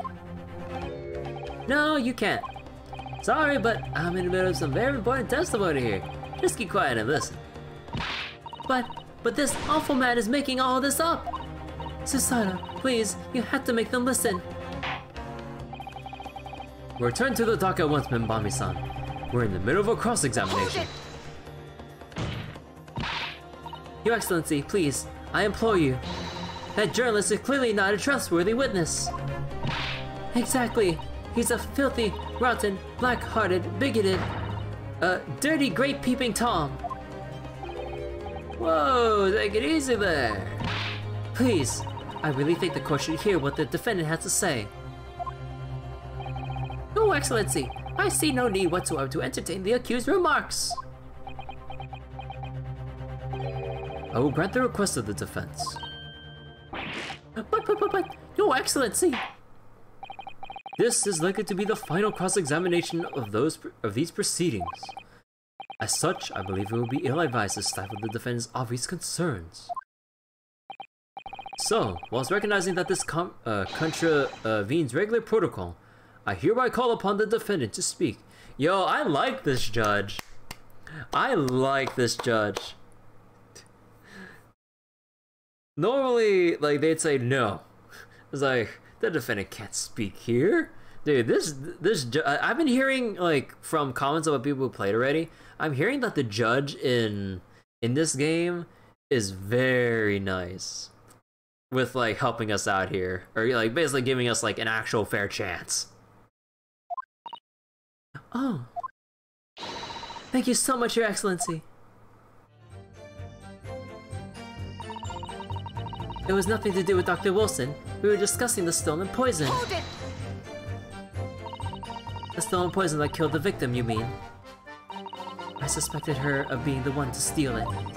I mean, just think about how she killed Dr. Wilson. That's true. Additionally, Miss Brett certainly had her knowledge of the new poison. But surely it would have been no easy task to steal a highly secret toxin being developed for the government. Indeed. All visitors to the laboratory are thoroughly searched when they leave. Even if a thief managed to avoid being seen by myself or a colleague, getting the poison out would be very difficult. Uh-huh. Uh-huh. Uh-huh.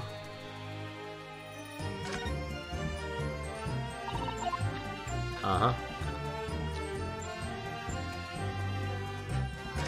Uh-huh. Yep.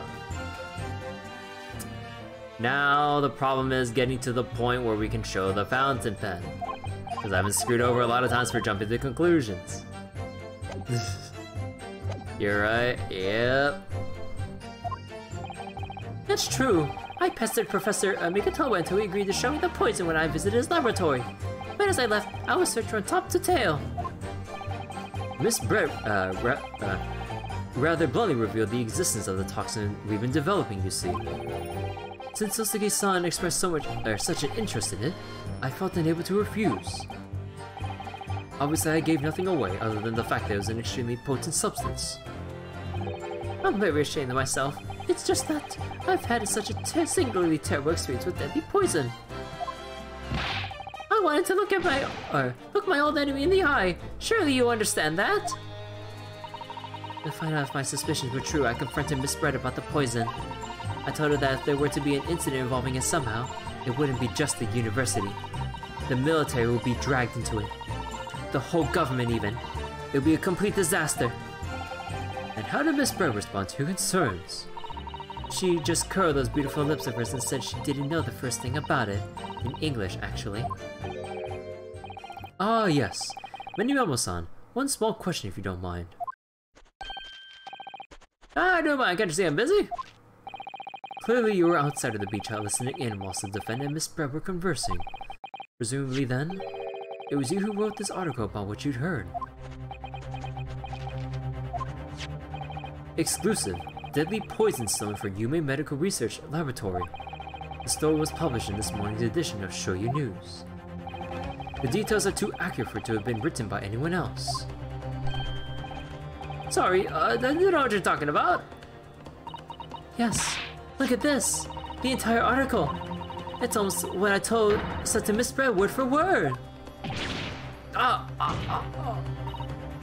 Well, Many-Memo-san. As a journal and as a citizen of a free country, I don't have to reveal my sources. That's the founding principle of Many-Memoism. Perjury, then. Paul is clearly right about this. That reporter did write that article, and he based it on whatever he overheard from outside the hut.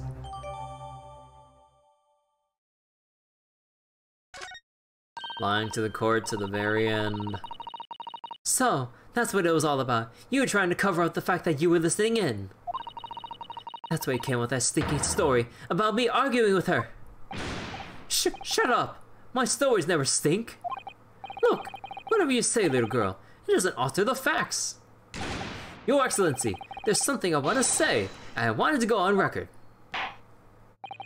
Very well, you may amend your formal testimony.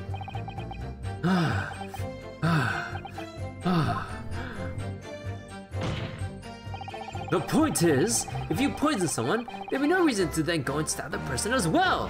Hold it! Perhaps you doubted the efficacy of the poison and sought to make sure your victim would die. That's horse dung. What? That would be like pouring pepper on your Chinese ramen before you even tasted it. Completely reckless. Although, it might surprise you to learn that a bit of a impetuous pepper pour as it happens. Once the victim had taken the poison, she would have been only minutes away from death. And yet, this man then proceeded to stab her in the back as well. There has to be a good reason for that. If it was the reporter who gave the poison to Miss Brett, then clearly he must have done it prior to right entering the hut. Yes, that's undeniable. Between him leaving the hut and the victim being stabbed, there's one very crucial change in the situation. Sorry, what change? The reporter overheard the conversation between Ray and the Englishwoman. Ah, yes, that's it. So Many-Memo-san first found out the exact nature of the poison he'd used. That could be the key here. Wait.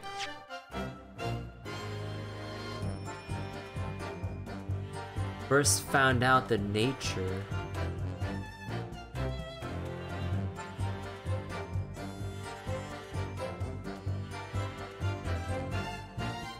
Wait,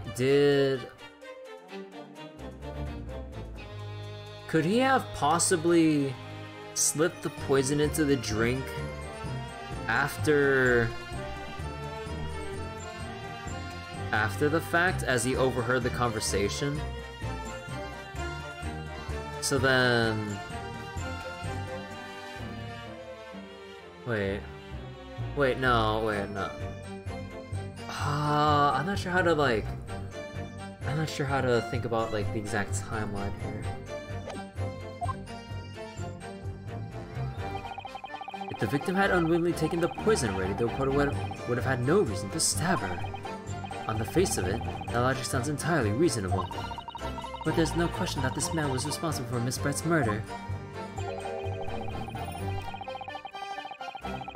Hey, Laura Weiss. No GBF, thank God. Wow. I mean, I'm farming GBF like as we're talking right now. I'm almost at 2k meats. I just been farming off screen.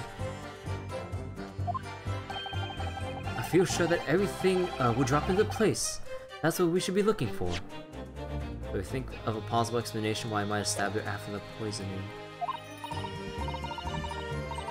Yes, I agree. And in order to do that, I must try to glean more information.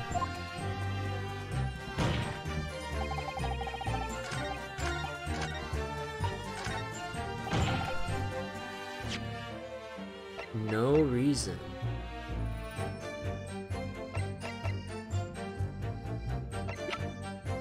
Okay, wait, how... You poison someone, there'd be no reason to go and stab the victim as well.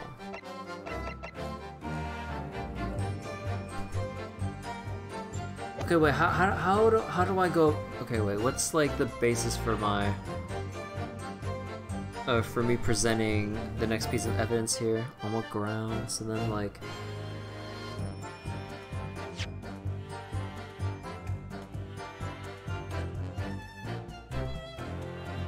oh, shoot me. So she had to have taken the poison and then stab her.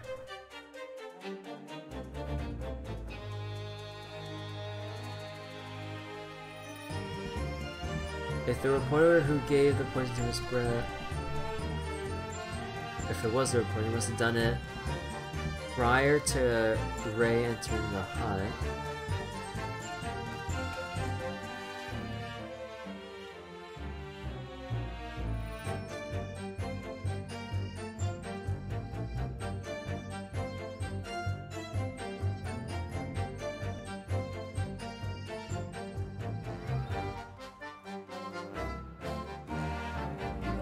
Wait, so then wait. He gave the poison during the time between when he was talking with Giselle and to the point Ray entered the hut when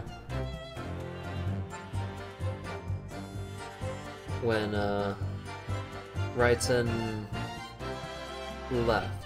So then there's that block of time where he was conversing and then left, and then right entering that he could have applied the poison. So then, but then he didn't really know the true nature, or I guess the efficacy of the poison until after finding out. But then why would he want to stab?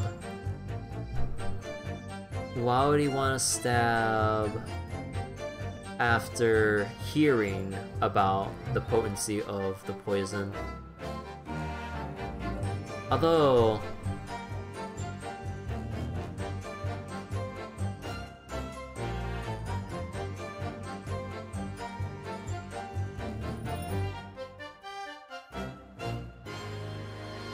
if the victim taken the poison unwittingly,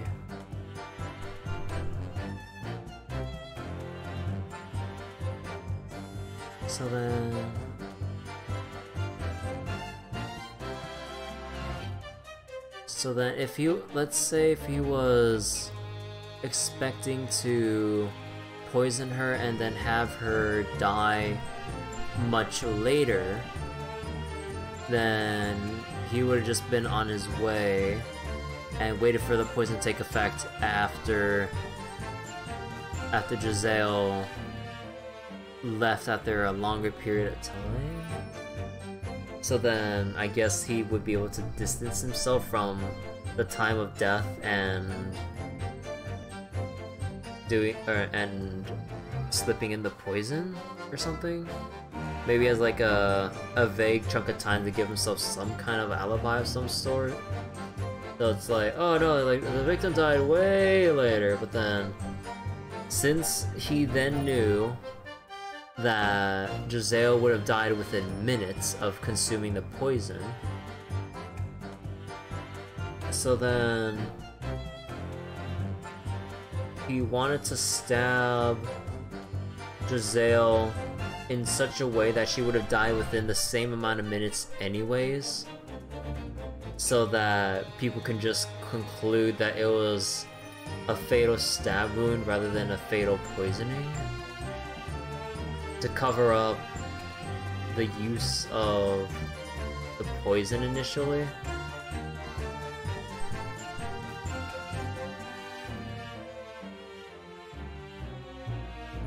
But I'm still wondering how exactly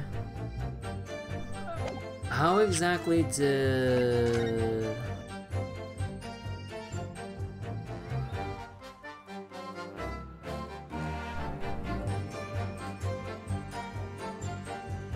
so how okay one thing I'm curious about, how did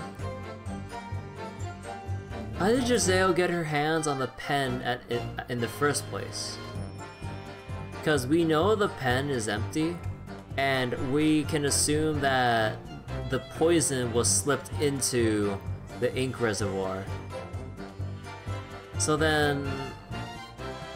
Because I don't think there would have been an easy way to slip the poison into here as Giselle was conversing with Raiten. I don't think there would have been any easy way to do such a thing.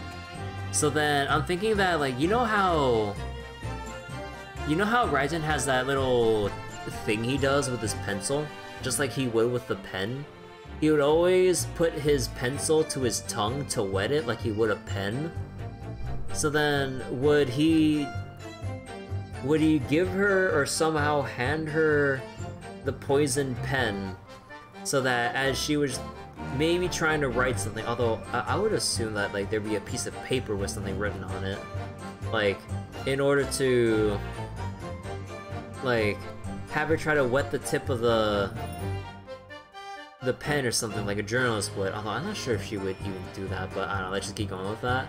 And then because the ink was poison, or the entire like reservoir was just poison itself, or maybe just a little bit of it, then that little application from the pen to tongue was enough for the poison to enter the system and then slowly begin killing her as the blood enters the bloodstream. Okay, now I could have shortened that explanation a bit, but yeah, maybe she could have taken in the poison via her tongue by the pen. But then how, if you poison someone, there's no reason.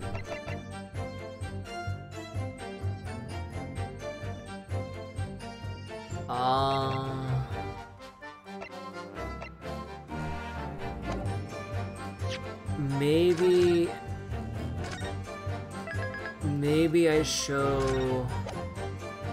Okay, let me press one more time. Hold it!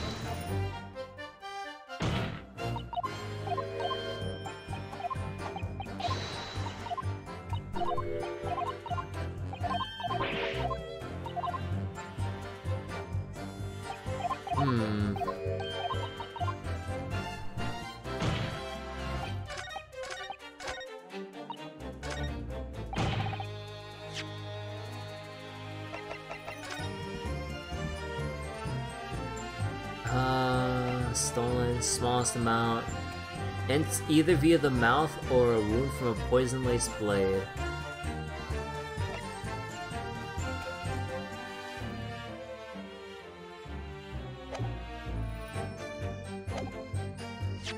Yeah, I think... Come on. Objection! Yes! Well, I can think of one reason. What? Before I explain, I'd like you to confirm something for the court. Did you glean all the information for this newspaper article from what you overheard outside the hut? Of course he did! There can be no question of that! After all, when we were all in the laboratory together, all we were told is that it was a terrible toxin! And there is one more important fact to consider. According to the witness, Minbami-san's verbal attack against the victim began as soon as she entered the hut. In other words, it would have been impossible for her to slip the poison into Miss Brett's drink. Objection! Where are you going with this counsel? Minimemo-san has made it quite clear that he observed every single thing that happened in the beach hut. If the defendant had somehow found an opportunity, this man would have seen it. Which means that Miss Brett couldn't have imbibed the poison whilst the defendant was present. In fact, it must have been administered to her before Minbami-san entered the hut. Yes, very articulately put. When I walked into the hut, I immediately started to press Miss Brett about the poison. At which point, Minimemo-san overheard some worrying information. Worrying information? What worrying information?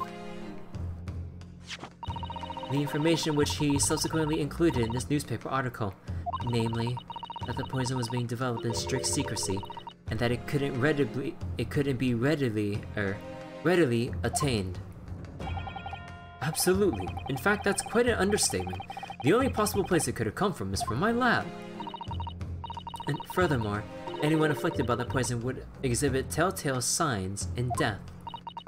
The extreme constriction of the pupils. Yes, it's quite stark when you see it.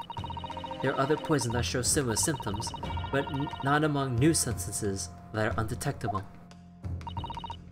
In other words, it will be clear that the victim's life had been ended by the use of this particular poison,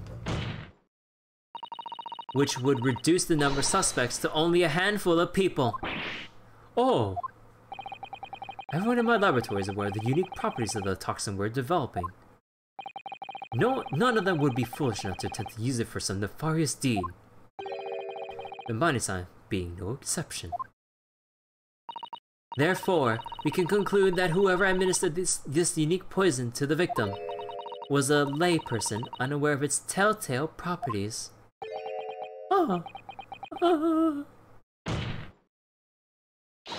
In other words, someone like you, write him any memo.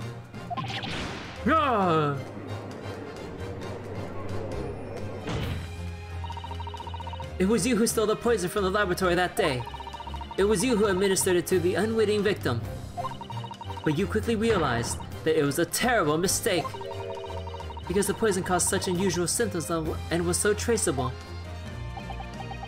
Yep. As you listened in from the far side of the beach hut's thin walls, you learned of these facts. But you had already given the victim the poison that, at that point, it was too late. So you hatched a plan to disguise your mistake. A plan that involves stabbing the victim in the back through the read screen. Objection! But what good could that possibly do? Isn't it obvious, Counsel? The plan was to kill Miss Brett before the poison could take effect. Once in the blood, the poison causes the onset of pupil constriction. But he had hoped to precipitate the victim's death before that happened, hadn't he? Exactly. Because without any revealing signs of the new secret poison's use, no one ever would have suspected. This is extraordinary. Yes, the effects of the poison meant it would be too easily identified. So the killer had to mask its use, which he attempted to do by plunging a knife into the middle of the victim's back.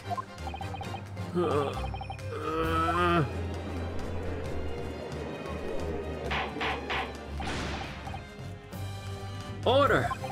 The argument presented is sound. The court is satisfied that it warrants consideration.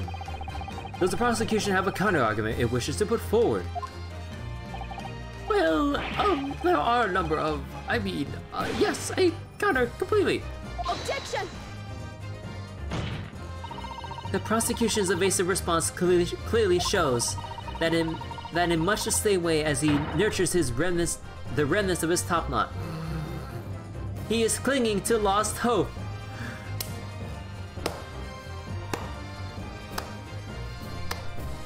Damn. The roast. I'm loving this.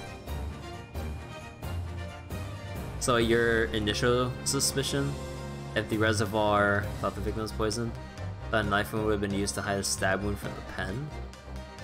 Oh, you're thinking that... Oh. In a way that sounds like it makes sense, but then that kind of begs the question though. If the reporter stabbed her in the back with the pen, it's like, well, one, wouldn't she have felt it already? Two, why is she the one holding the pen? Although I guess like, no, it wouldn't make sense because she would have been then stabbed in the back with a knife, and you would hope that the reporter would take the pen and retract it himself. So that wouldn't make sense. How did she get the pen in her hand? Didn't fit in the long term with what you're thinking? Yeah, exactly. I mean, it would have been one way. Although, with the fountain pen, would it have been strong enough to even pierce the skin at that point? Like, it would have been applied on the skin. But then the problem is the poison will only really take effect as it enters the bloodstream, either taken in via the mouth or through a like they said in the evidence, a poison-laced blade. So if it's just applied on the skin, as long as said skin doesn't get scratched to the point where blood would come out or it would open up like the blood a bit, then the poison would take no effect. You only need poison to get into the bloodstream? Oh yeah. But the thing is, like, with a fountain pen, I mean, I don't know how fountain pens work exactly, but don't they have a thing where it's like, they have like the little, like the nib, like, opens wide or narrow based on how much pressure you apply to it, so you would assume that it's like soft to some extent. Actually, no, wait. I don't know, think about some other pens. No. I remember a friend of mine showed a fountain pen once. Actually, no, that was pretty solid. No, never mind. Forget what I said. Although I remember seeing some other, like, I remember seeing some calligraphy videos of someone with like a really fancy fountain pen, and you can kind of see like the tip of it, kind of like softly going like spreading wide and thin as like the pressure's being applied. So then like I was thinking of that kind of fountain pen. I was like, how could something like that be able to pierce through enough skin to enter the bloodstream? I'm like, and through her clothes, mind you, through her clothes. It was an early theory. Oh yeah. But yeah, like going by the fountain pen thing, it's like, well, first the pen should have been able to pierce through the the dress, which don't think that pen would have been strong enough. But a knife blade though. Lost hope. Hold it.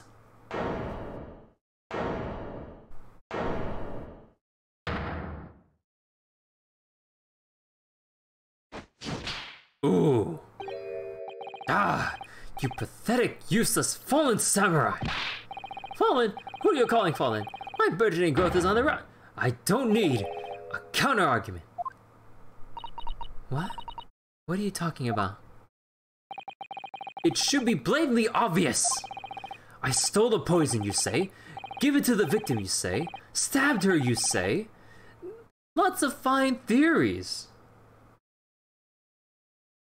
Dude, my voice is going because of all this yelling. Holy shit. But I don't need a counter-argument because you don't have an argument yourself. Where's your evidence? Yes, you make it all sound so plausible, don't you? But without evidence, it means nothing. Whereas I base my news on facts. Facts? What do you mean? Explain yourself. I mean, what the professor said earlier in this trial. It's all here, in my many memos. Every word, every slip of the tongue, all noted. That's what the Shoyu News is famous for. Its power of the printed word. It would surely be no easy task to steal a highly secret toxin being developed for the government. Indeed, all visitors to the laboratory thoroughly search when they leave. Even if a thief managed to avoid being seen by myself or colleague, getting the poison out would be very difficult. How's that then? Blown the story wide open? No, not really. See, I write in many memos, a mere reporter from the Shoyu News. Couldn't possibly have stolen that poison from the professor's laboratory. Oh, Susato, calm down. But there can't be any question of it. He must have stolen the poison that day. He stole it and used it to kill. And if that's the case, as you've identified, the poison itself is the definitive evidence we need.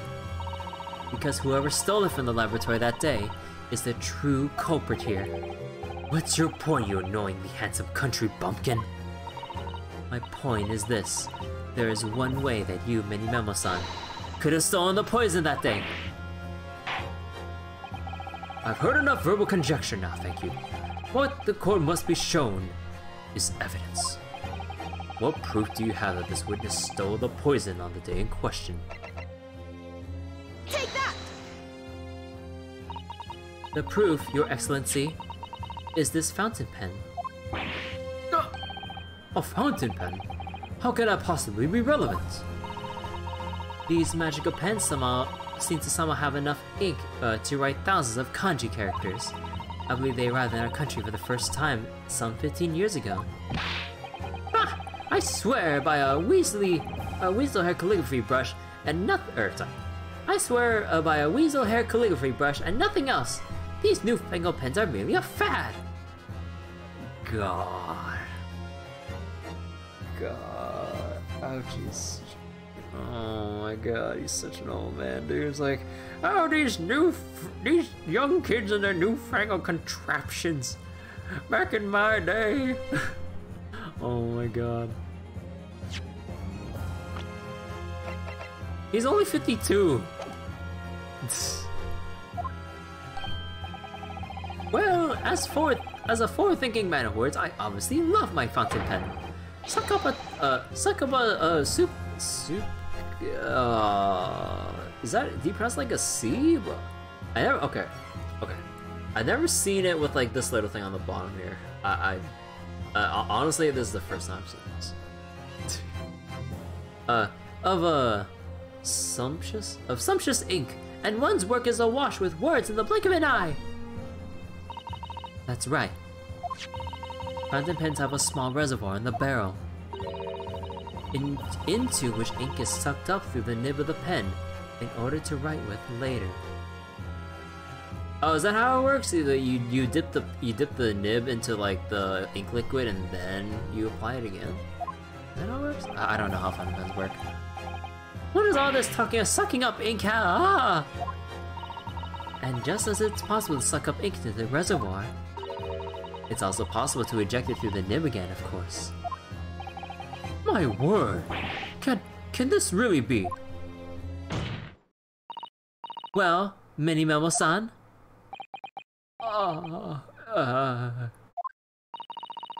When you saw the deadly poison before your eyes in the laboratory that day, you used your fountain pen, your very lifeblood, to steal some of it, didn't you?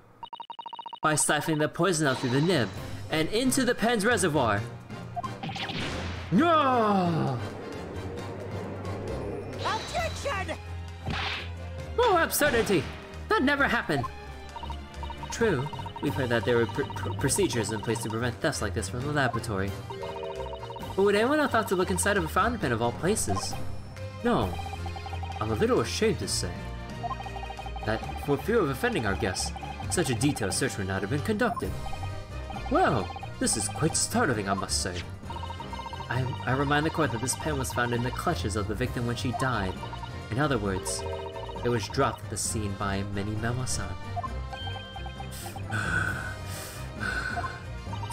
Deep breaths. So the crucial question is, when exactly was the pen dropped? Oh, are you suggesting? The natural conclusion is that in your haste to act whilst the victim was distracted for a moment, you dropped the pen after you emptied the poison from You dropped the pen after you emptied the poison from it into her glass. Objection! There could be any number of alternative explanations. For example, the witness could have been using his pen to write down details of his conversation with the victim. And when shocked by one of her outrageous answers, the pen fell from his quivering hand. Objection! No, that can't be. If it was, how do you explain why the pen was devoid of ink? What? As you can see for yourself if you examine the evidence, there would appear to be no ink present in the reservoir. What newspaper reporter goes to interview someone with nothing in his pen? No, the pen was dropped after the poison that filled its reservoir, the pen was dropped after the poison that filled its reservoir had been emptied into the victim's glass. Witness, what do you have to say in your defense?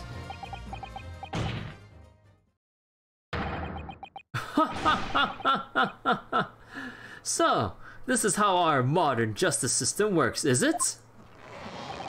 So what if the ink in my pen runs dry? What if my pencil snaps? I can always claw my way back into the game. I have plenty in reserve. Ah!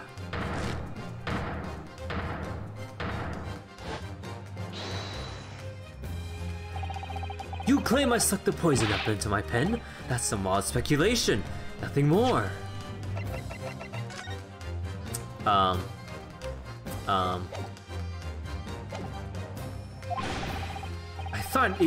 If you thought you can bring down a fine upstanding citizen with a trick like that, think again. It looks as though it's going to take one final decisive blow to finish this matter.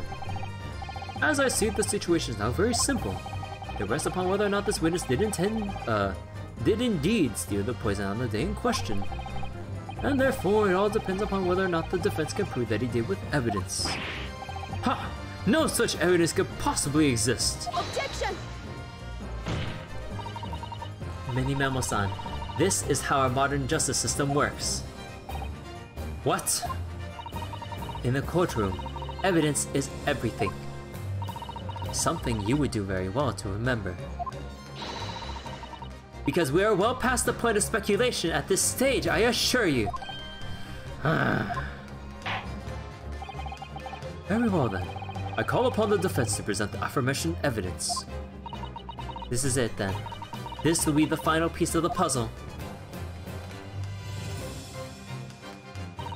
The defense can prove by means of this item that it was the witness's pen that was used to steal the poison. Take that! Counsel, what is that bottle? This bottle contains a unique chemical reagent that can identify the poison in question. Ah! Yes, that poison is an entirely new synthesis of alkaloids developed by my colleagues and I. It would be impossible to detect traces of it by any other method. Or from any other perspective. Simply with this chemical reagent, anybody at all could check for traces of the poison. A reagent? What? One drop of the contents in this bottle on the tip of your fountain pen, Mini-Memo-san, is all it would take to solve this case beyond all reasonable doubt.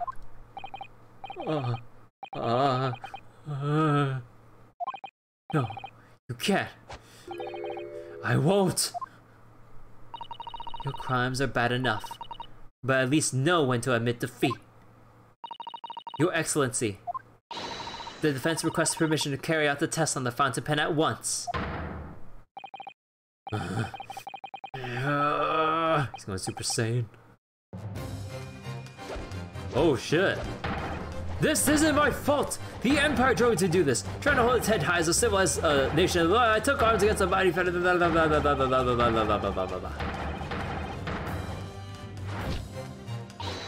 Susato, with me! I'm there. Oh, they flipped him on his ass! Damn! Did I do it right? That was a Susato takedown, was it? You're name dropping a little bit too much here. Not quite. That was a Ryutaro takedown. Damn! The instant the first drop of the reagent touched the nib of the fountain pen, it was clear to everyone present.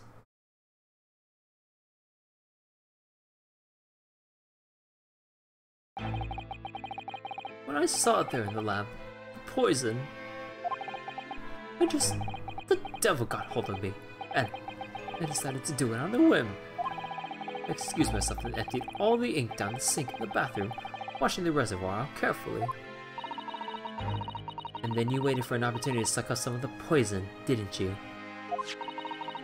Into your fountain pen. Yes, that's right. Answer me one thing, Mini-Memo-san. Why did you steal it? For what purpose? Isn't it obvious? To find out what it was made of and expose it in an article. I mean, it was a secret project after all. Too juicy for a journal like me to pass up. Then why did the English woman end up dead? I went into that hut intending to quiz her on the situation. That's all. As a reporter. A known killer, enjoying full freedom, evading justice by leaving the country. I told her what I thought about it. And she just laughed in my face!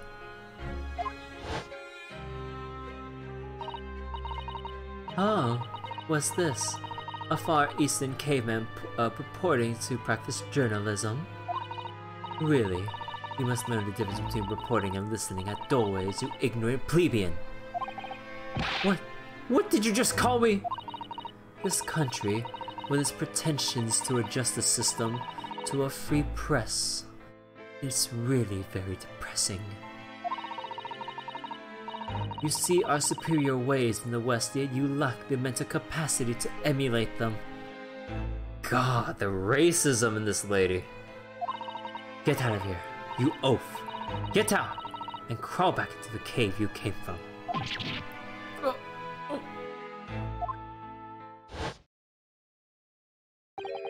That's when I remembered about the deadly poison I happened to have in my pen at the time. What a terrible tale. In my head, I knew I should just get out there as quickly as possible, but I couldn't! I couldn't let her get away with what she'd done, when she clearly had no remorse at all. I suppose it was my journal spirit getting all fired up.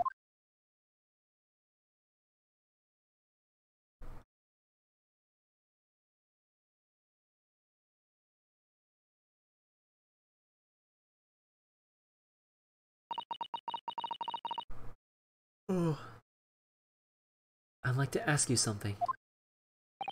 Yes. You often talk about justice. But surely as a journalist, you could have used other means to deliver the justice you sought. There's no justice in the press. Sorry. After that trial 9 months ago, I kept digging and digging to find out what had happened in that courtroom. And finally, I discovered the truth. It was a cover-up! That's what it was! A cover-up? What do you mean? I will remind you of your position, witness. Be careful of what you say. Oh, come on! Doesn't it strike you as strange? We're suddenly not allowed to convict a foreign national. Consular jurisdiction should never have come into it. And yet that puffed-up Englishwoman was going to sail away into the sunset a free woman. The only possible explanation is that behind the scenes, some deal had gone down between Britain and Japan. What sort of deal?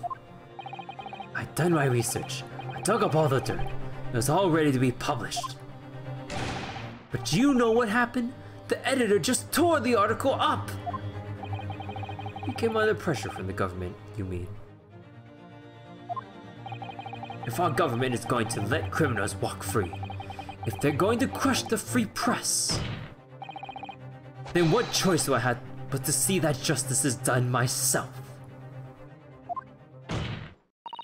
Let's not forget, Minimemo-san, that you committed murder yourself and you try to lay the blame on the defendant's door. I'm sorry, but you're no better than Giselle Brett. The truth is, you have no right to talk about justice at all. I suppose.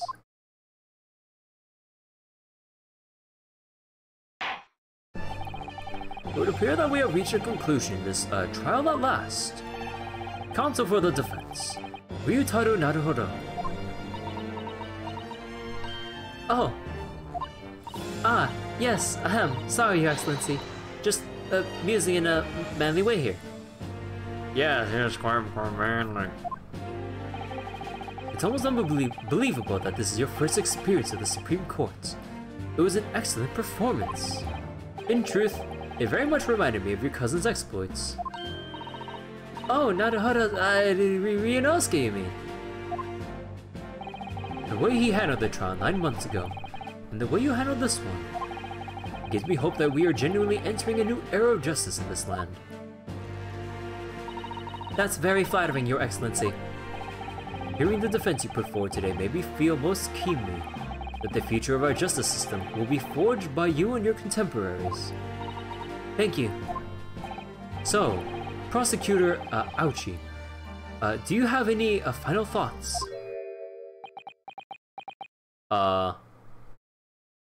Wait. Wait. Where have I seen this before? Hold up. Although instead of a pinky, it's gonna be that little top knot. I was like, oh, he's going Yakuza on our asses here.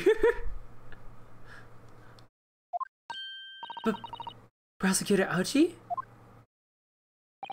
Hi. Takasuchi Ouchi of the Ouchi clan have been bested by a callow youth not once now, but twice. If there was any shred of my former self left, it has withered and died here today. Gosh, your journey to cultural enlightenment sure took a while, didn't it? Silence! Rather than living on in shame, I will end it all now with this blade. Ouchie. Well, that is the true path to Ouchieism. Ouchieism? One hopes that's the only way in which he'll be modeling himself after the witness.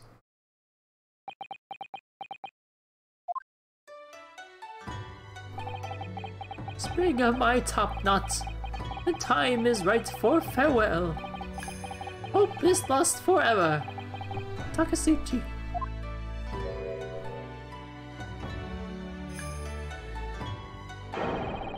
Ah!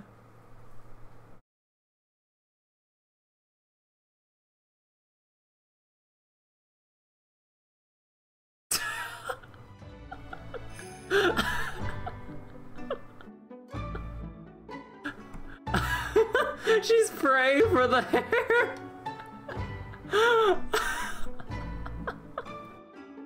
They're all praying for it. A moment of silence for his top knot.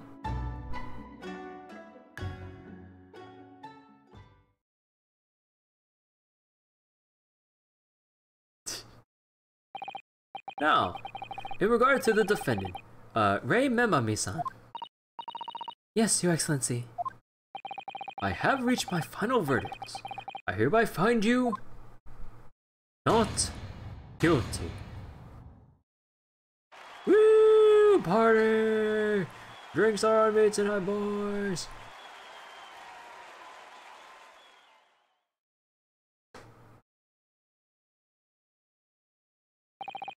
Court is adjourned.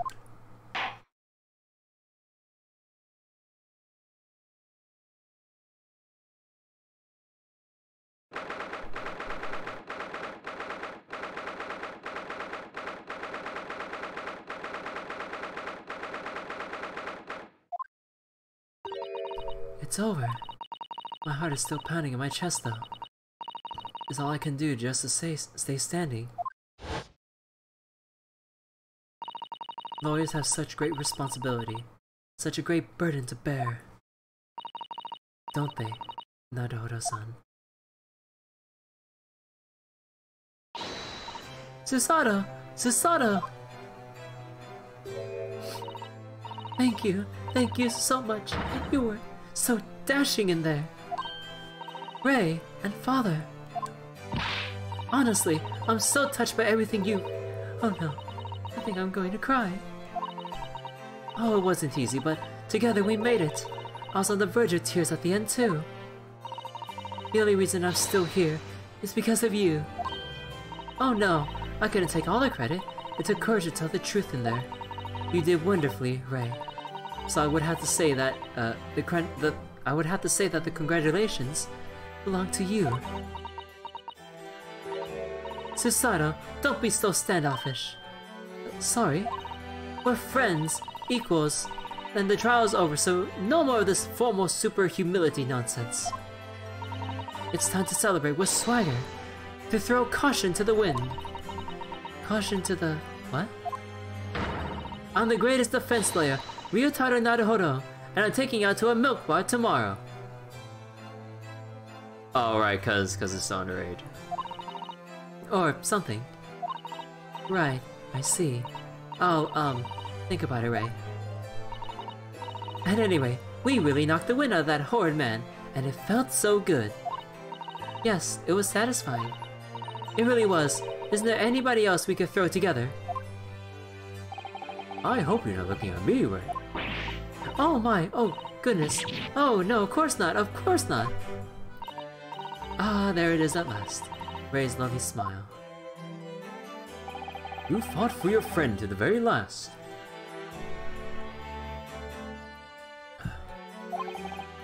As your father, I'm extremely proud of you. Defense Attorney Ryutaro Naruhodo. Thank you, but I couldn't have done it without your help.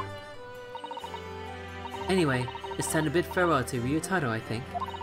I shall miss him in a way, but it's back to Susato Mikotoba now.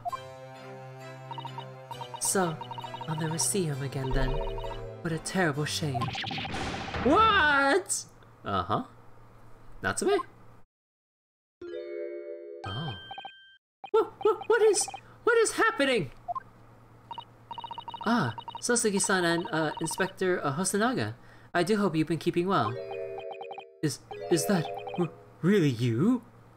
Oh, did she take off her hat and then like undo part of her disguise in front of them? Uh-oh. Surely they'll keep quiet about this, right? We're all buddies here. They can, you know, keep a secret, right? Yes, I had to change my appearance for, well, obvious reasons I hope. But it's me, Susato Mikotoba. I did it all. So dashing, so divine. No! Doubly dashing, yes, and devilishly divine. Just look at you! I had no idea, Mr. Sato-san Esquires, that you were a locum student Naruhodo-san Esquire's cousin. Astonishingly astounding as Eight's attorney. Astonishingly astounding Eight's attorney. Poor Soseki-san, so confused. I still remember the first time I ever met him. He was in a prison cell in London. What an extraordinary conundrum it was that the unwitting student from Japan found himself embroiled in. But after Naruhodo-san's skillful defense at the Old Bailey, Soseki-san was free to return to Japan. And now he seems to have earned himself great fame as an author. I'm stunned. That's truly an impressive disguise. Even I had no idea. I am a chief inspector at the police bureau. Who came up with Mr. Turtle, no less? I'm not sure you should be admitting to that, Inspector. Amazing. You're a woman of many faces, I see. Just two, really. And this is a once-in-a-lifetime event, I hope. You know, I mean, like, I know, like, they're all buddies here, but as a, you know, a chief inspector of the police bureau, shouldn't you be raising an eyebrow? It's like, wait, but I mean, that's all well and good and all, but I mean, technically, it's still illegal for a woman to enter the courtroom as a defense lawyer, or something like that. And just like, nah, you know, we're buddies here, right? Right, Hosonaga-san? You can just let that slide. Like, you know, we found the truth in the end, so what harm was there, right? Oh, I'm not a patch on you though, Inspector. Well, I'm a professional, of course. I do worry about Inspector Hosonaga sometimes, I really do. 9 months ago, when he appeared here at the Supreme Court to testify, he was undercover, disguised as a head waiter of a restaurant. And then on the steamship to Great Britain, of course, disguised as a sailor to keep us safe on the journey. Though that didn't help you, did it, Kazuma-sama? From my perspective, I have to admit that I have mixed feelings about all this. Yeah, there we go. I mean, now the truth has been lost forever. Huh? What do you mean? I'm talking about the murder that the Englishwoman committed at the end of last year. Oh, yeah. Ah, yes, it was an English doctor she killed, as I understand it. Dr. John H. Wilson, yes. The man I invited to Japan personally. The mystery is, why did she kill him? Now the culprit herself is dead, we'll probably never know the answer. On the voyage to Great Britain, we had an almost unexpected encounter with Mr. Herlock Sholmes, the great detective, I mean. Yes, I remember Mr. Sholmes well, of course. Ah, my arch nemesis. How lightly you utter his name. Arch nemesis? Well, according to the stories published about him in the Adventures of Herlock Sholmes, the detective once had a partner who helped him solve crimes, a best friend. And that man was an exceptional doctor of medicine, by the name of John H. Wilson. What? Dr. Wilson? I just can't believe that it's a coincidence. I think that the English doctor of medicine killed here in Japan 9 months ago must have been the friend and partner of Mr. Sholmes. And if that's really true, Iris, then the poor girl won't ever see her beloved father again.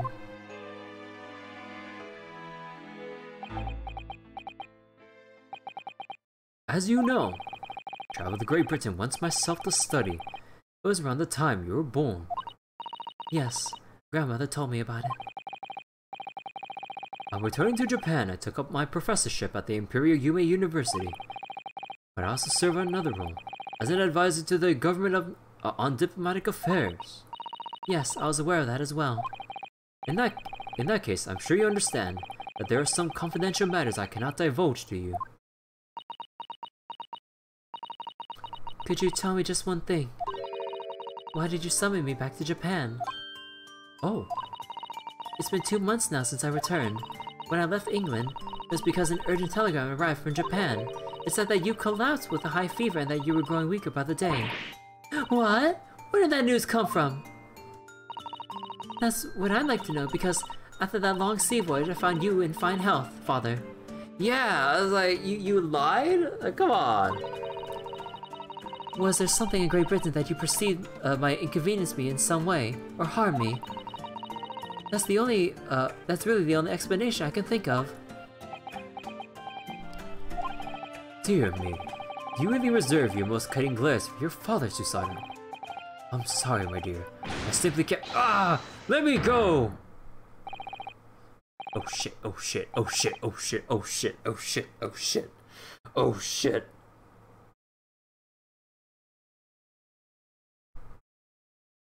Uh-oh.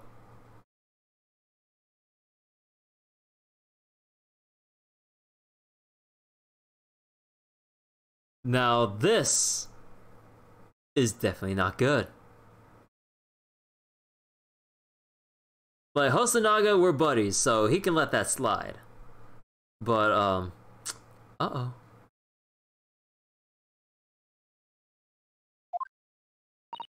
Look. Many Memo-san? So, one throw wasn't enough for you? I've got one last thing to say before they take me away, Professor. Me? I know the truth. I know you had a hand in what went on. In that visiting student's fate. Visiting student? Giselle Brett, you mean? No, not her! The student of law who left for Great Britain 8 months ago! What? Student of law? You must mean Kazuma-sama. What are you talking about? What does any of this have to do with Kazuma-sama? Nobody here in Japan knows anything about it. They don't know the guy never made it to England, that he died on that steamship, and that he'll never— Ah! Oh! Oh, yo! Oh, shit! The judge knows how to throw down! Oh, shit! Oh, I thought that Ray did it! Oh, no, the judge— You don't fuck with the judge!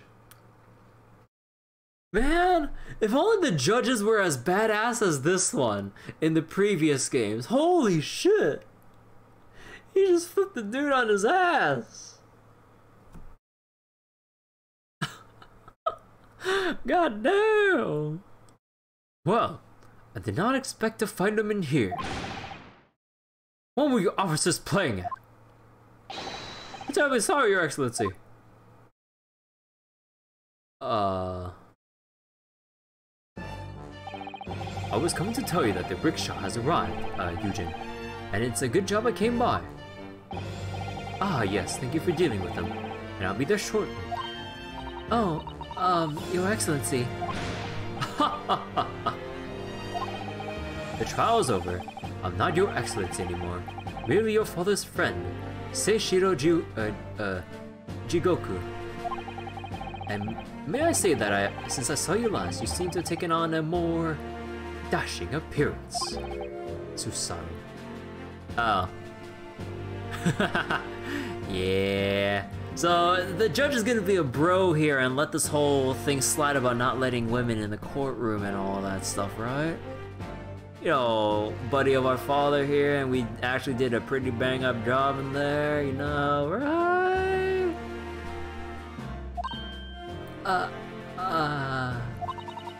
Did you know all along from the start of the trial? A judge sees everything, Susato. I couldn't let you take the risk if Seishiro here hadn't known, and then he then recognized you. So I had a word in his ear beforehand, as an old friend. So, Seishiro, shall we? Yes. Having ruled in that case, we now have various diplomatic issues to address. Before you go, Father. Sorry, my dear. We shall have to return to our earlier conversation at a later date. But well done again, both of you.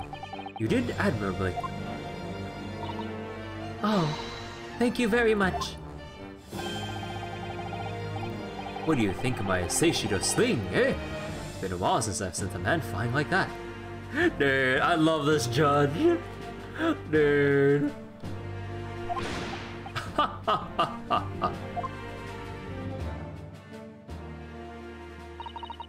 Whatever could Father be hiding from me?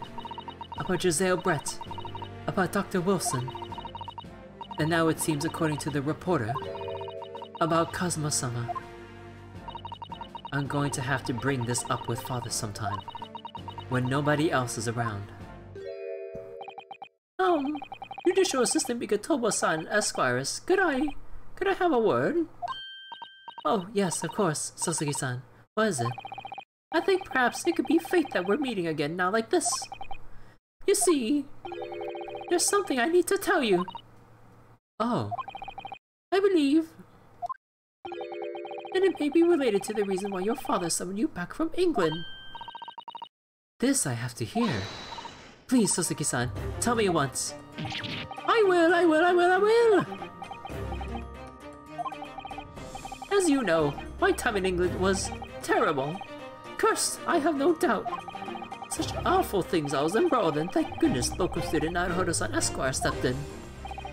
After you secured my freedom, I couldn't wait to get on a ship back here to my homeland. Having arrived in Japan, I submitted a report about my experiences to the Ministry of Foreign Affairs.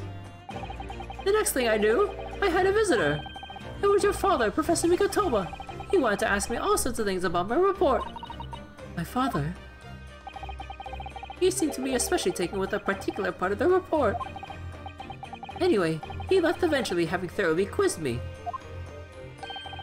But it was the very next day that he sent a telegram to you asking you to return to Japan. Oh, what was it then? The particular part my father was interested in. I don't really know exactly. But do you remember them? Those two terrible cases I was caught up in. Of course, I can never forget. Your father seemed to concern himself mainly with the second case. The second one? You mean the one where Mr. Sholmes forbade any of us talk about it in the public? Which is why the only case involving you that any member of the public is aware of is the first. Well, I don't care. I don't have to listen to what that dastardly detective says. Anyway, the point is, it seems that case somehow holds the key to all these curious unanswered questions. That horrific, hideous, heinous case. The case of the haunted lodgings.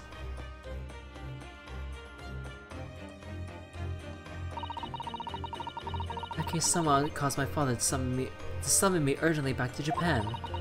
I thought the whole business was over, but it seems I was wrong. Perhaps that was only the start. Perhaps the story is not yet told.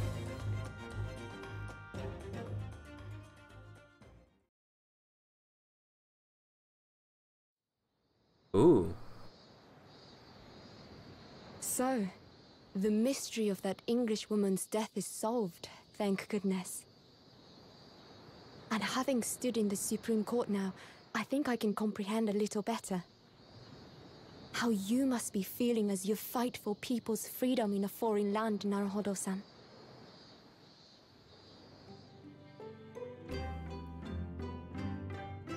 But actually, I'm writing to you today because of another matter.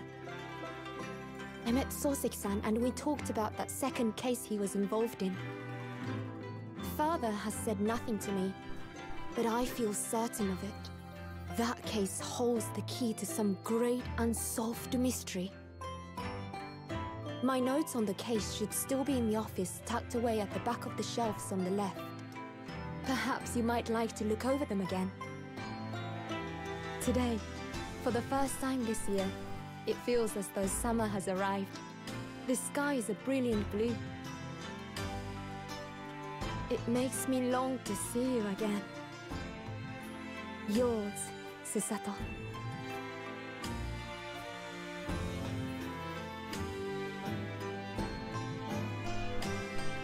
Aww. The end.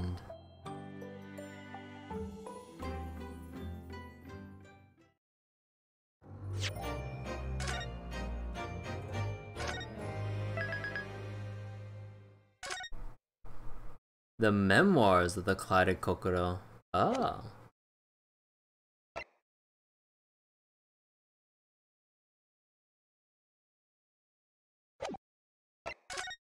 Ah. That was a nice case one. Ah. Dude, man, why did Natsume have to come back? Not really complaining about like his place in general, it's just, man, I had to read his voice in that goddamn pitch. Like, come on, you know there's no other way to read his voice, like just like a kind of thing. It's just like, oh, dude, having to read him and Prosecutor Ouchie's voice like that, because in my mind they both have the same voice, pretty much. Just, oh my god, my vocal cords are killing me, dude. But yeah, I really wonder what's gonna happen next. The bigger overarching story is finally rearing its ugly head, ever so slowly.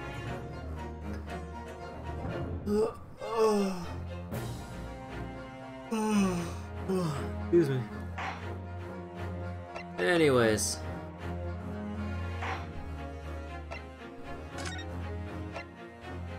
That'll be it for tonight.